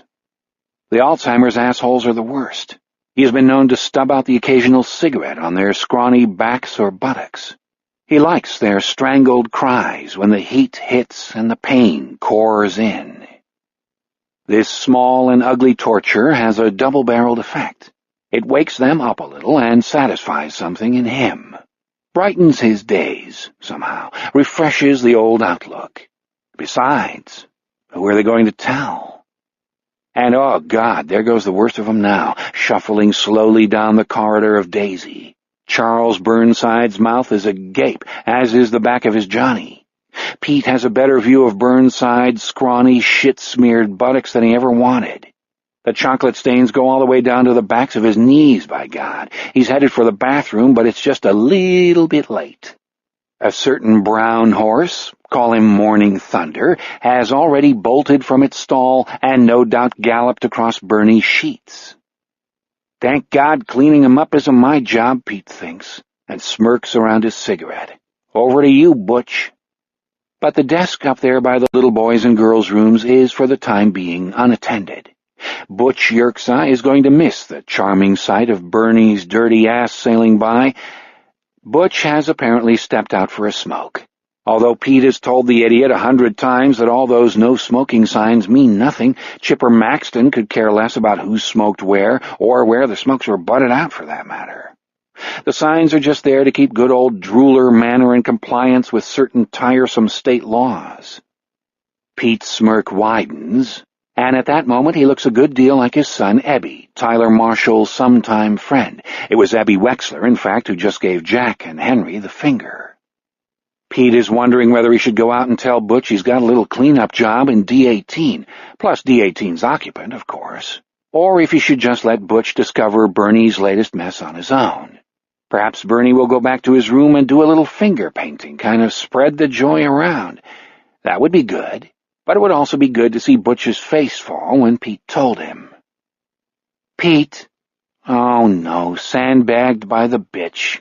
She's a fine-looking bitch, but a bitch is still a bitch. Pete stands where he is for a moment, thinking that maybe if he ignores her, she'll go away.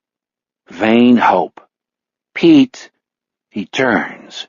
There is Rebecca Vilas, current squeeze of the big cheese. Today she is wearing a light red dress, perhaps in honor of Strawberry Fest, and black high-heeled pumps, probably in honor of her own fine gams. Pete briefly imagines those fine gams wrapped around him, those high heels crossed at the small of his back and pointing like clock hands, then sees the cardboard box she's holding in her arms. Work for him, no doubt. Pete also notes the glinting ring on her finger, some sort of gemstone the size of a goddamn robin's egg, although considerably paler. He wonders, not for the first time, just what a woman does to earn a ring like that. She stands there, tapping her foot, letting him have his look. Behind him, Charles Burnside continues his slow, tottery progress toward the men's. You'd think, looking at that old wreck with his scrawny legs and fly-away milkweed hair, that his running days were long behind him. But you'd be wrong.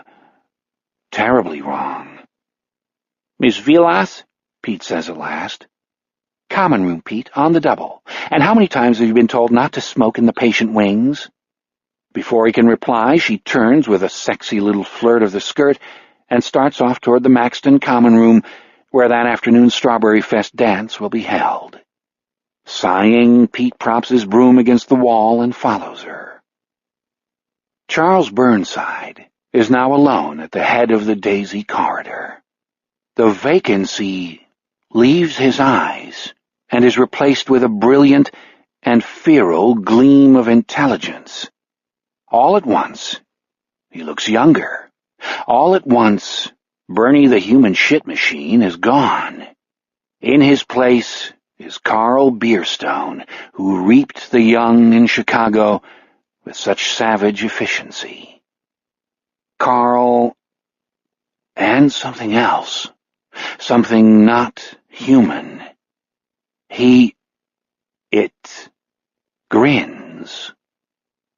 On the unattended desk is a pile of paper weighed down with a round stone the size of a coffee cup. Written on the stone in small black letters is Butch's Pet Rock. Bernie picks up Butch Yerksa's pet rock and walks briskly toward the men's room, still grinning. In the common room, the tables have been arranged around the walls and covered with red paper cloths. Later, Pete will add small red lights, battery-powered, no candles for the droolers, gosh no. On the walls, great big cardboard strawberries have been taped up everywhere, some looking rather battered. They have been put up and taken down every July since Herbert Maxton opened this place at the end of the swingin' 60s. The linoleum floor is open and bare. This afternoon and early evening, the moldy oldies who are still ambulatory and of a mind to do so will shuffle around out there to the big band sounds of the 30s and 40s, clinging to each other during the slow numbers and probably dampening their depends with excitement at the end of the jitterbugs. 3 years ago, a moldy oldie named Irving Christie had a minor heart attack after doing a particularly strenuous Lindy Hop to Don't Sit Under the Apple Tree with Anyone Else But Me. Oh, yes, the Strawberry Fest hop is always exciting. Rebecca has, all by herself, pushed together 3 wooden flats and covered them with a white cloth, creating the basis for Symphonic Stan's podium. In the corner stands a brilliantly chromed microphone with a large, round head, a genuine antique from the 30s that saw service at the Cotton Club. It is one of Henry Layden's prized possessions. Beside it is the tall, narrow carton in which it arrived yesterday. On the podium, beneath a beam decorated with red and white crepe and more cardboard strawberries, is a stepladder. Seeing it, Pete feels a moment's possessive jealousy. Rebecca Vilas has been in his closet. Trespassing bitch. If she stole any of his weed, by God. Rebecca sets her carton down on the podium with an audible grunt, then straightens up. She brushes a lock of silky chestnut hair off one flushed cheek. It's only mid-morning, but the day is going to be a genuine coolie country scorcher. Air condition your underwear and double up on the deodorant, folks, as George Rathbun has been known to bellow. "I thought you'd never come, me fine bucko," Rebecca says. "Well, I'm here," Pete says sullenly. "Looks like you're doing fine without me." He pauses, then adds, "Fine." For Pete, this is quite a witticism. He walks forward and peers into the carton, which, like the one by the mic, is stamped property of Henry Layden. Inside the box is a small spotlight with an electrical cord wrapped around it and a circular pink gel that is meant to turn the light the color of candy canes and sugar strawberries. "What's this shit?" Pete asks. Rebecca gives him a brilliant, dangerous smile. Even to a relatively dull fellow like Pete, the message of that smile is clear. You're on the edge of the gator pool, buddy. How many more steps do you want to take? "Light," she says, L-I-G-H-T. "Hangs up there on that hook, H-O-O-K. It's something the DJ insists on. Says it gets him in the mood. M-O-O. What happened to Weenie Erickson?" Pete grumbles. "There was none of this shit with Weenie. He played the goddamn records for 2 hours, had a few out of his hip flask, then shut it down." "He moved," Rebecca says indifferently. "Racine, I think." "Well," Pete is looking up, studying the beam with its intertwined fluffs of red and white crepe. "I don't see no hook, Miss Vilas." "Christ on a bicycle," she says, and mounts the stepladder. "Here, are you blind?" Pete, most definitely not blind, has rarely been so grateful for his sighted state.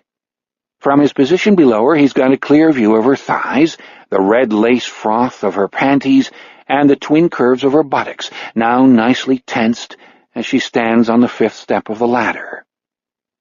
She looks down at him, sees the stunned look on his face, notes the direction of his sightline. Her expression softens a bit. As her dear mither so wisely observed, some men are just fools for a flash o' panty. Pete, earth to Pete. Ah? He looks up at her, mouth hanging agape, a dot of spittle on his lower lip. There is no hook of any kind on my underwear. I'm sure of that as of few things in life. But if you will direct your gaze upward to my hand instead of my ass. He looks up, face still dazed, and sees one red-tipped nail. Rebecca is a through-and-through vision in strawberry red today, no doubt about it, tapping a hook that just gleams out of the crepe, like a fisherman's hook gleaming murderously out of a gaudy lure.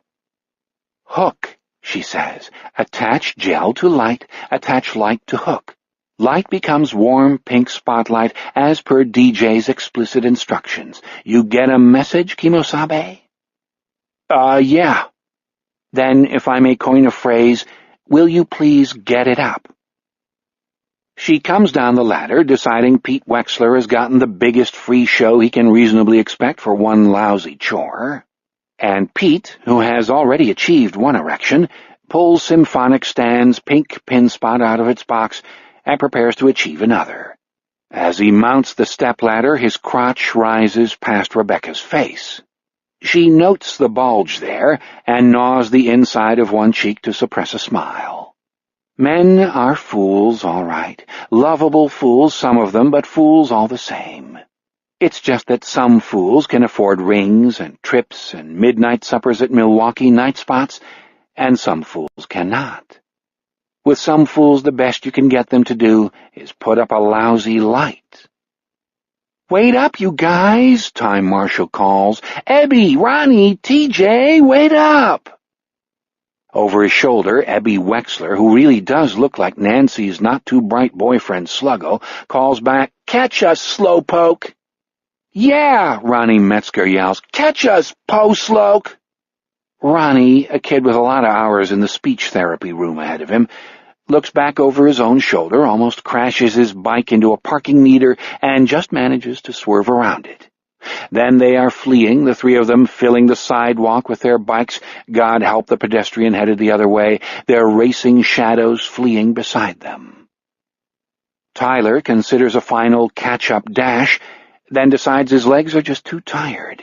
His mother and father say that he will catch up in time, that he's just small for his age, but brother Ty has his doubts. And he has had increasing doubts about Ebby, Ronnie, and TJ, too. Are they really worth keeping up with? If Judy Marshall knew of these doubts, she would stand and applaud. She has wondered for the last 2 years when her bright and thoughtful son will finally tire of hanging out with such a bunch of losers, what she calls low-raters. "Suck an elf," Ty says disconsolately. He has picked up this harmless vulgarity from Sci-Fi Channel reruns of a miniseries called The 10th Kingdom, and dismounts his bike. There's no real reason to speed after them anyway. He knows where he'll find them, in the parking lot of the 7-Eleven, drinking Slurpees and trading magic cards. This is another problem Tyler is having with his friends. These days, he'd much rather trade baseball cards. Ebby, Ronnie, and TJ could care less about the Cardinals, the Indians, the Red Sox, and the Brew Crew. Ebby has gone so far as to say that baseball is gay, a comment Ty considers stupid, almost pitiable, rather than outrageous. He walks his bike slowly up the sidewalk, catching his breath. Here is the intersection of Chase and Queen Streets.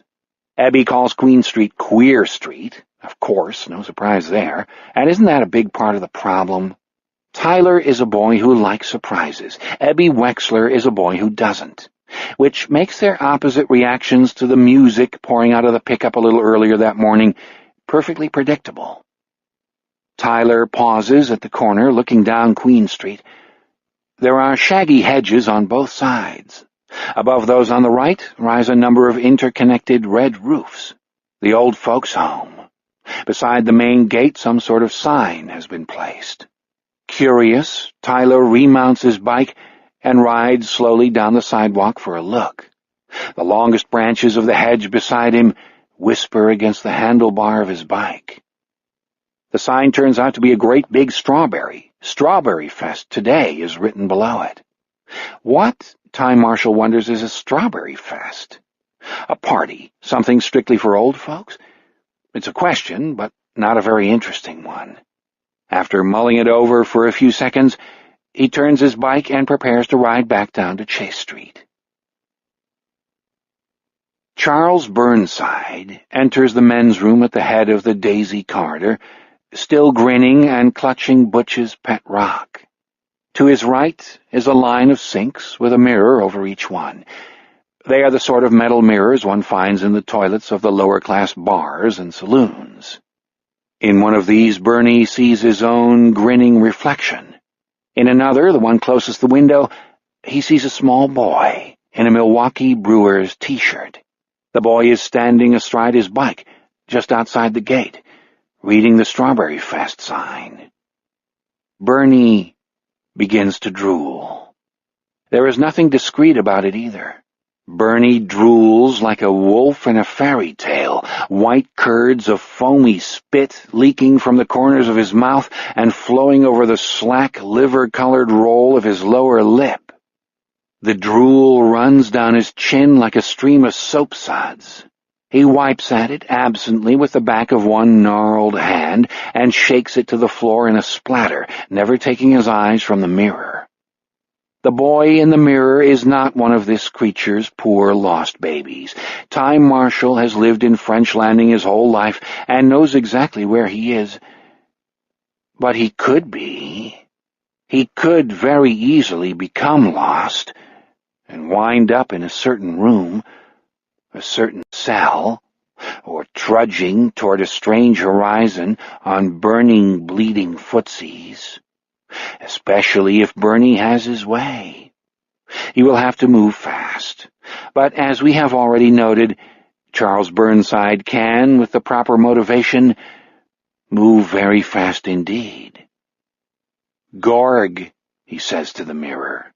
He speaks this nonsense word in a perfectly clear, perfectly flat Midwestern accent. Come, Gorg. And without waiting to see what comes next, he knows what comes next, Bernie turns and walks toward the line of 4 toilet stalls. He steps into the second from the left and closes the door. Tyler has just remounted his bike when the hedge rustles 10 feet from the Strawberry Fest sign. A large black crow shrugs its way out of the greenery and onto the Queen Street sidewalk. It regards the boy with a lively, intelligent eye. It stands with its black legs spread, opens its beak, and speaks. Gorg. Tyler looks at it, beginning to smile. Not sure he heard this, but ready to be delighted. At 10, he's always ready to be delighted, always primed to believe the unbelievable. What? Did you say something? The crow flutters its glossy wings and cocks its head in a way that renders the ugly almost charming. Gorg. Ty. The boy laughs. It said his name. The crow said his name. He dismounts his bike, puts it on the kickstand, and takes a couple of steps toward the crow. Thoughts of Amy St. Pierre and Johnny Erkenham are, unfortunately, the furthest things from his mind. He thinks the crow will surely fly away when he steps toward it, but it only flutters its wings a little and takes a slide step toward the bushy darkness of the hedge. Did you say my name? Gorg, Ty, Abala. For a moment Ty's smile falters. That last word is almost familiar to him, and the associations, although faint, are not exactly pleasant. It makes him think of his mother for some reason. Then the crow says his name again. Surely it is saying Ty. Tyler takes another step away from Queen Street and toward the blackbird. The crow takes a corresponding step, sidling closer still to the bulk of the hedge. There is no one on the street. This part of French Landing is dreaming in the morning sunshine. Ty takes another step toward his doom, and all the worlds tremble. Abby, Ronnie, and TJ come swaggering out of the 7-Eleven, where the raghead behind the counter has just served them blueberry Slurpees. Raghead is just one of many pejorative terms Abby has picked up from his dad. They also have fresh packs of magic cards, 2 packs each. Abby, his lips already smeared blue, turns to TJ. "Go on down street and get the slowpoke." TJ looks injured. "Why me?" "Because Ronnie bought the cards, dumbwit. Go on, hurry up." "Why do we need 'em, Abby?" Ronnie asks. He leans against the bike rack, noshing on the cold, sweet chips of ice. "Because I say so," Abby replies loftily. The fact is, Tyler Marshall usually has money on Fridays. In fact, Tyler has money almost every day. His parents are loaded. Abby, who is being raised, if you can call it that, by a single father who has a crappy janitor's job, has already conceived a vague hate for Tyler on this account.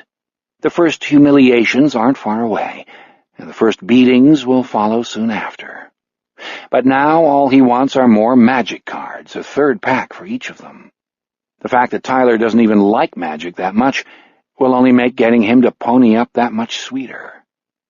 But first they have to get the little slowpoke up here, or the little po-sloke, as mush-mouthed Ronnie calls him. Abby likes that and thinks he'll start using it.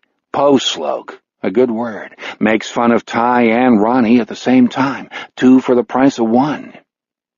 "Go on, TJ, unless you want an Indian burn." TJ doesn't. Abby Wexler's Indian burns hurt like a mad bastard. He gives a theatrical sigh, backs his bike out of the rack, mounts it, and rides back down the mild slope of the hill, holding a handlebar in one hand and his Slurpee in the other. He expects to see Ty right away, probably walking his bike because he's just so tired. But Ty doesn't seem to be on Chase Street at all. What's up with that? TJ pedals a little faster. In the men's room, we are now looking at the line of toilet stalls. The door of the one second from the left is closed. The other 3 stand ajar on their chrome hinges. Beneath the closed door, we see a pair of gnarled, veiny ankles rising from a pair of filthy slippers. A voice cries out with surprising strength. It is a young man's voice, hoarse, hungry, and angry. It echoes flatly back from the tile walls. "Abala, abala doon, munshangorg." Suddenly the toilets flush. Not just the one in the closed cubicle, but all of them. Across the room, the urinals also flush, their chromed handles dipping in perfect synchronicity. Water runs down their curved porcelain surfaces. When we look back from the urinals to the toilets, we see that the dirty slippers and the feet that were in them are gone. And for the first time, we have actually heard the sound of slippage. A kind of hot exhale, the sort of sound one hears escaping one's lungs when waking from a nightmare at 2 a.m. Ladies and gentlemen, Charles Burnside has left the building. The crow has backed right up against the hedge now. Still it regards Tyler with its bright, eerie eyes. Tyler steps forward toward it, feeling hypnotized. "Say my name again," he breathes. "Say my name again and you can go." "Ty," the crow croaks obligingly, then gives its wings a little shake and slips into the hedge. For a moment, Tyler can still see it, a mixture of shiny black and the shiny green, and then it's gone. "Holy crow!" Tyler says.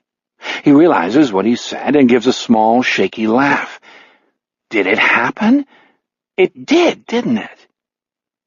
He leans closer to where the crow re-entered the hedge, thinking if it shed a feather he will take it for a souvenir, and when he does, a scrawny white arm shoots out through the green and seizes him unerringly by the neck. Tyler has time to give a single terrified squawk, and then he is dragged through the hedge. One of his sneakers is pulled off by the short, stiff branches. From the far side there is a single, guttural, greedy cry. It might have been, "Boy!" And then a thud, the sound of a pet rock coming down on a small boy's head, perhaps. Then there's nothing but the distant drone of a lawnmower and the closer drone of a bee. The bee is bumbling around the flowers on the far side of the hedge, the Maxton side. There is nothing else to be seen over there but green grass, and closer to the building, the tables where the elderly inhabitants will, at noon, sit down to the Strawberry Fest picnic. Tyler Marshall is gone. T.J. Renneker coasts to a stop at the corner of Chase and Queen. His Slurpee is dripping dark blue juice over his wrist, but he barely notices. Halfway down Queen Street he sees Ty's bike, leaning neatly over on its kickstand, but no Ty. Moving slowly, he has a bad feeling about this somehow. TJ rides over to the bike. At some point he becomes aware that what was a Slurpee has now dissolved into a soggy cup of melting goop. He tosses it into the gutter. It's Ty's ride, all right. No mistaking that red 20-inch Schwinn with the ape-hanger handlebars and the green Milwaukee Bucks decal on the side. The bike and, lying on its side, by the hedge that creates a border between the world of the old folks and the world of regular people, the real people, TJ sees a single Reebok sneaker lying on its side. Scattered around it are a number of shiny green leaves. One feather protrudes from the sneaker. The boy stares at this sneaker with wide eyes.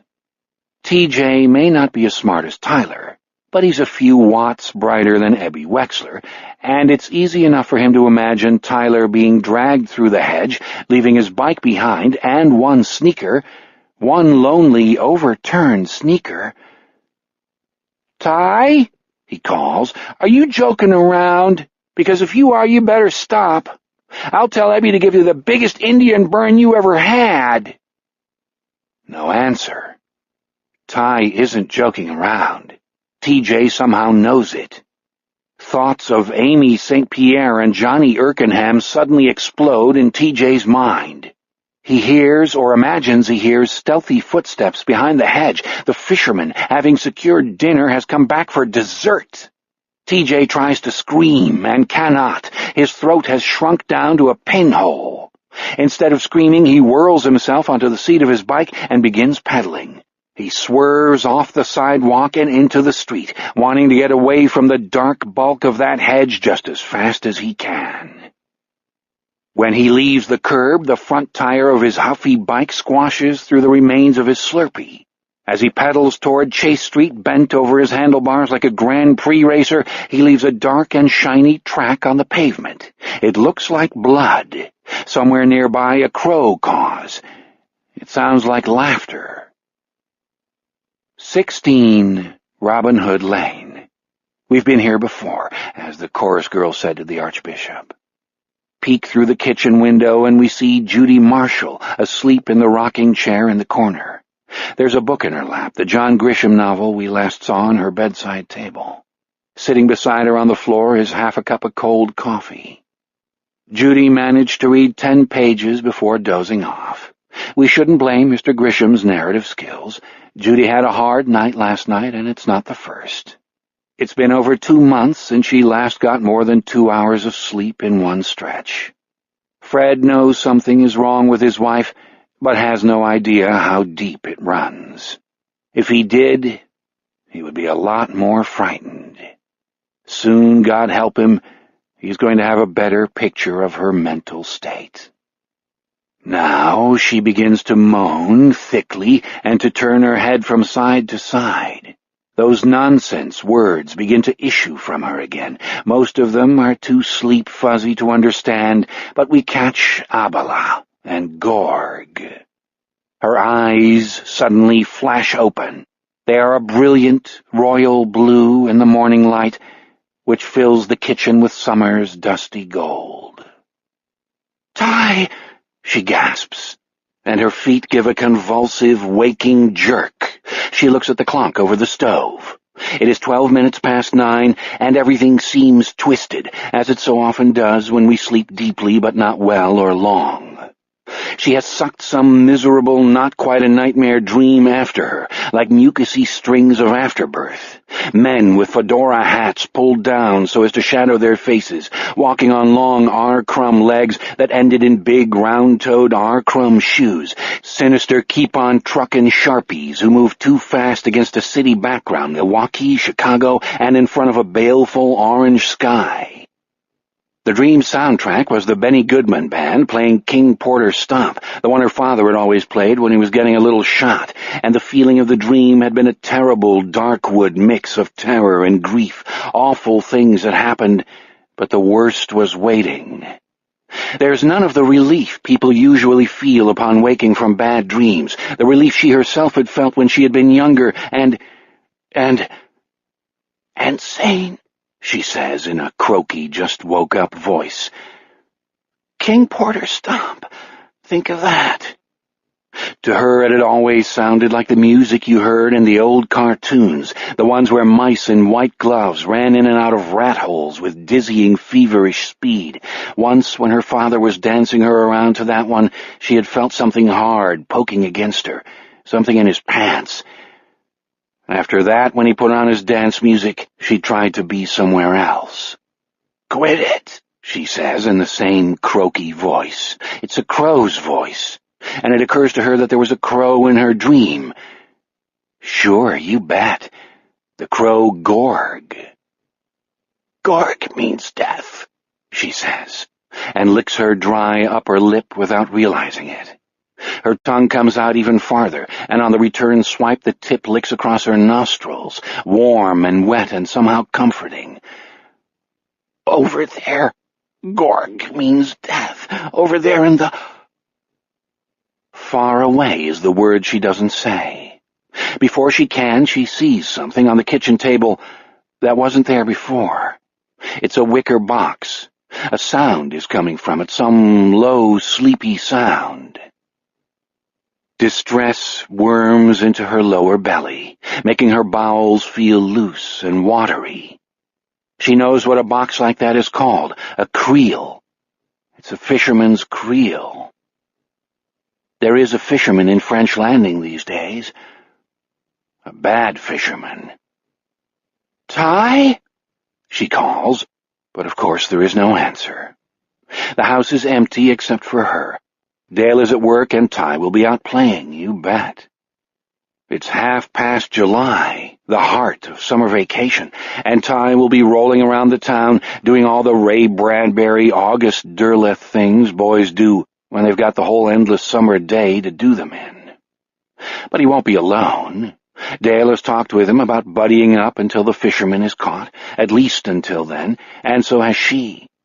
Judy has no great liking for the Wexler kid, the Metzger or Renneker kids either. But there's safety in numbers. Ty probably isn't having any great cultural awakenings this summer, but at least he's safe, she says in her croaky, crow-gorg voice. Yet the box that has appeared on the kitchen table during her nap seems to deny that, to negate the whole concept of safety. Where did it come from? And what is the white thing on top of it? A note, she says, and gets up. She crosses the short length of floor between the rocker and the table like someone still in a dream. The note is a piece of paper folded over. Written across the half she can see is Sweet Judy Blue Eyes. In college, just before meeting Dale, she had a boyfriend who used to call her that. She asked him to stop. It was annoying, sappy, and when he kept forgetting, on purpose, she suspected, she dropped him like a rock. Now here it is again, that stupid nickname, mocking her. Judy turns on the sink tap without taking her eyes from the note, fills her cupped hand with cold water, and drinks. A few drops fall on Sweet Judy Blue Eyes, and the name smears at once. Written in fountain pen ink? How antique. Who writes with a fountain pen these days? She reaches for the note, then draws back. The sound from inside the box is louder now. It's a humming sound. It's flies, she says. Her throat has been refreshed by the water, and her voice isn't so croaky, but to herself Judy still sounds like the crow Gorg. You know the sound of flies. Get the note. Don't want to. Yes, but you need to. Now get it. What happened to your guts, you little chicken shit? Good question. Fucking good question. Judy's tongue comes out, slathers her upper lip and philtrum. Then she takes the note and unfolds it. Sorry there is only one kidney. The other I fried and ate. It was very good. The fisherman. The nerves in Judy Marshall's fingers, palms, wrists, and forearms suddenly shut down. The color drops so completely from her face that the blue veins in her cheeks become visible. It's surely a miracle that she doesn't pass out. The note drops from her fingers and goes seesawing to the floor. Shrieking her son's name over and over again, she throws back the lid of the fisherman's creel. Inside are shiny red coils of intestine crawling with flies. There are the wrinkled sacs of lungs and the fist-sized pump that was a child's heart. There is the thick purple pad of a liver and one kidney. This mess of guts is crawling with flies, and all the world is Gorg, is Gorg, is Gorg. In the sunny stillness of her kitchen, Judy Marshall now begins to howl, and it is the sound of madness finally broken free of its flimsy cage. Madness unbound. Butch Yerxa intended to go in after a single smoke. There's always a lot to do on Strawberry Fest days, although kind-hearted Butch doesn't hate the little artificial holiday the way Pete Wexler does.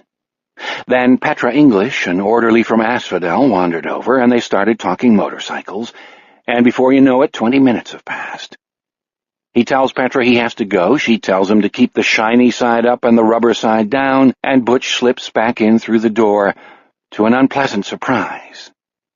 There is Charles Burnside, Starkers, standing beside the desk with his hand on the rock Butch uses as a paperweight.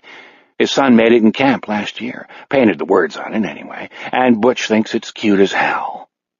Butch has nothing against the residents. Certainly he would give Pete Wexler a pasting if he knew about the thing with the cigarettes, never mind just reporting him. But he doesn't like them touching his things, especially this guy, who is fairly nasty when he has his few wits about him. Which he does now. Butch can see it in his eyes. The real Charles Burnside has come up for air, perhaps in honor of Strawberry Fest. And speaking of strawberries, Bernie has apparently been into them already. There are traces of red on his lips and tucked into the deep folds at the corners of his mouth. Butch barely looks at this, though. There are other stains on Bernie, brown ones. "Want to take your hand off that, Charles?" he asks. "Off what?" Bernie asks, then adds, "Asswipe." Butch doesn't want to say off my pet rock, that sounds stupid. "Off my paperweight?" Bernie looks down at the rock, which he has just replaced. There was a little blood and hair on it when he emerged from the toilet stall, but clean-up is what bathroom sinks are for. He drops his hand from it and just stands there. "Clean me up, bozo, I shit myself." "So I see. But first tell me if you've gone and spread your crap around the kitchen, and I know you've been down there, so don't lie." "Washed my hands first," Bernie says, and shows them. They are gnarled, but pink and clean for all that. Even the nails are clean. He certainly has washed them. He then adds, "Jack off." "Come on down to the bathroom with me," Butch says. "The jack-off asswipe will get you cleaned up." Bernie snorts, but comes willingly enough. "You ready for the dance this afternoon?" Butch asks him, just to be saying something. Got your dancing shoes all polished, big boy? Bernie, who can surprise you sometimes when he's actually home, smiles, showing a few yellow teeth. Like his lips, they are stained with red. Yowza, I'm ready to rock, he says. Although Ebby's face doesn't show it, he listens with growing unease to TJ's story about Tyler Marshall's abandoned bike and sneaker. Ronnie's face, on the other hand, shows plenty of unease. So what are we going to do, Ebby? TJ asks when he's done. He's finally getting his breath back from his rapid pedal up the hill. What do you mean, what are we going to do? Ebby says. Same things we were going to do anyway. Go down street, see what we can find for returnable bottles. Go down the park and trade magics. But what if shut your yap, Ebby says. He knows what 2 words TJ is about to say, and he doesn't want to hear them. His dad says it's bad luck to toss a hat on the bed, and Ebby never does it. If that's bad luck, mentioning some freako killer's name has got to be twice as bad. But then that idiot Ronnie Metzger goes and says it anyway, sort of. But Ebby, what if it's the Mischerfund? What if Ty got grabbed by the shut the fuck up, Ebby says, and draws back his fist as if to hit the damn mushmouth.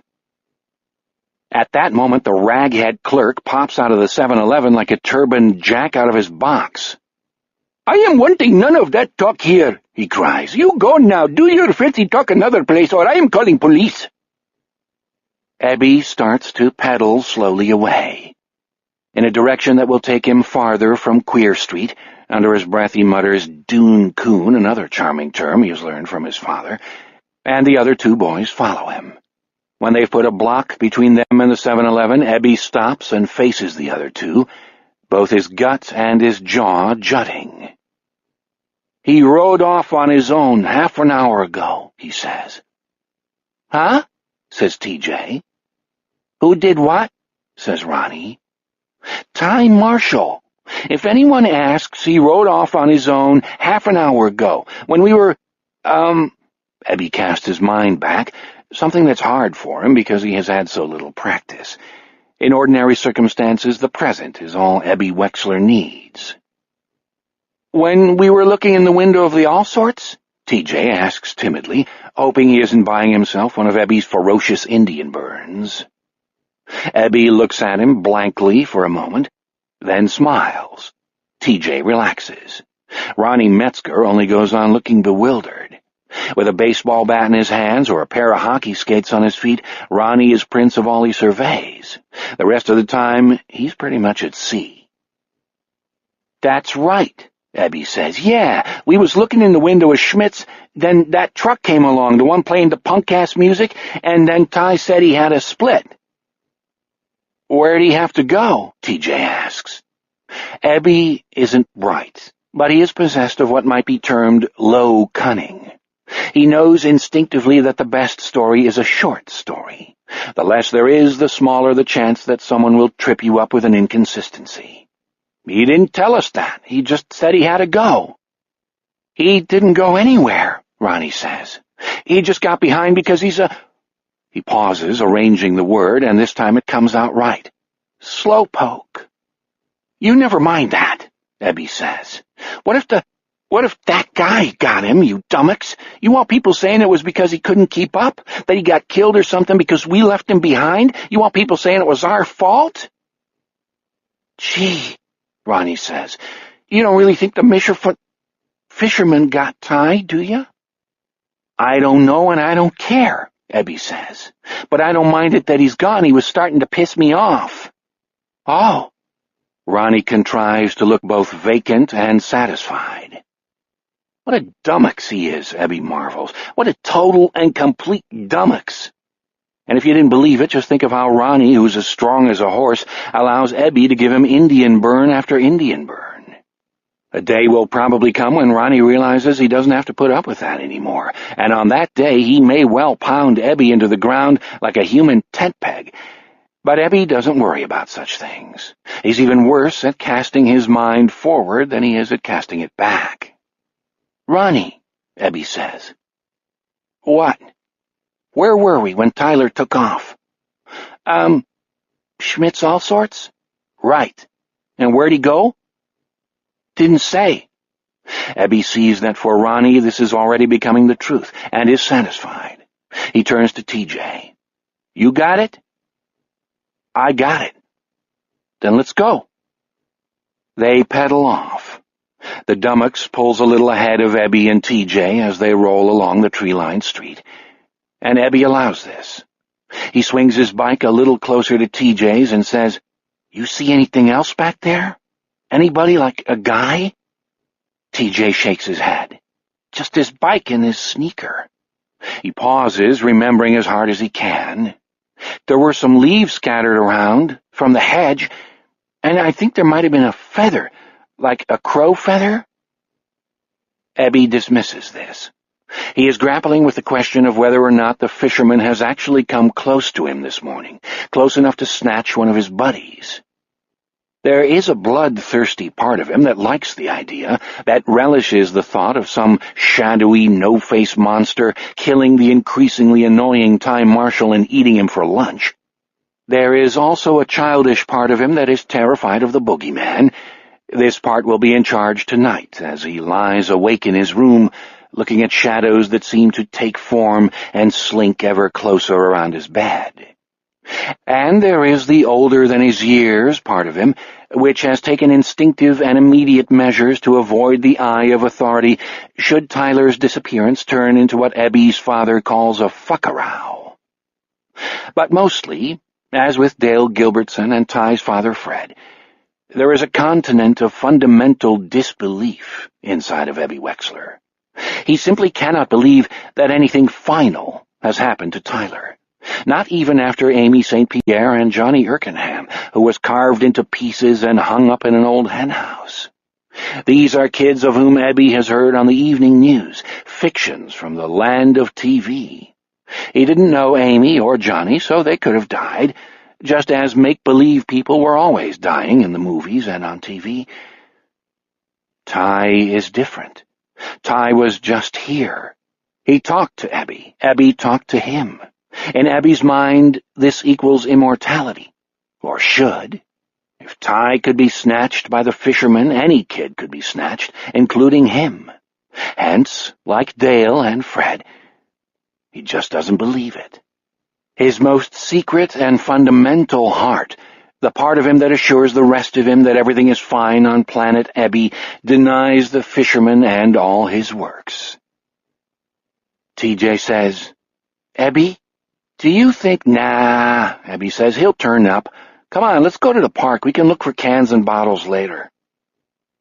Fred Marshall has left his sport coat in his office, rolled up his sleeves, and is helping Rod Tisbury unpack a new Hyler rototiller. It's the first of the new Hyler line, and it's a beaut. I've been waiting for a gadget like this 20 years or more, Rod says. He expertly inserts the wide end of his crowbar at the top of the big crate, and one of the wooden sides falls to the concrete floor of the maintenance garage with a flat clap. Rod is Goltz's chief mechanic, and out here in maintenance, he is king. It's going to work for the small farmer. It's going to work for the town gardener as well. If you can't sell a dozen of these by fall, you're not doing your job. I'll sell 20 by the end of August, Fred says with perfect confidence. All his worries have been temporarily swept away by this splendid little green machine, which can do a hell of a lot more than rototill. There are a number of sexy attachments that snap in and out as easily as the lining in a fall jacket. He wants to start it up, listen to it run. That 2-cylinder engine looks pretty sweet. Fred? He looks around impatiently. It's Ina Gateskill, Ted Goltz's secretary and the dealership receptionist. What? You've got a call on line 1. She points across the floor, alive with clanging machinery and the noisy whir of pneumatic screwdrivers loosening bolts on an old case tractor, to the phone on the wall where several lights are blinking. Can you take a message, Ina? I was going to help Rod get a battery in this little beast, and then I think you should take the call. It's a woman named Enid Purvis, a neighbor of yours? For a moment Fred blanks. and then his salesman's mind, which stores up names compulsively, comes to his rescue. Enid Purvis, wife of Deke, corner of Robin Hood and Maid Marian. He saw Deke just this morning. They waved to each other. At the same time, he becomes aware that Ina's eyes are too big and her normally generous mouth is too small. She looks worried. "What is it?" Fred asks. "Ina, what is it?" "I don't know." Then, reluctantly, "Something about your wife." "Better take it, Hoss," Rod says, but Fred is already crossing the oil-stained concrete floor to the phone. He arrives home 10 minutes after leaving Goltz's, peeling out of the employees' parking lot and laying rubber like a teenager. The worst part had been Enid Purvis's calm and careful delivery, how hard she'd been trying not to sound frightened. She had been walking Potsy past the Marshall house, she said, when she heard Judy scream. Not once, but twice. Of course, Enid had done what any good neighbor would, God bless her, gone up to the door, rapped, then pushed open the letter slot and called through it. If there had been no answer, she told Fred, she probably would have phoned the police. She wouldn't even have gone back home to do it. She would have crossed the street to the Plotskys' house and called from there. But, "I'm all right," Judy had called back, and then she had laughed. The laugh was shrill, ending in a tittery gasp. Enid had found this laugh somehow even more upsetting than the screams. "It was all a dream. Even Ty was a dream." "Did you cut yourself, dear?" Enid had called through the letter slot. "Did you fall down?" "There was no creel," Judy had called back. She might have said keel, but Enid was quite sure it was creel. "I dreamed that, too." Then Enid reluctantly told Fred Judy Marshall had begun crying. It had been very upsetting, listening to that sound come to her through the letter slot. It had even made the dog whine. Enid had called through one more time, asking if she could come in and make sure Judy wasn't hurt. "Go away," Judy had called back. In the midst of her crying, she'd laughed again, an angry, distracted laugh. "You're a dream, too. This whole world is a dream." Then there had been the sound of shattering glass, as if she had struck a coffee mug or water tumbler and knocked it to the floor, or thrown it at the wall. "I didn't call the police because she sounded all right," Enid told Fred. Fred standing with the phone jammed up against one ear and his hand plastered over the other to cut out all the yammering mechanical sounds, which he ordinarily enjoys, and which at that moment seemed to go into his head like chrome spikes. "Physically, all right, anyway, but Fred, I think you ought to go home and check on her." All of Judy's recent oddities went through his mind in a whirl. So did Pat Scarta's words. Mental dysfunction. We hear people say so-and-so snapped, but there are usually signs. And he has seen the signs, hasn't he? Seen them and done nothing. Fred parks his car, a sensible Ford Explorer, in the driveway and hurries up the steps, already calling his wife's name. There is no answer. Even when he has stepped through the front door, he pushes it open so hard the brass letter slot gives a nonsensical little clack. There is no answer. The air-conditioned interior of the house feels too cold on his skin, and he realizes he's sweating. "Judy? Jude?" Still no answer. He hurries down the hall to the kitchen, where he is most apt to find her if he comes home for something in the middle of the day. The kitchen is sun-washed and empty. The table and the counter are clean. The appliances gleam. 2 coffee cups have been placed in the dish strainer, winking sun from their freshly washed surfaces. More sun winks from a heap of broken glass in the corner.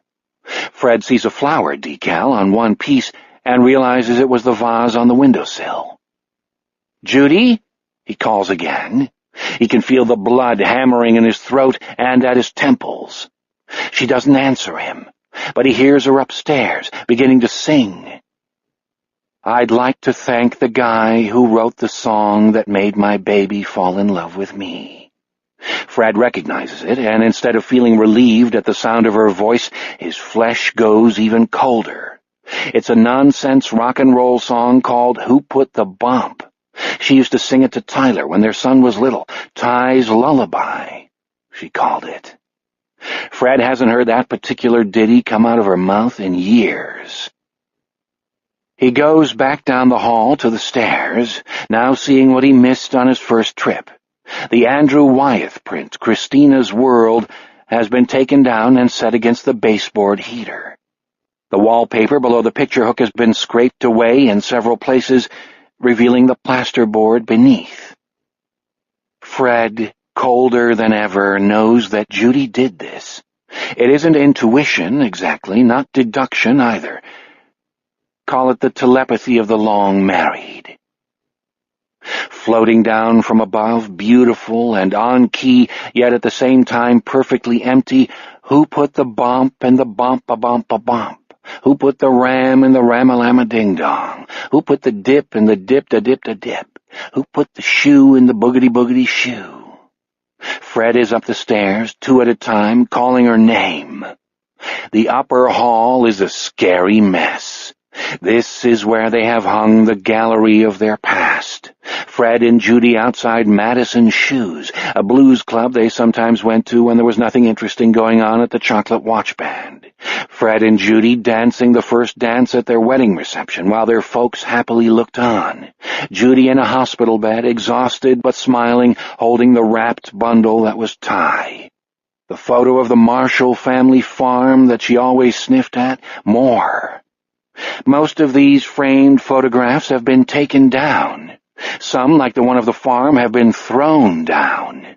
Glass litters the hall in sparkling sprays, and she has been at the wallpaper behind half a dozen. In the spot where the picture of Judy and Ty in the hospital had hung, the paper has been torn almost completely away, and he can see where she scraped at the wallboard beneath. Some of the scratches are dappled with drying spots of blood. "Judy! Judy!" Tyler's door stands open. Fred sprints the length of the upstairs hall with glass crunching under his loafers. "Who was that man? I'd like to shake his hand. He made my baby fall in love with me." "Judy!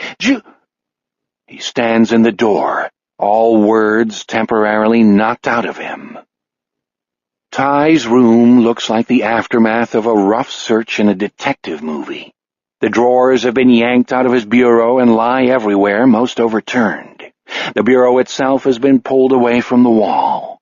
Summer clothes are spread hell to breakfast, jeans and t-shirts and underwear and white athletic socks. The closet door is open, and more clothes have been struck from the hangers. That same spousal telepathy tells him she tore Ty's slacks and button-up shirts down so she could make sure nothing was behind them. The coat of Tyler's only suit hangs askew from the closet's doorknob. His posters have been pulled from the walls. Mark McGuire has been torn in half. In every case but one, she has left the wallpaper behind the posters alone, but the one exception is a beaut. Behind the rectangle where the poster of the castle hung, come back to the old sod, the wallpaper has been almost entirely stripped away. There are more streaks of blood on the wallboard beneath. Judy Marshall sits on the bare mattress of her son's bed. The sheets are heaped in the corner along with the pillow. The bed itself has been yanked away from the wall. Judy's head is down. He can't see her face. Her hair is screening it. But she's wearing shorts, and he can see dapples and streaks of blood on her tanned thighs. Her hands are clasped below her knees, out of sight, and Fred is glad. He doesn't want to see how badly she has hurt herself until he has to. His heart is hammering in his chest, his nervous system is redlining with adrenaline overload, and his mouth tastes like a burnt fuse. She begins to sing the chorus of Ty's lullaby again, and he can't stand it. "Judy, no!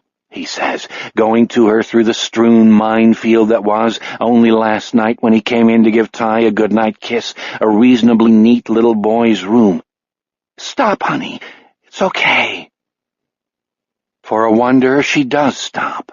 She raises her head, and when he sees the terrified look in her eyes, he loses what little breath he has left. It's more than terror. It's emptiness, as if something inside her has slipped aside and exposed a black hole.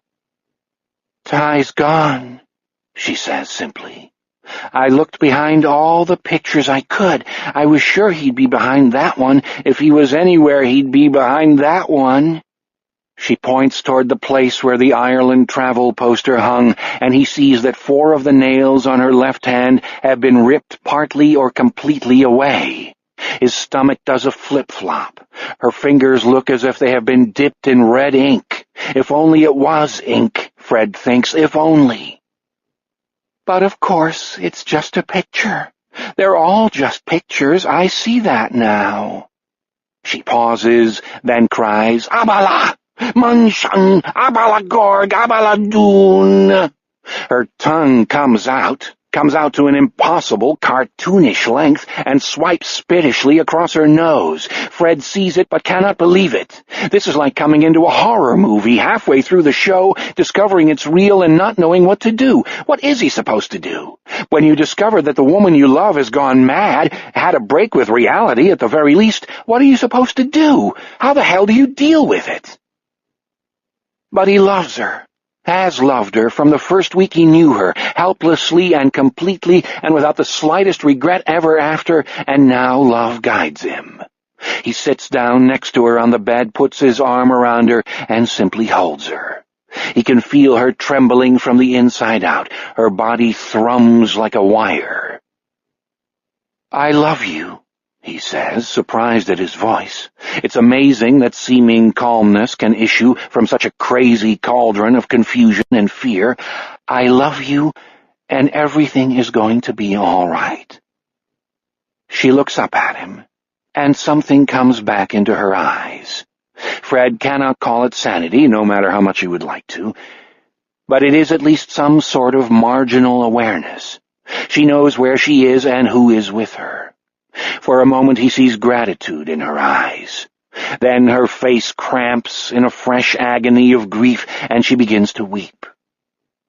It is an exhausted, lost sound that wrenches at him. Nerves, heart, and mind. It wrenches at him. "Ty's gone," Judy says. "Gorg fascinated him, and the Abala took him. Abala Doon." The tears course down her cheeks. When she raises her hands to wipe them away, her fingers leave appalling streaks of blood.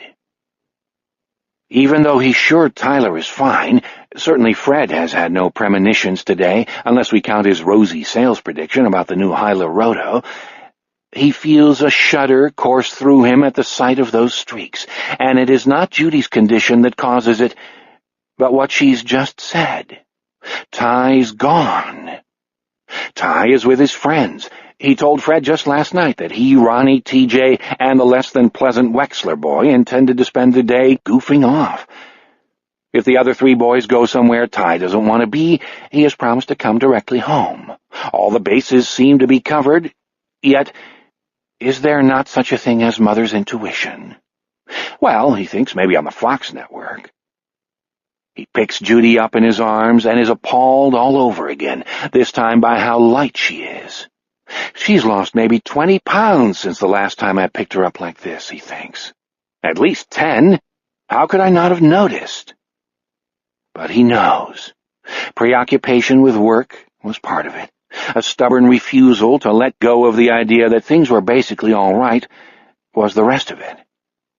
Well, he thinks, carrying her out the door, her arms have crept tiredly up and locked themselves around his neck, I'm over that little misconception. And he actually believes this, in spite of his continued blind confidence in his son's safety. Judy hasn't toured their bedroom during her rampage, and to Fred it looks like a cool oasis of sanity. Judy apparently feels the same way. She gives a tired sigh, and her arms drop away from her husband's neck. Her tongue comes out, but this time it gives only a feeble little lick at her upper lip. Fred bends and puts her down on the bed. She holds up her hands, looks at them. "I cut myself. Scraped myself."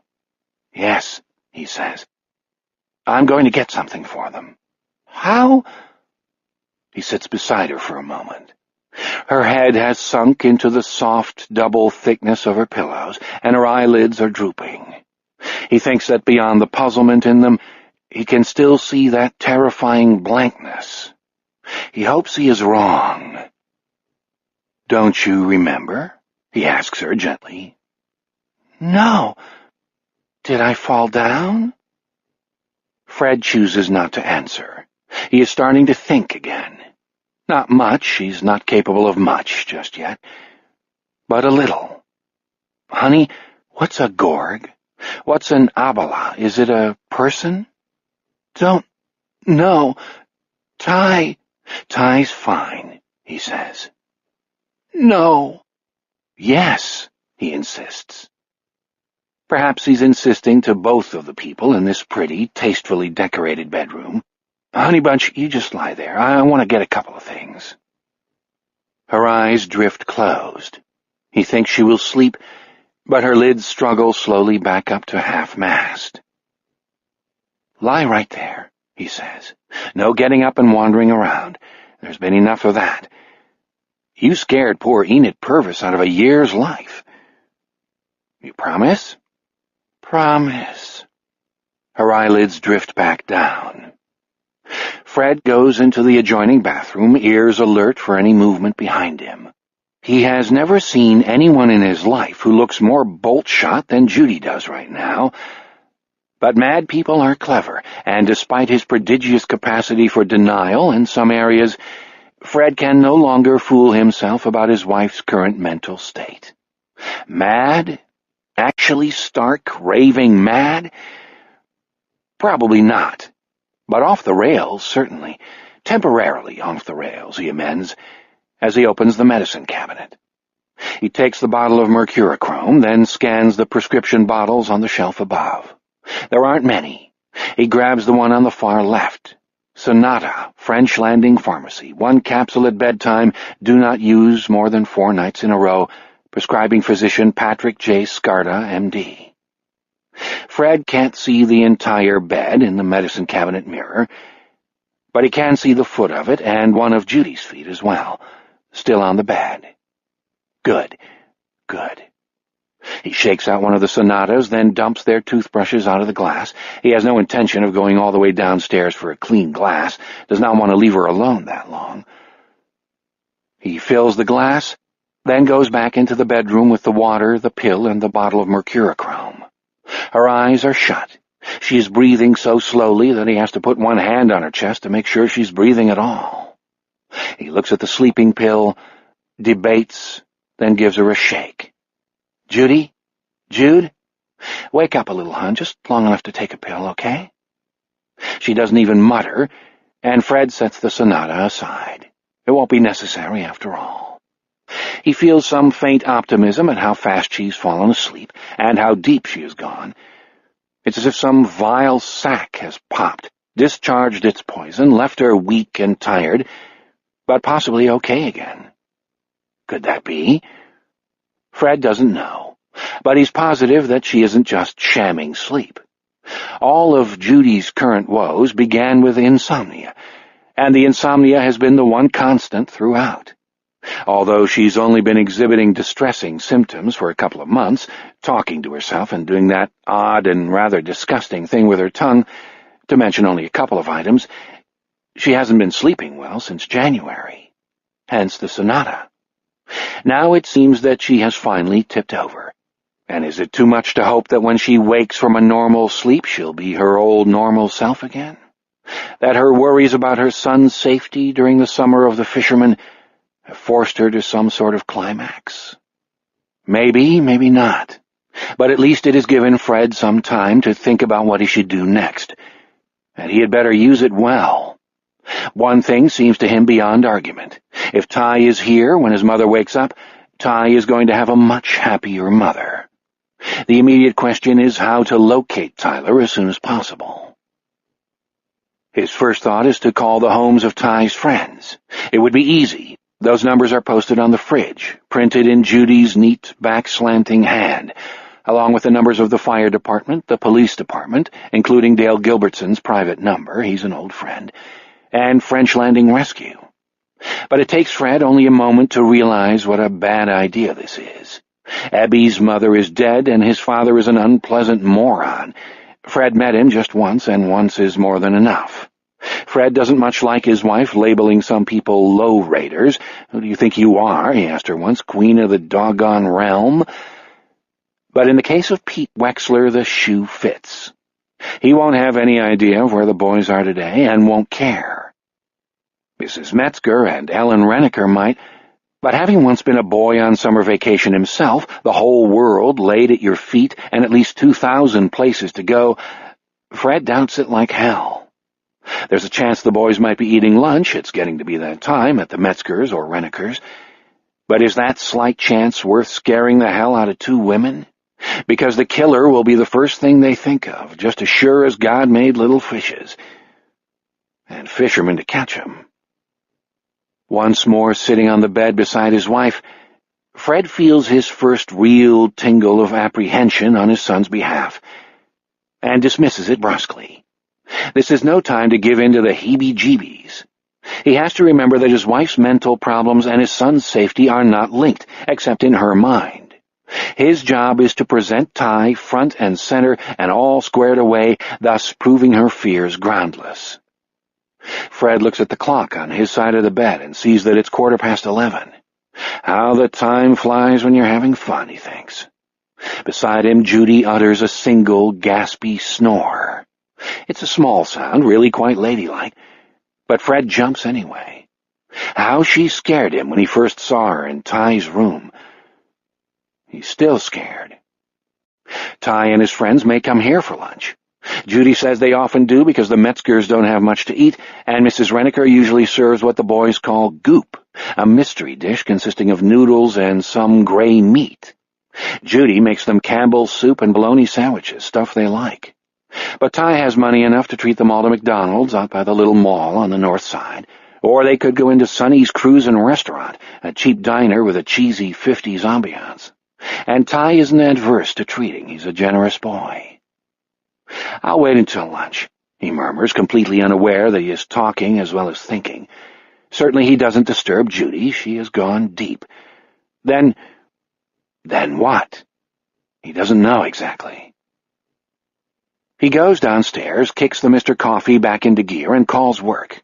He asks Ina to tell Ted Goltz he'll be out the rest of the day. Judy's sick. The flu, he tells her, throwing up and everything. He runs down a list of people he was expecting to see that day and tells her to speak to Otto Eisman about handling them. Otto will be on that like white on rice. An idea occurs to him while he's talking to her, and when he's done he calls the Metzgers and Rennekers after all. At the Metzgers he gets an answering machine and hangs up without leaving a message. Ellen Renneker, however, picks up on the second ring. Sounding casual and cheerful, it comes naturally, he's a hell of a salesman, he asks her to have Ty call home if the boys show up there for lunch. Fred says he has something to tell his son, making it sound like something good. Ellen says she will, but adds that TJ had $4 or $5 burning a hole in his jeans when he left the house that morning, and she doesn't expect to see him until supper time. Fred goes back upstairs and checks on Judy. She hasn't moved so much as a finger, and he supposes that's good. No, there's nothing good about any of this. Instead of receding, now that the situation is stabilized, sort of, his fear seems to be intensifying. Telling himself that Ty is with his friends no longer seems to help. The sunny, silent house is creeping him out. He realizes he no longer wants Ty front and center simply for his wife's sake. Where would the boys go? Is there any one place? Of course there is. Where they can get magic cards, that stupid, incomprehensible game they play. Fred Marshall hurries back downstairs, grabs the phone book, hunts through the yellow pages, and calls the 7-Eleven. Like most of French Landing, Fred is in the 7-Eleven 4 or 5 times a week, a can of soda here, a carton of orange juice there, and he recognizes the lilt of the Indian day clerk's voice. He comes up with the man's name at once, Rajan Patel. It's that old salesman's trick of keeping as many names as possible in the active file. It sure helps here. When Fred calls the man Mr. Patel, the day clerk immediately becomes friendly, perfectly willing to help. Unfortunately, there isn't much help he can give. Lots of boys in. They are buying magic cards, also Pokemon and baseball cards. Some are trading these cards outside. He does recall 3 that came in that morning on bikes, he says. They bought Slurpees as well as cards and then argued about something outside. Rajan Patel doesn't mention the cursing, although this is chiefly why he remembers these boys. After a little while, he says they went on their way. Fred is drinking coffee without even remembering when he poured it. Fresh threads of unease are spinning spider silky webs in his head. 3 boys. 3. It means nothing, you know that, don't you? He tells himself. He does know it, and at the same time he doesn't know it. He can't even believe he's caught a little of Judy's freakiness, like a cold germ. This is just, well, freakiness for freakiness' sake. He asks Patel to describe the kids, and isn't too surprised when Patel can't. He thinks one of them was a bit of a fat boy, but he's not even sure of that. "Sorry, but I am seeing so many," he says. Fred tells him he understands. He does, too, only all the understanding in the world won't ease his mind. 3 boys. Not 4, but 3. Lunchtime has come, but Fred is not the least bit hungry. The spooky, sunny silence maintains itself. The spider webs continue to spin. Not 4, but 3. If it was Ty's bunch that Mr. Patel saw, the fattish boy was certainly Abby Wexler.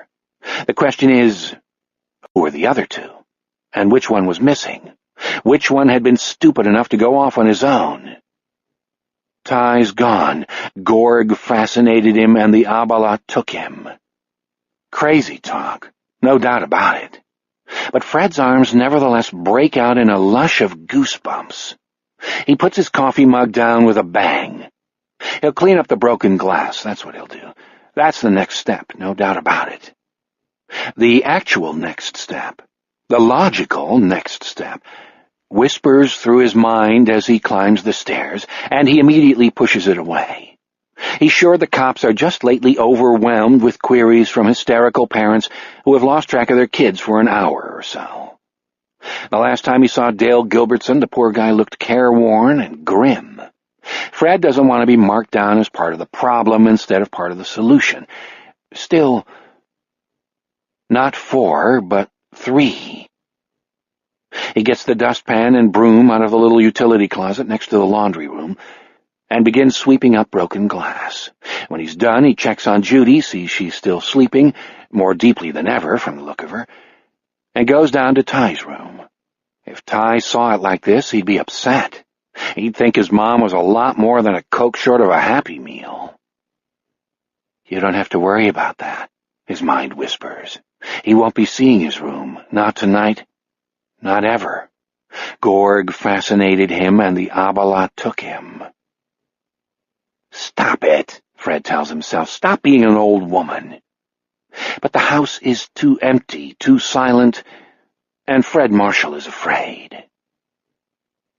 Setting Tyler's room to rights takes longer than Fred ever would have expected. His wife went through it like a whirlwind. How can such a little woman have such strength in her? Is it the strength of the mad?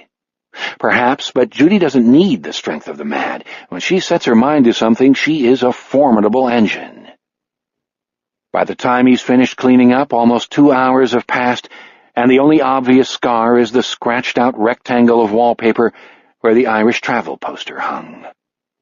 Sitting on Ty's remade bed, Fred finds that the longer he looks at that spot, the less he can stand the white wallboard peering through as brazenly as a broken bone through outraged skin. He has washed away the streaks of blood, but can do nothing about the scratch mark she made with her nails. Yes, I can, he thinks. Yes, I can, too. Ty's dresser is mahogany, a piece of furniture that came to them from the estate of some distant relative on Judy's side. Moving it really isn't a one-man job, and under the circumstances that suits Fred just fine. He slides a rug remnant under it to keep from marking up the floor, then slides it across the room. Once it's been placed against the far wall, it covers most of the scratched area. With the bald spot out of sight, Fred feels better. Saner. Ty hasn't come home for lunch, but Fred didn't really expect he would. He'll be home by 4 at the latest, home for supper. Take it to the bank. Fred strolls back to the master bedroom, massaging the small of his back as he walks. Judy still hasn't moved, and once again he puts an anxious hand on her chest. Her breathing is slow but steady as she goes. That's all right. He lies down beside her on the bed, goes to loosen his tie, and laughs when he feels his open collar. Coat and tie, both back at Goltz's. Well, it's been a crazy day. For the time being, it's just good to lie here in the air-conditioned cool, easing his aching back. Moving that dresser was a bitch, but he's glad he did it.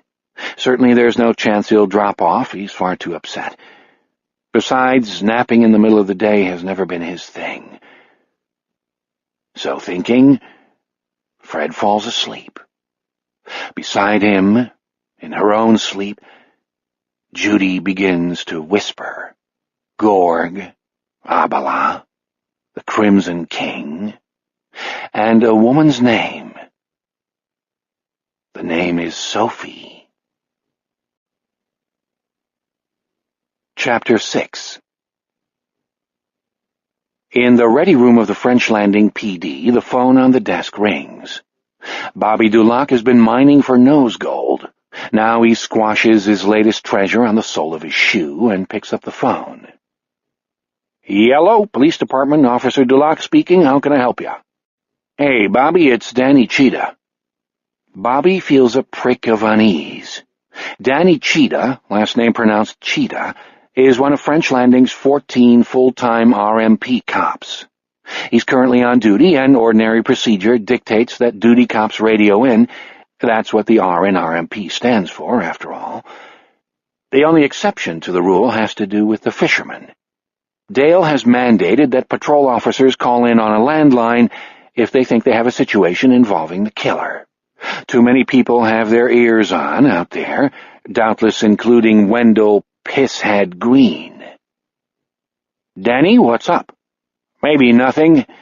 Maybe something not so good. I got a bike and a sneaker in the trunk of my car. I found them over on Queen Street near Maxton Eldercare. Bobby draws a pad toward him and begins to jot. The tickle of unease has become a sinking feeling.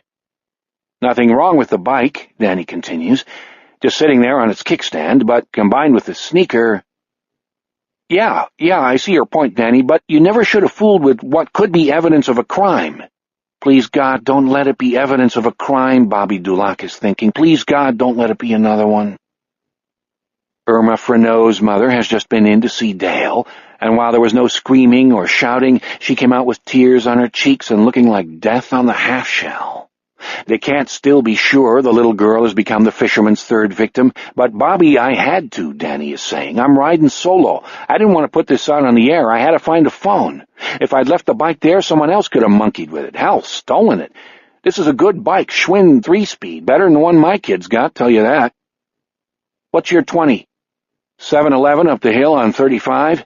What I did was mark the location of the bike and the sneaker with chalk X's on the sidewalk. I handled them with gloves and put the sneaker in an evidence bag.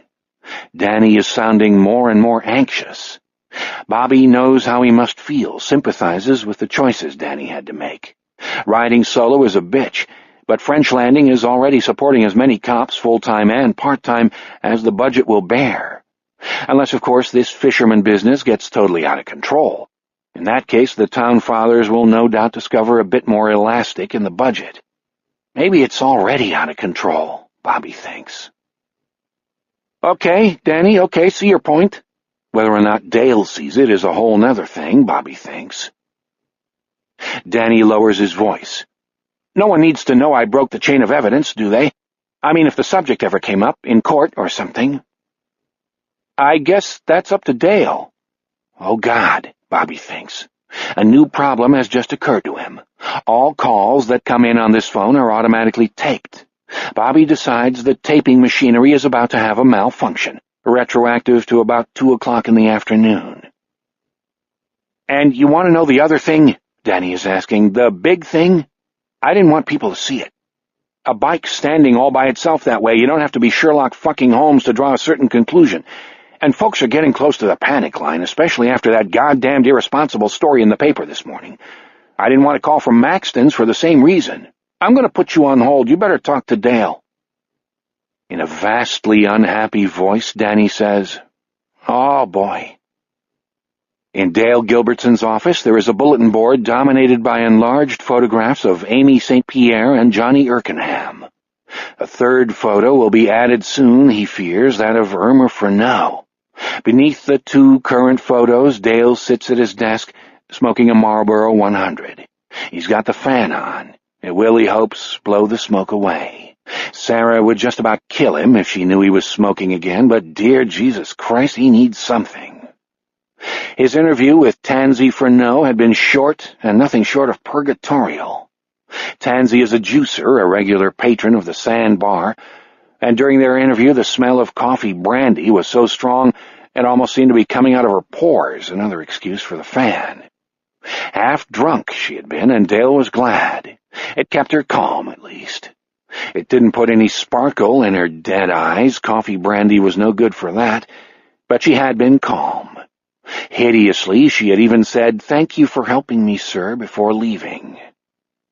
Tansy's ex, Irma's father, lives across the state in Green Bay. Green Bay is the devil's town, Dale's father used to say, God knows why, where he works in a garage, and according to Tansy, supports several bars with names like the End Zone and the 50-Yard Line.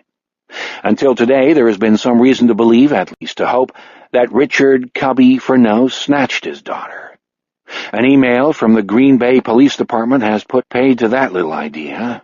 Cubby Freneau is living with a woman who has 2 kids of her own, and he was in jail, D&D, the day Irma disappeared. There is still no body, and Tansy hasn't received a letter from the fisherman, but the door opens. Bobby Dulac sticks his head in.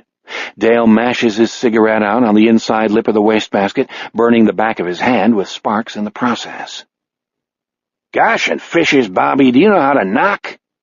"Sorry, Chief." Bobby looks at the smoke, ribboning up from the wastebasket with neither surprise nor interest. "Danny Cheetah's on the phone. I think you better take it." What's it about? But he knows. Why else would it be the phone? Bobby only repeats, not without sympathy, "I think you better take it." The car sent by Rebecca Vilas delivers Henry to Maxton Elder Care at 3:30, 90 minutes before the Strawberry Fest dance is scheduled to begin. The idea is for the old folks to work up an appetite on the floor, then troop down to the calf, suitably decorated for the occasion, for a glamorously late, 7:30 is quite late for Maxton's dinner, with wine for those who drink it. A resentful Pete Wexler has been drafted by Rebecca Vilas to bring in the DJ shit. Pete thinks of Henry as the blind record hopper. Said shit consists of 2 speakers, very large, 1 turntable, light but awkward as a motherfucker to carry, 1 preamp, very heavy, assorted wires all tangled up, but that's the blind record hopper's problem, and 4 boxes of actual records, which went out of style about 100 years ago. Pete guesses that the blind record hopper never heard a CD in his whole life. The last item is a suit bag on a hanger. Pete has peeked in and ascertained that the suit is white. "Hang it in there, please," Henry says, pointing with unerring accuracy toward the supply closet, which has been designated his dressing room. "Okay," Pete says. "What exactly is it, if you don't mind me asking?" Henry smiles. He knows perfectly well that Pete has already had a peep. He heard the plastic bag rattling and the zipper chinking in a duet that only occurs when someone pulls the bag away from the hanger at the neck. Inside that bag, my friend, Symphonic Stan, the big band man, is just waiting for me to put him on and bring him to life." "Oh, Pete says, not knowing if he has been answered or not. All he's really sure of is that those records were almost as heavy as the preamp. Someone should really give the blind record hopper some information about CDs, the next great leap forward." "You asked me one. May I ask you one? Be my guest," Pete says. "There appears to have been a police presence at Maxton Elder Care this afternoon," the blind record hopper says. "They're gone now, but they were here when I arrived. What's that about? There hasn't been a robbery or an assault among the geriatrics, I hope." Pete stops in his tracks beneath a large cardboard strawberry, holding the suit bag and looking at the blind record hopper with an amazement Henry can almost touch. "How'd you know the cops were here?" Henry puts a finger to the side of his nose and tips his head to one side. He replies in a hoarse, conspiratorial whisper, "Smelled something blue." Pete looks puzzled, debates whether or not to inquire further, and decides not to. Resuming his march toward the supply closet dressing room, he says, "They're playing it cagey, but I think they're looking for another lost kid." The look of amused curiosity fades from Henry's face. "Good Christ," he says. "They came and went in a hurry. No kids here, Mr. Layden?" "Layden," Henry confirms. "A kid in this place would stand out like a rose in a patch of poison ivy, if you know what I mean." Henry doesn't consider old folks in any way analogous to poison ivy, but he does indeed get Mr. Wexler's drift. "What made them think someone found something on the sidewalk?" Pete says. He points out the window, then realizes the blind guy can't see him pointing. "Duh," as Ebby would say. He lowers his hand. "If a kid got snatched, someone probably came along in a car and snatched him. No kidnappers in here, I can tell you that much." Pete laughs at the very idea of a Maxton moldy oldie snatching any kid big enough to ride a bike. The kid would probably break the guy over his knee like a dry stick. "No," Henry says soberly. "That hardly seems likely, does it?" "But I guess the cops gotta dot all the T's and cross all the I's." He pauses. "That's just a little joke of mine." Henry smiles politely, thinking that with some people, Alzheimer's disease might be an actual improvement. "When you hang my suit up, Mr. Wexler, would you be so good as to give it a gentle shake, just to banish any incipient wrinkles?" "Okay. Want me to take it out of the bag for you?" "Thanks, that won't be necessary." Pete goes into the supply closet, hangs up the suit bag, and gives it a little shake. Incipient. Just what the hell does that mean? There's a rudiment of a library here at Maxton's. Maybe he'll look it up in the dictionary. It pays to increase your word power, as it says in the Reader's Digest, although Pete doubts it will pay him much in this job. When he goes back out to the common room, the blind record hopper, Mr. Layden, Symphonic Stan, whoever the hell he is, has begun unraveling wires and plugging them in with a speed and accuracy Pete finds a trifle unnerving. Poor old Fred Marshall is having a terrible dream. Knowing it's a dream should make it less horrible, but somehow doesn't. He's in a rowboat with Judy out on a lake. Judy is sitting in the bow. They are fishing. He is, at least. Judy is just holding her pole. Her face is an expressionless blank. Her skin is waxy. Her eyes have a stunned, hammered look. He labors with increasing desperation to make contact with her, trying one conversational gambit after another. None work. To make what is, under the circumstances, a fairly apt metaphor, she spits every lure. He sees that her empty eyes appear fixed on the creel sitting between them in the bottom of the boat. Blood is oozing through the wickerwork in fat, red dribbles. "It's nothing, just fish blood," he tries to assure her, but she makes no reply. In fact, Fred isn't so sure himself. He's thinking he ought to take a look inside the creel just to be sure, when his pole gives a tremendous jerk. If not for quick reflexes, he would have lost it over the side. He's hooked a big one. Fred reels it in, the fish on the other end of the line fighting him for every foot. Then, when he finally gets it near the boat, he realizes he has no net. Hell with it, he thinks. Go for broke. He whips the pole backward, just daring the line to snap, and the fish, biggest goddamned lake trout you'd ever hope to see, flies out of the water and through the air in a gleaming, fin-flipping arc.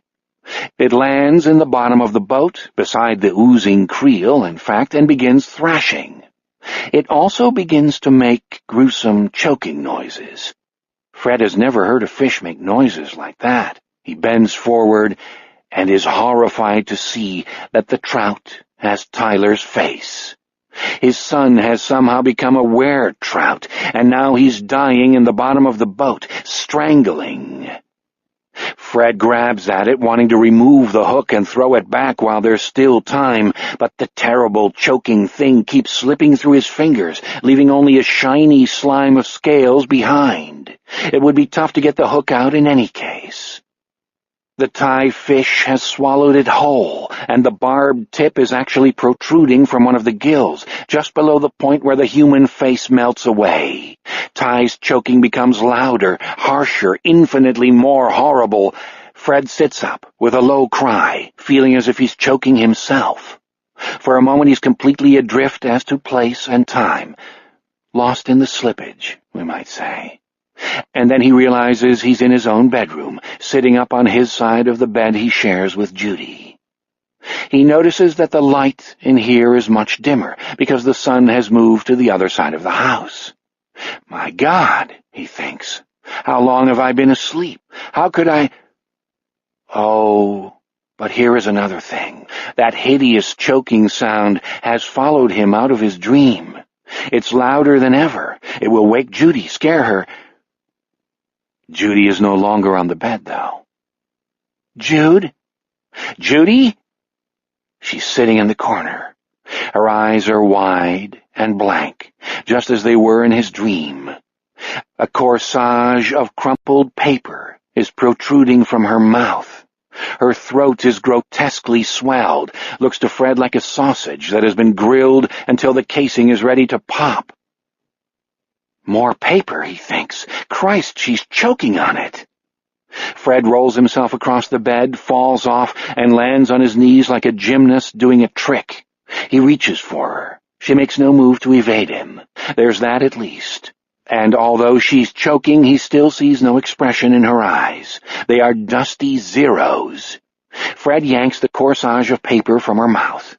There's another behind it. Fred reaches between her teeth, tweezes this second ball of paper between the first two fingers of his right hand, thinking, please don't bite me, Judy, please don't, and pulls it out too. There's a third ball of paper behind this one, way at the back of her mouth. He gets hold of this one as well and extracts it. Although it's crumpled, he can see the printed words, great idea, and knows what she's swallowed, sheets of paper from the notepad Ty gave her for her birthday. She's still choking. Her skin is turning slate. Fred grabs her by her upper arms and pulls her up.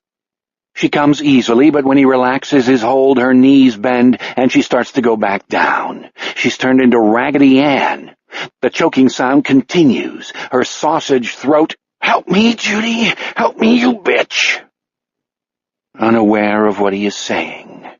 He yanks her hard as he yanked the fishing pole in his dream, and spins her around like a ballerina when she comes up on her toes. Then he seizes her in a bear hug, his wrists brushing the undersides of her breasts, her bottom tight against his crotch, the kind of position he would find extremely sexy if his wife didn't happen to be choking to death. He pops his thumb up between her breasts like a hitchhiker, then says the magic word as he pulls sharply upward and backward. The magic word is Heimlich, and it works.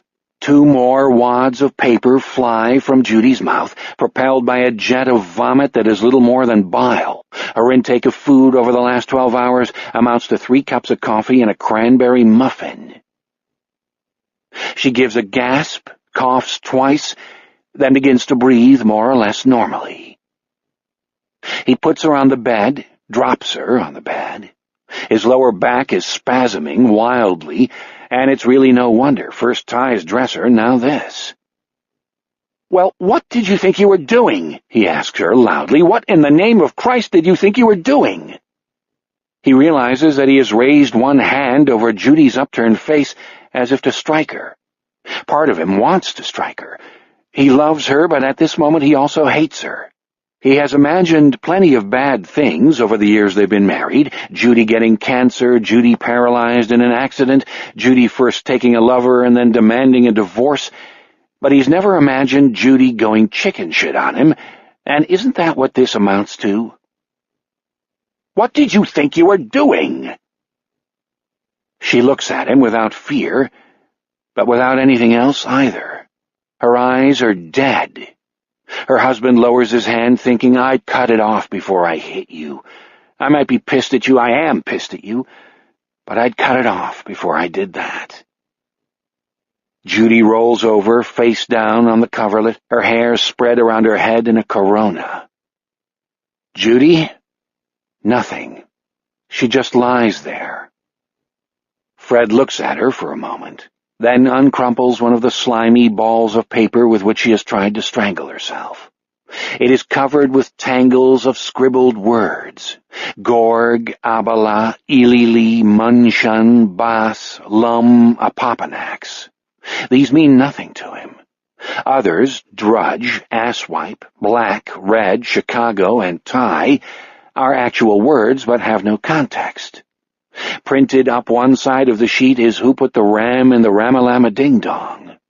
Up the other, like a teletype stuck in repeat mode, is this: "Black House, Crimson King, Black House, Crimson King, Black." If you waste time looking for sense in this, you're as crazy as she is, Fred thinks. You can't waste time. He looks at the clock on his side of the bed and cannot believe its news. 4:17 p.m. Is that possible? He looks at his watch and sees that it is. Knowing it's foolish, knowing he would have heard his son come in even if in a deep sleep, Fred strides to the door on big, nerveless legs. "Ty?" he yells. "Hey, Ty! Tyler!" Waiting for an answer that will not come, Fred realizes that everything in his life has changed, quite possibly forever. People tell you this can happen in the blink of an eye, they say, before you know it, they say. But you don't believe it. Then a wind comes. Go down to Ty's room, check, be sure. Ty isn't there, Fred knows this, but he does it just the same. The room is empty as he knew it would be, and it looks oddly distorted, almost sinister, with the dresser now on the other side. "Judy, you left her alone, you idiot. She'll be chewing paper again by now. They're clever. Mad people are clever." Fred dashes back down to the master bedroom and exhales a sigh of relief when he sees Judy lying just as he left her, face down, hair spread around her head. He discovers that his worries about his mad wife are now secondary to his worries about his missing son. He'll be home by 4 at the latest, take it to the bank, so he had thought. But 4 has come and gone.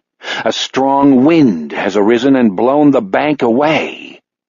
Fred walks to his side of the bed and sits down beside his wife's splayed right leg. He picks up the phone and punches in a number. It's an easy number, only 3 digits. "Hello, Police Department, Officer Dulac speaking. You've dialed 911. Do you have an emergency?" "Officer Dulac, this is Fred Marshall. I'd like to speak to Dale if he's still there." Fred is pretty sure Dale is. He works late most nights, especially since... He pushes the rest away. But inside his head the wind blows harder, louder. "Gee, Mr. Marshall, he's here, but he's in a meeting and I don't think I can get him." "Mr. Marshall, you're not hearing me. He's in with 2 guys from the WSP and 1 from the FBI. If you could just tell me..." Fred closes his eyes. It's interesting, isn't it? Something interesting here. He called in on the 911 line, but the idiot on the other end seems to have forgotten that. Why? Because it's someone he knows. It's good old Fred Marshall. Bought a Deere lawn tractor from him just the year before last. Must have dialed 911 because it was easier than looking up the regular number, because no one Bobby knows can actually have an emergency. Fred remembers having a similar idea himself that morning, a different Fred Marshall, one who believed that the fisherman could never touch his son, not his son. Ties gone, Gorg fascinated him, and the Abala took him. "Hello? Mr. Marshall? Fred? Are you still— Listen to me," Fred says, his eyes still closed. Down at Goltz's, he would be calling the man on the other end Bobby by now, but Goltz's has never seemed so far away. Goltz's is in the star system of Papanax on planet Abala. Listen to me carefully. Write it down if you have to. My wife has gone mad, and my son is missing. Do you understand those things? Wife mad, son missing. Now put me through to the chief. But Bobby Dulac doesn't. Not right away. He has made a deduction. A more diplomatic police officer, Jack Sawyer as he was in his salad days, for instance, would have kept said deduction to himself. But Bobby can't do that. Bobby has hooked a big one. "Mr. Marshall? Fred? Your son doesn't own a Schwinn, does he? 3-speed Schwinn, red, got a novelty license plate that reads, Big Mac?" Fred cannot answer. For several long and terrible moments, he cannot even draw a breath. Between his ears, the wind blows both louder and harder. Now it's a hurricane. Gorg fascinated him, the Abala took him. At last, just when it seems he will begin to strangle himself, his chest unlocks, and he takes in a huge, tearing breath. "Put Chief Gilbertson on! Do it now, you motherfucker!" Although he shrieks this at the top of his lungs, the woman lying face down on the coverlet beside him never moves. There is a click. He's on hold. Not for long, but it's long enough for him to see the scratched, bald place on his missing son's bedroom wall, the swelled column of his mad wife's throat, and blood dribbling through the creel in his dream. His back spasms cruelly, and Fred welcomes the pain. It's like getting a telegram from the real world. Then Dale is on the phone. Dale is asking him what's wrong, and Fred Marshall begins to cry. Chapter 7. God may know where Henry Layden found that astounding suit, but we certainly do not. A costume shop? No, it is too elegant to be a costume. This is the real thing, not an imitation. But what sort of real thing is it? The wide lapels sweep down to an inch below the waist, and the twin flaps of the swallowtail reach nearly to the ankles of the billowing pleated trousers, which seem, beneath the snow-field expanse of the double-breasted waistcoat, to ride nearly at the level of the sternum. On Henry's feet, white, high-button spats adorn white patent leather shoes. About his neck, a stiff, high collar turns its pointed peaks over a wide, flowing white satin bow tie perfectly knotted. The total effect is of old-fashioned diplomatic finery harmoniously wedded to a zoot suit. The raffishness of the ensemble outweighs its formality, but the dignity of the swallowtail and the waistcoat contribute to the whole a regal quality of a specific kind, the regality often seen in African-American entertainers and musicians. Escorting Henry to the common room while surly Pete Wexler comes along behind, pushing a handcart loaded with boxes of records, Rebecca Vilas dimly remembers having seen Duke Ellington wearing a white cutaway like this in a clip from some old film. Or was it Cab Calloway? She recalls an upraised eyebrow, a glittering smile, a seductive face, an upright figure posed before a band, but little more. If alive, either Mr. Ellington or Mr. Calloway could have informed Rebecca that Henry's outfit, including the high drape pants with a reet pleat, terms not in her vocabulary, had undoubtedly been handmade by one of 4 specific tailors located in the black neighborhoods of New York, Washington, D.C., Philadelphia, or Los Angeles. Masters of their trade during the 30s and 40s, underground tailors, men now, alas, as dead as their celebrated clients. Henry Layden knows exactly who tailored his outfit, where it came from, and how it fell into his hands. But when it comes to persons such as Rebecca Vilas, Henry imparts no more information than is already likely to be known. In the corridor leading to the common room, the white cutaway appears to shine from within, an impression only increased by Henry's oversized, daddy-cool dark glasses with bamboo frames, in which what may be tiny sapphires wink at the corners of the bows. Is there maybe some shop that sells spiffy clothes of great 1930s band leaders?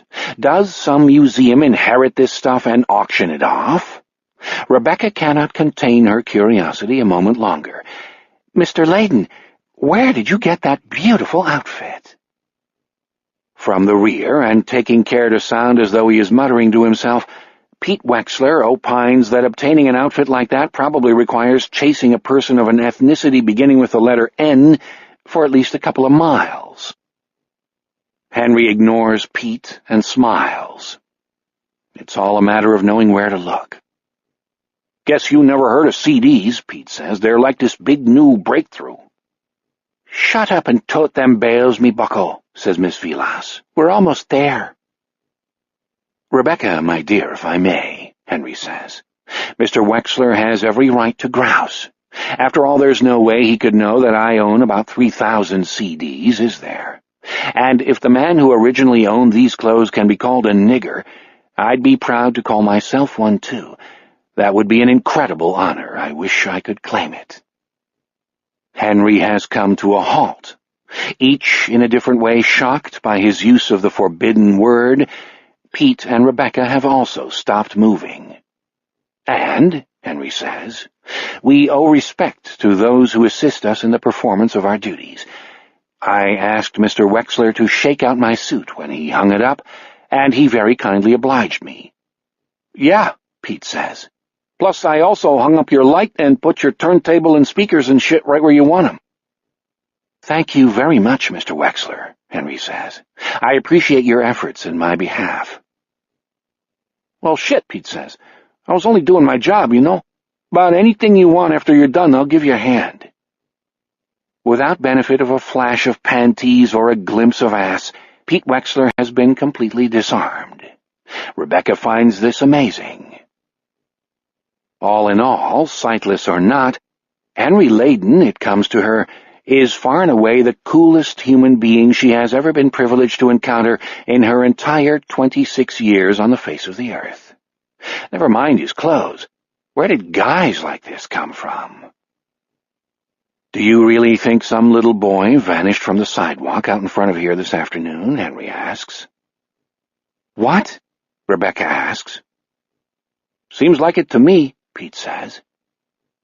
"What?" Rebecca asks again, this time to Pete Wexler, not Henry. "What are you saying?" "Well, he asked me and I told him," Pete says. "That's all." Simmering dangerously, Rebecca takes a stride toward him. "This happened on our sidewalk? Another kid in front of our building? And you didn't say anything to me or Mr. Maxton?" "There wasn't nothing to say," Pete offers in self-defense. "Maybe you could tell us what actually happened," Henry says. "Sure. What happened was I went outside for a smoke, see?" This is less than strictly truthful. Faced with the choice of walking 10 yards to the Daisy Corridor men's room to flush his cigarette down a toilet, or walking 10 feet to the entrance and pitching it into the parking lot, Pete had sensibly elected outdoor disposal. "So I get outside, and that's when I saw it. This police car parked right out there. So I walked up to the hedge, and there's this cop, a young guy, I think his name is Cheetah or something like that, and he's loading this bike, like a kid's bike, into his trunk. And something else too, only I couldn't see what it was, except it was small. And after he did that, he got a piece of chalk out of his glove compartment, and he came back and made like X marks on the sidewalk." "Did you talk to him?" Rebecca asks. "Did you ask him what he was doing?" "Miss Vilas, I don't talk to cops unless it's like you got no other choice, know what I mean? Cheetah, he never even saw me. The guy wouldn't have said nothing anyhow. He had this expression on his face. It was like, geez, I hope I get to the crapper before I drop a load in my pants, that kind of expression." "Then he just drove away." "Just like that. 20 minutes later, 2 other cops showed up." Rebecca raises both hands, closes her eyes, and presses her fingertips to her forehead, giving Pete Wexler an excellent opportunity, of which he does not fail to take full advantage, to admire the shape of her breasts underneath her blouse. It may not be as great as the view from the bottom of the ladder, but it'll do, all right? Yes, it will. As far as Abby's dad is concerned, a sight like Rebecca Vilas's Hottentots pushing out against her blouse is like a good fire on a cold night. They're bigger than you'd expect on a slender little thing like her, and you know what? When the arms go up, the Hottentots go up too. Hey, if he had known she was going to put on a show like this, he would have told her about Cheetah and the bicycle as soon as it happened. All right, okay, she says, still flattening the tips of her fingers against her head. She lifts her chin, raising her arms another few inches, and frowns in concentration, for a moment looking like a figure on a plinth.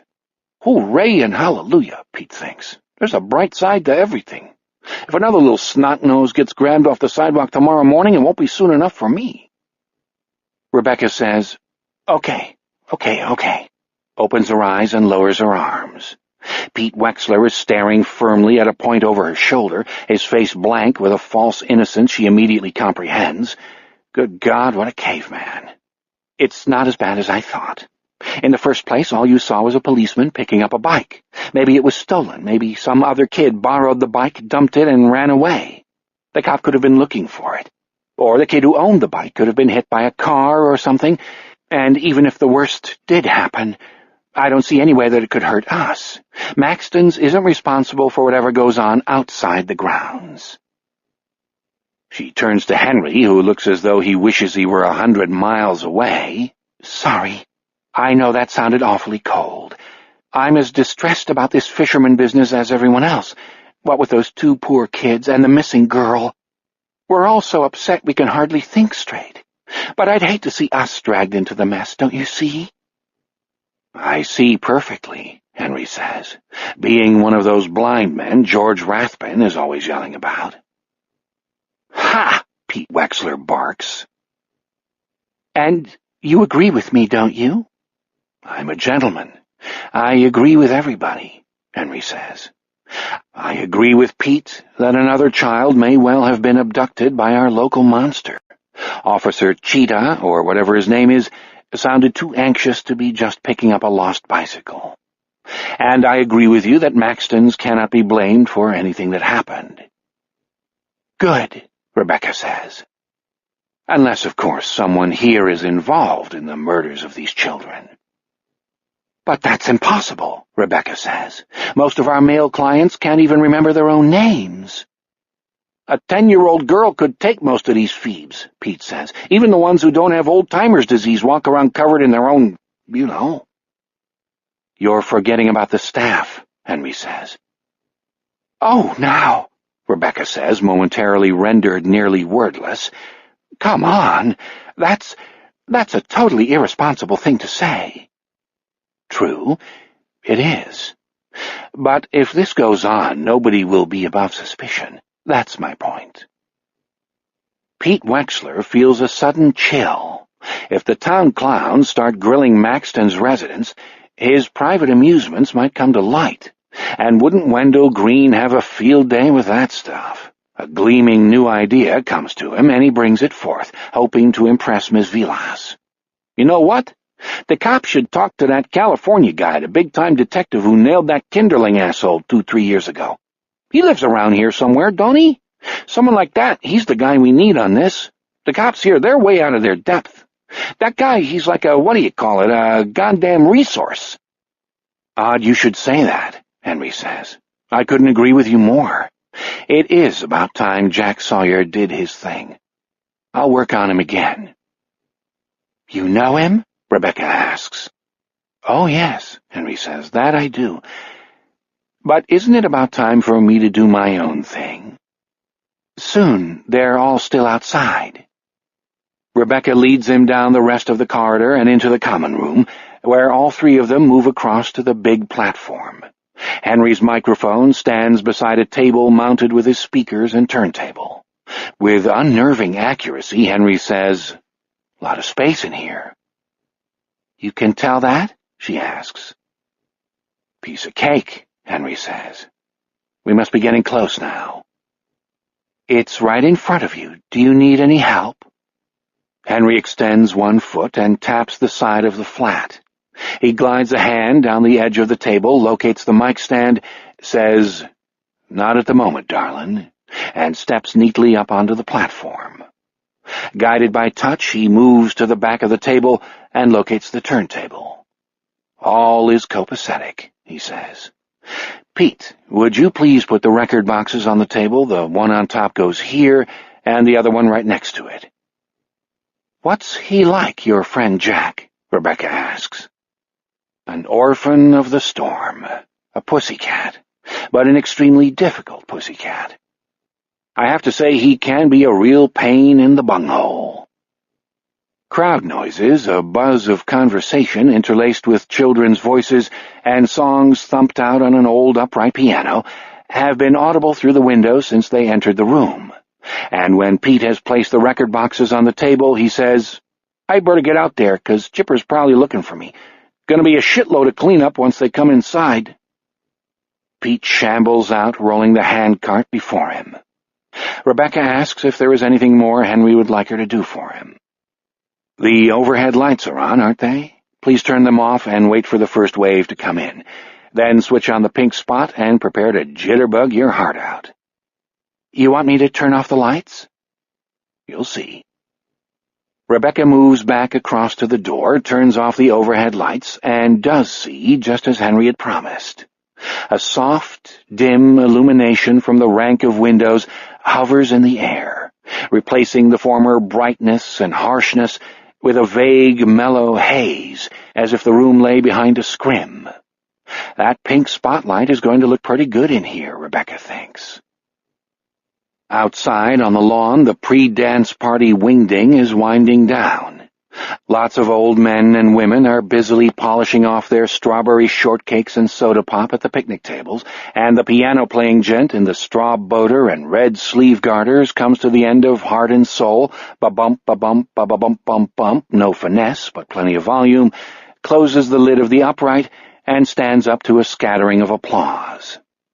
Grandchildren who had earlier complained about having to come to the great fest dodge through the tables and wheelchairs, evading their parents' glances and hoping to wheedle a last balloon from the balloon lady in the clown suit and frizzy red wig. Oh, joy unbounded.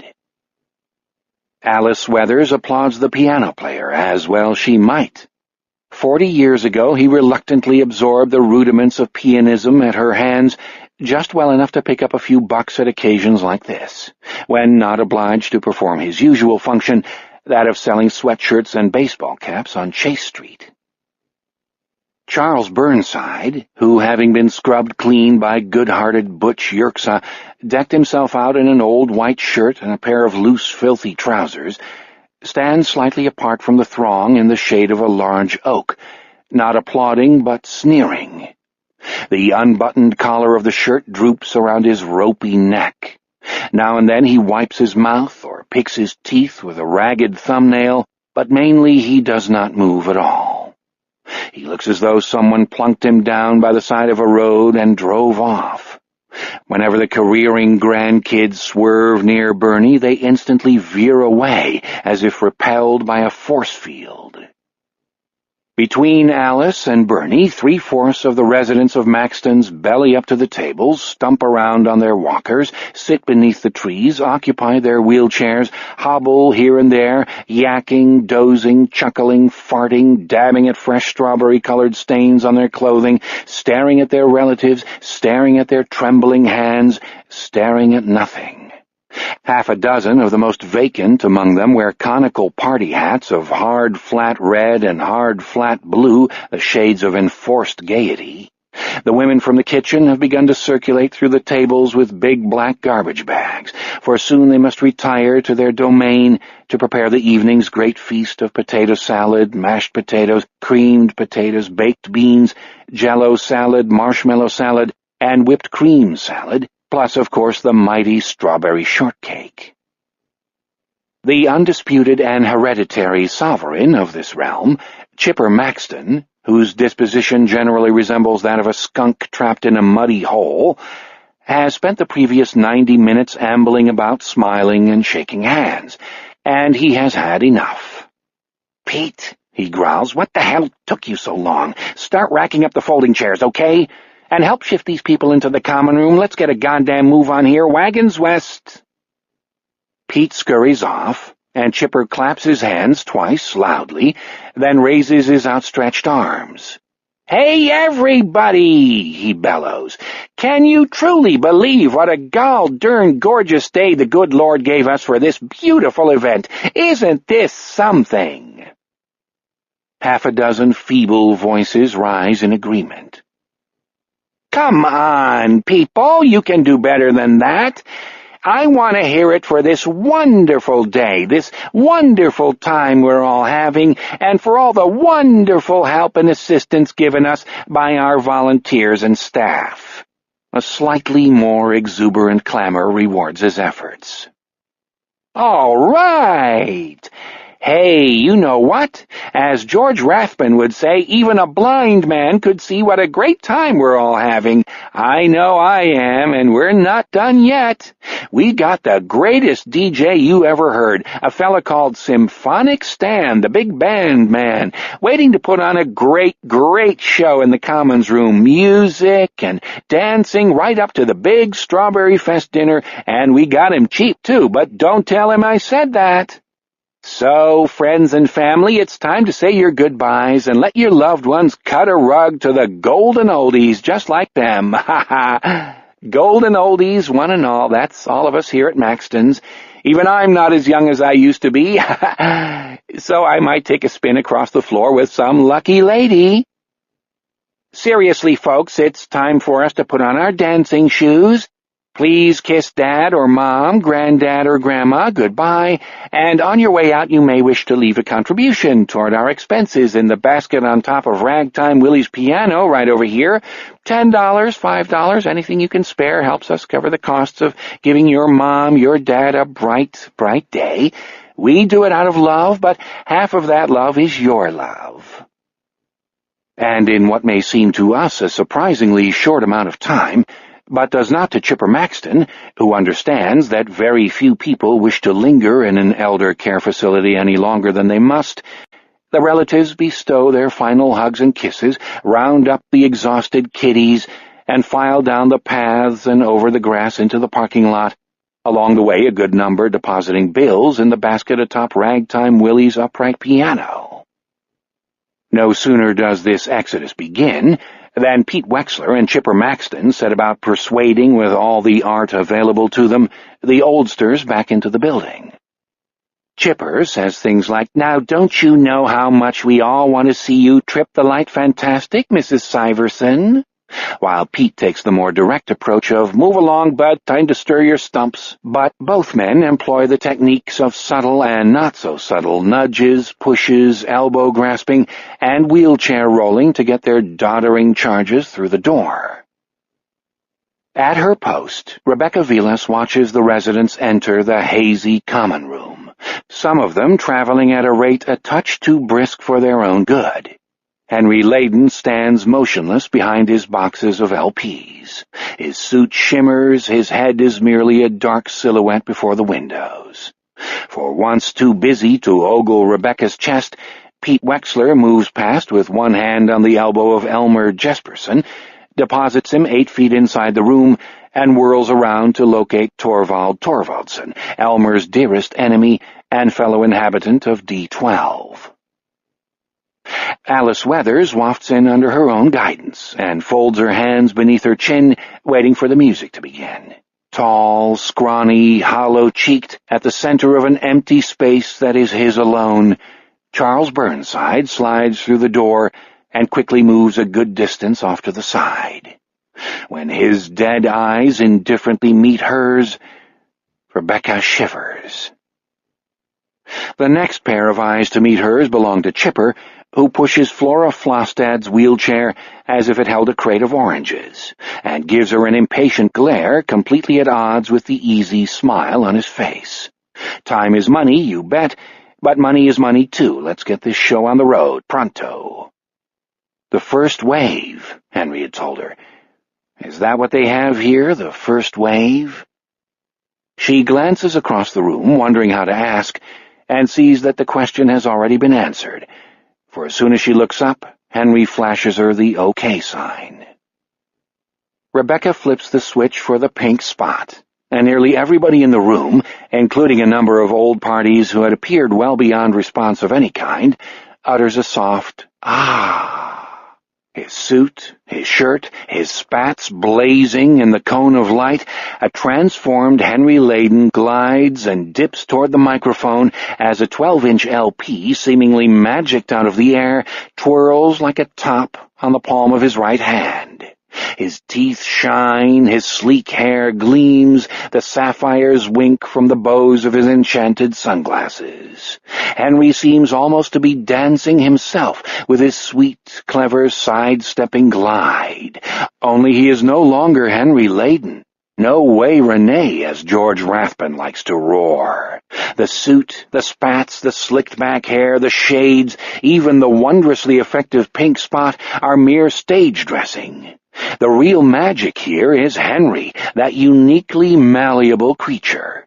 When he is George Rathbun, he is all George. Ditto the Wisconsin Rat. Ditto Henry Shake. It has been 18 months since he took Symphonic Stan from the closet and fit into him like a hand into a glove to dazzle the crowd at a Madison VFW record hop. But the clothes still fit. Oh, yes, they fit, and he fits within them, a hipster reborn whole into a past he never saw firsthand. On his extended palm, the spinning LP resembles a solid, unmoving black beach ball. Whenever Symphonic Stan puts on a hop, he always begins with "In the Mood." Although he does not detest Glenn Miller, as some jazz aficionados do, over the years he has grown tired of this number. But it always does the job. Even if the customers have no choice but to dance with one foot in the grave and the other on the proverbial banana peel, they do dance. Besides, he knows that after Miller was drafted, he told the arranger Billy May of his plan to come out of this war as some kind of hero, and hell, he was as good as his word, wasn't he? Henry reaches the mic and slips the revolving record onto the platter with a negligent gesture of his right hand. The crowd applauds him with an exhaled "ooh." "Welcome, welcome, all you hep cats and hep kitties," Henry says. The words emerge from the speakers, wrapped in the smooth, slightly above-it-all voice of a true broadcaster in 1938 or 1939, one of the men who did live remotes from dance halls and nightclubs located from Boston to Catalina. Honey poured through their throats, these muses of the night, and they never missed a beat. "Say, tell me this, you gates and gators, can you think of a better way to kick off a swingin' soiree than with Glenn Miller? Come on, brothers and sisters, gimme yeah."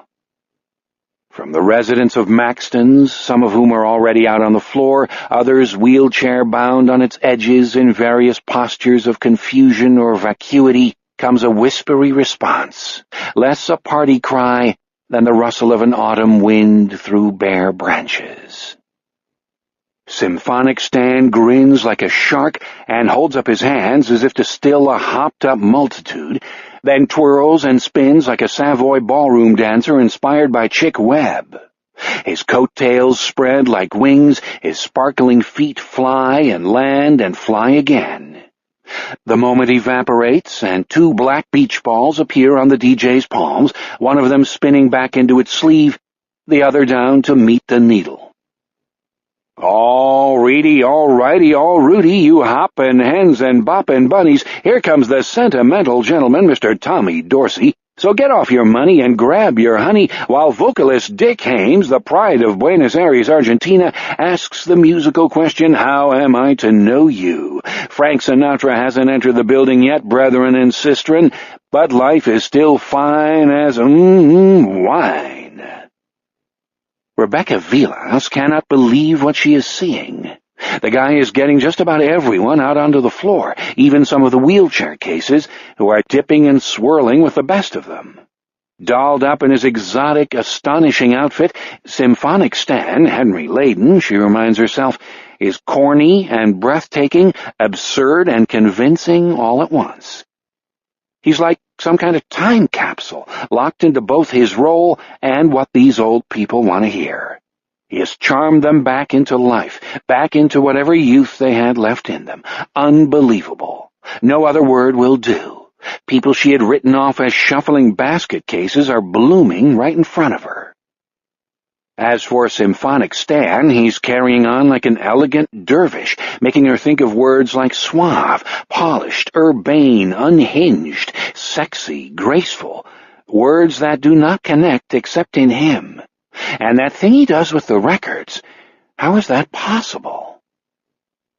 She does not realize that she is tapping her foot and swaying in time to the music until Henry puts on Artie Shaw's Begin the Begin, when she literally begins her own begin by starting to dance by herself.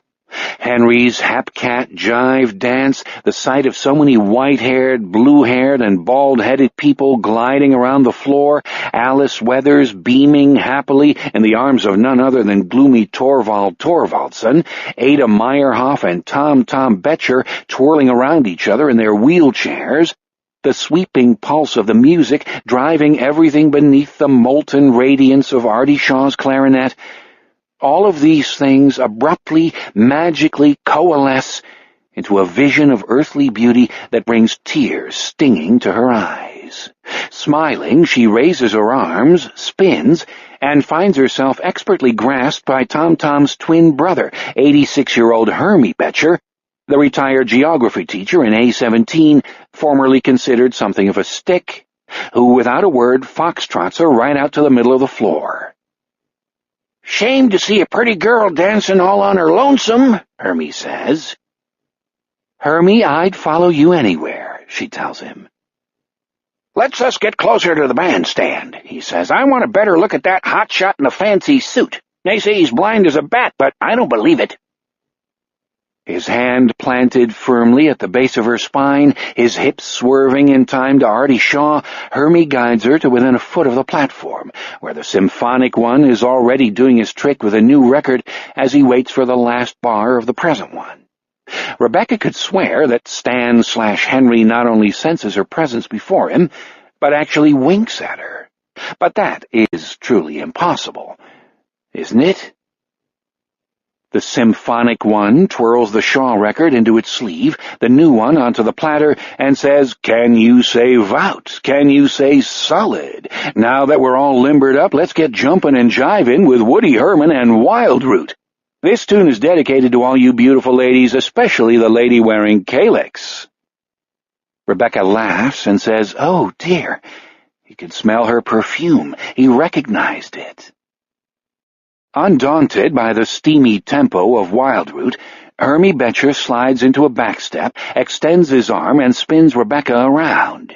On the first beat of the next bar, he catches her in his arms and reverses direction, spinning them both toward the far end of the platform, where Alice Weathers stands next to Mr. Torvaldsen, gazing up at Symphonic Stan. "The special lady must be you," Hermie says, "because that perfume of yours is worth a dedication." Rebecca asks, "Where'd you learn to dance like this?" "My brother and I, we were town boys. Learned how to dance in front of the jukebox and Alouettes over by Arden." Rebecca knows Alouettes on Arden's Main Street, but what was once a soda fountain is now a lunch counter, and the jukebox disappeared around the time Johnny Mathis dropped off the charts. "You want a good dancer, you find yourself a town boy. Tom, now, he was always the slickest dancer around, and you can plunk him in that chair, but you can't take away his rhythm." "Mr. Stan? You who, Mr. Stan?" Alice Weathers has tilted her head and cupped her hands around her mouth.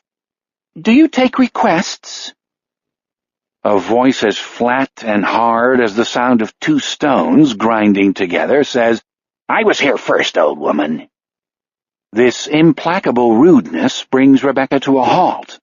Hermie's right foot comes gently down atop her left, then swiftly moves off, doing her no more injury than a kiss. Towering over Alice, Charles Burnside glares at Torvald Torvaldsen.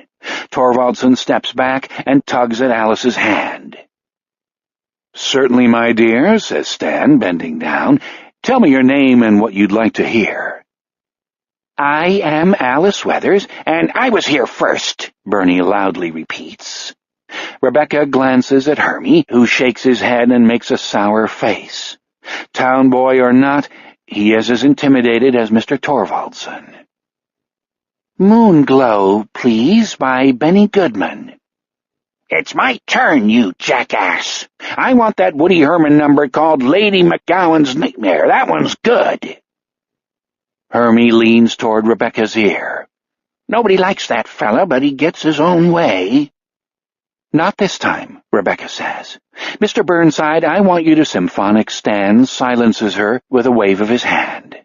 He turns to face the owner of the remarkably unpleasant voice. "No can do, mister. The song is called Lady McGowan's Dream, and I didn't bring that snappy little item with me this afternoon. Sorry." "Okay, bud, how about I Can't Get Started, the one Bunny Berrigan did?"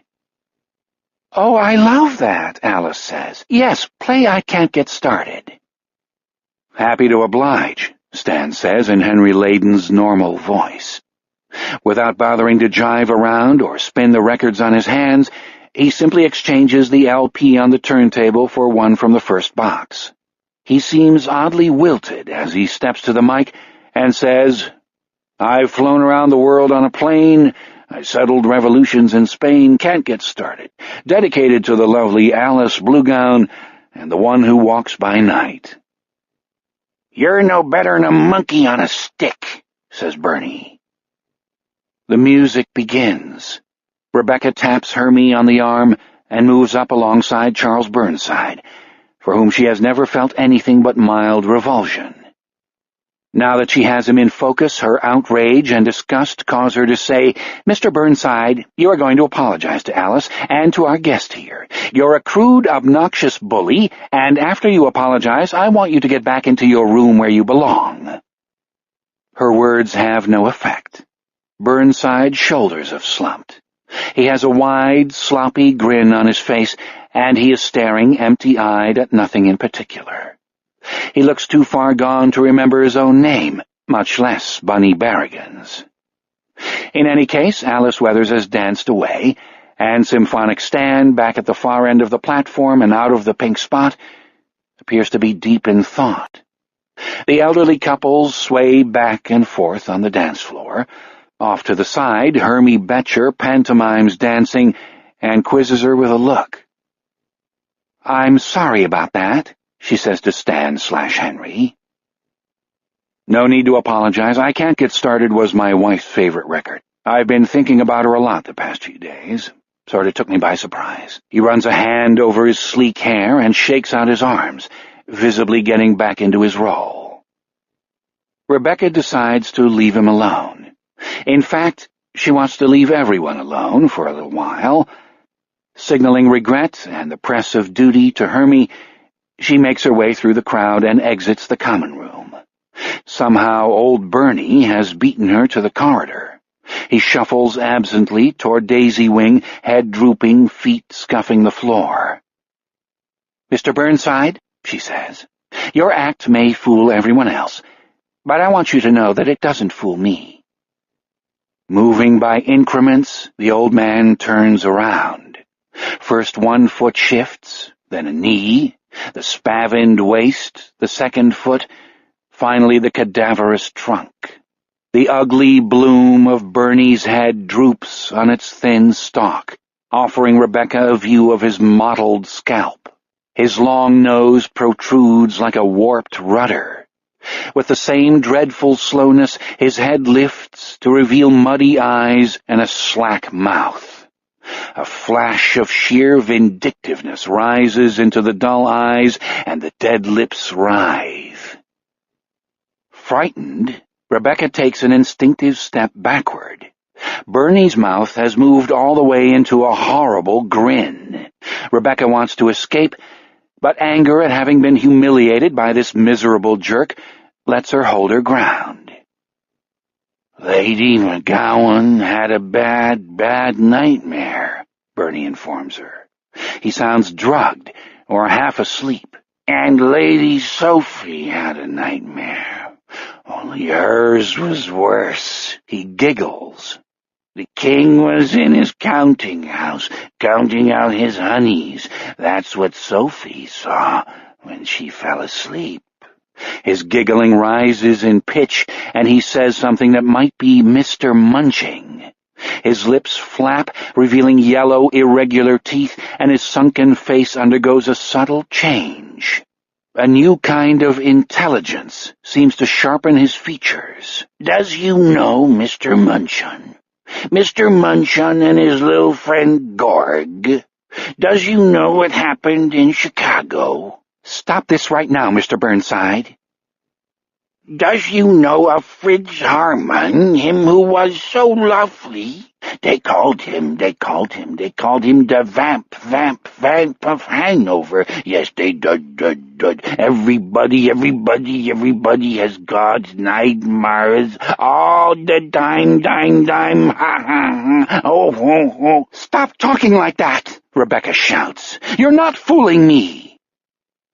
For a moment the new intelligence flares within Bernie's dim eyes. It almost instantly retreats. He licks his lips and says, "Wake up, burn." "Whatever," Rebecca says.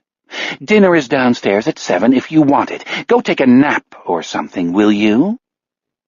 Bernie gives her a peeved, murky look and plops a foot down on the floor, beginning the tedious process that will turn him around again. You could write it down. Fritz Harman in Hanover. His mouth twists into a smile of unsettling slyness. When the king comes here, maybe we can dance together. No thanks. Rebecca turns her back on the old horror and clacks down the hallway on her high heels, uncomfortably aware of his eyes following her. Rebecca's nice little Coach handbag lies flat on her desk in the windowless vestibule to Chipper's office. Before going in, she pauses to rip off a sheet of notepaper, write down Fritz Harman, Hanover, and slip the paper into the bag's central compartment. It might be nothing, it probably is, but who knows? She is furious that she let Burnside frighten her, and if she can find a way to use his nonsense against him, she will do her best to expel him from Maxton's. "Kiddo, is that you?" Chipper calls out. No, it's Lady McGowan and her freaking nightmare. She strides into Chipper's office and finds him behind his desk, happily counting out the bills contributed that afternoon by the sons and daughters of his clientele. "My little Becky looks all ticked off," he says. "What happened? One of our zombies stomp on your foot?" "Don't call me Becky." Hey, cheer up. You won't believe how much your silver-tongued boyfriend conned out of the relatives today. 126 smackers, free money. Okay, what went wrong anyhow? Charles Burnside spooked me, that's what. He ought to be in a mental hospital. Are you kidding? That particular zombie is worth his weight in gold. As long as Charles Burnside can draw breath into his body, he will always have a place in my heart. Grinning, he brandishes a handful of bills.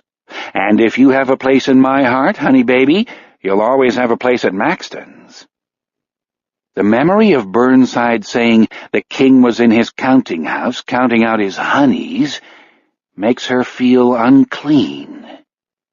If Chipper were not grinning in that exultant, loose-lipped way, Rebecca supposes he would not remind her so unpleasantly of his favorite resident.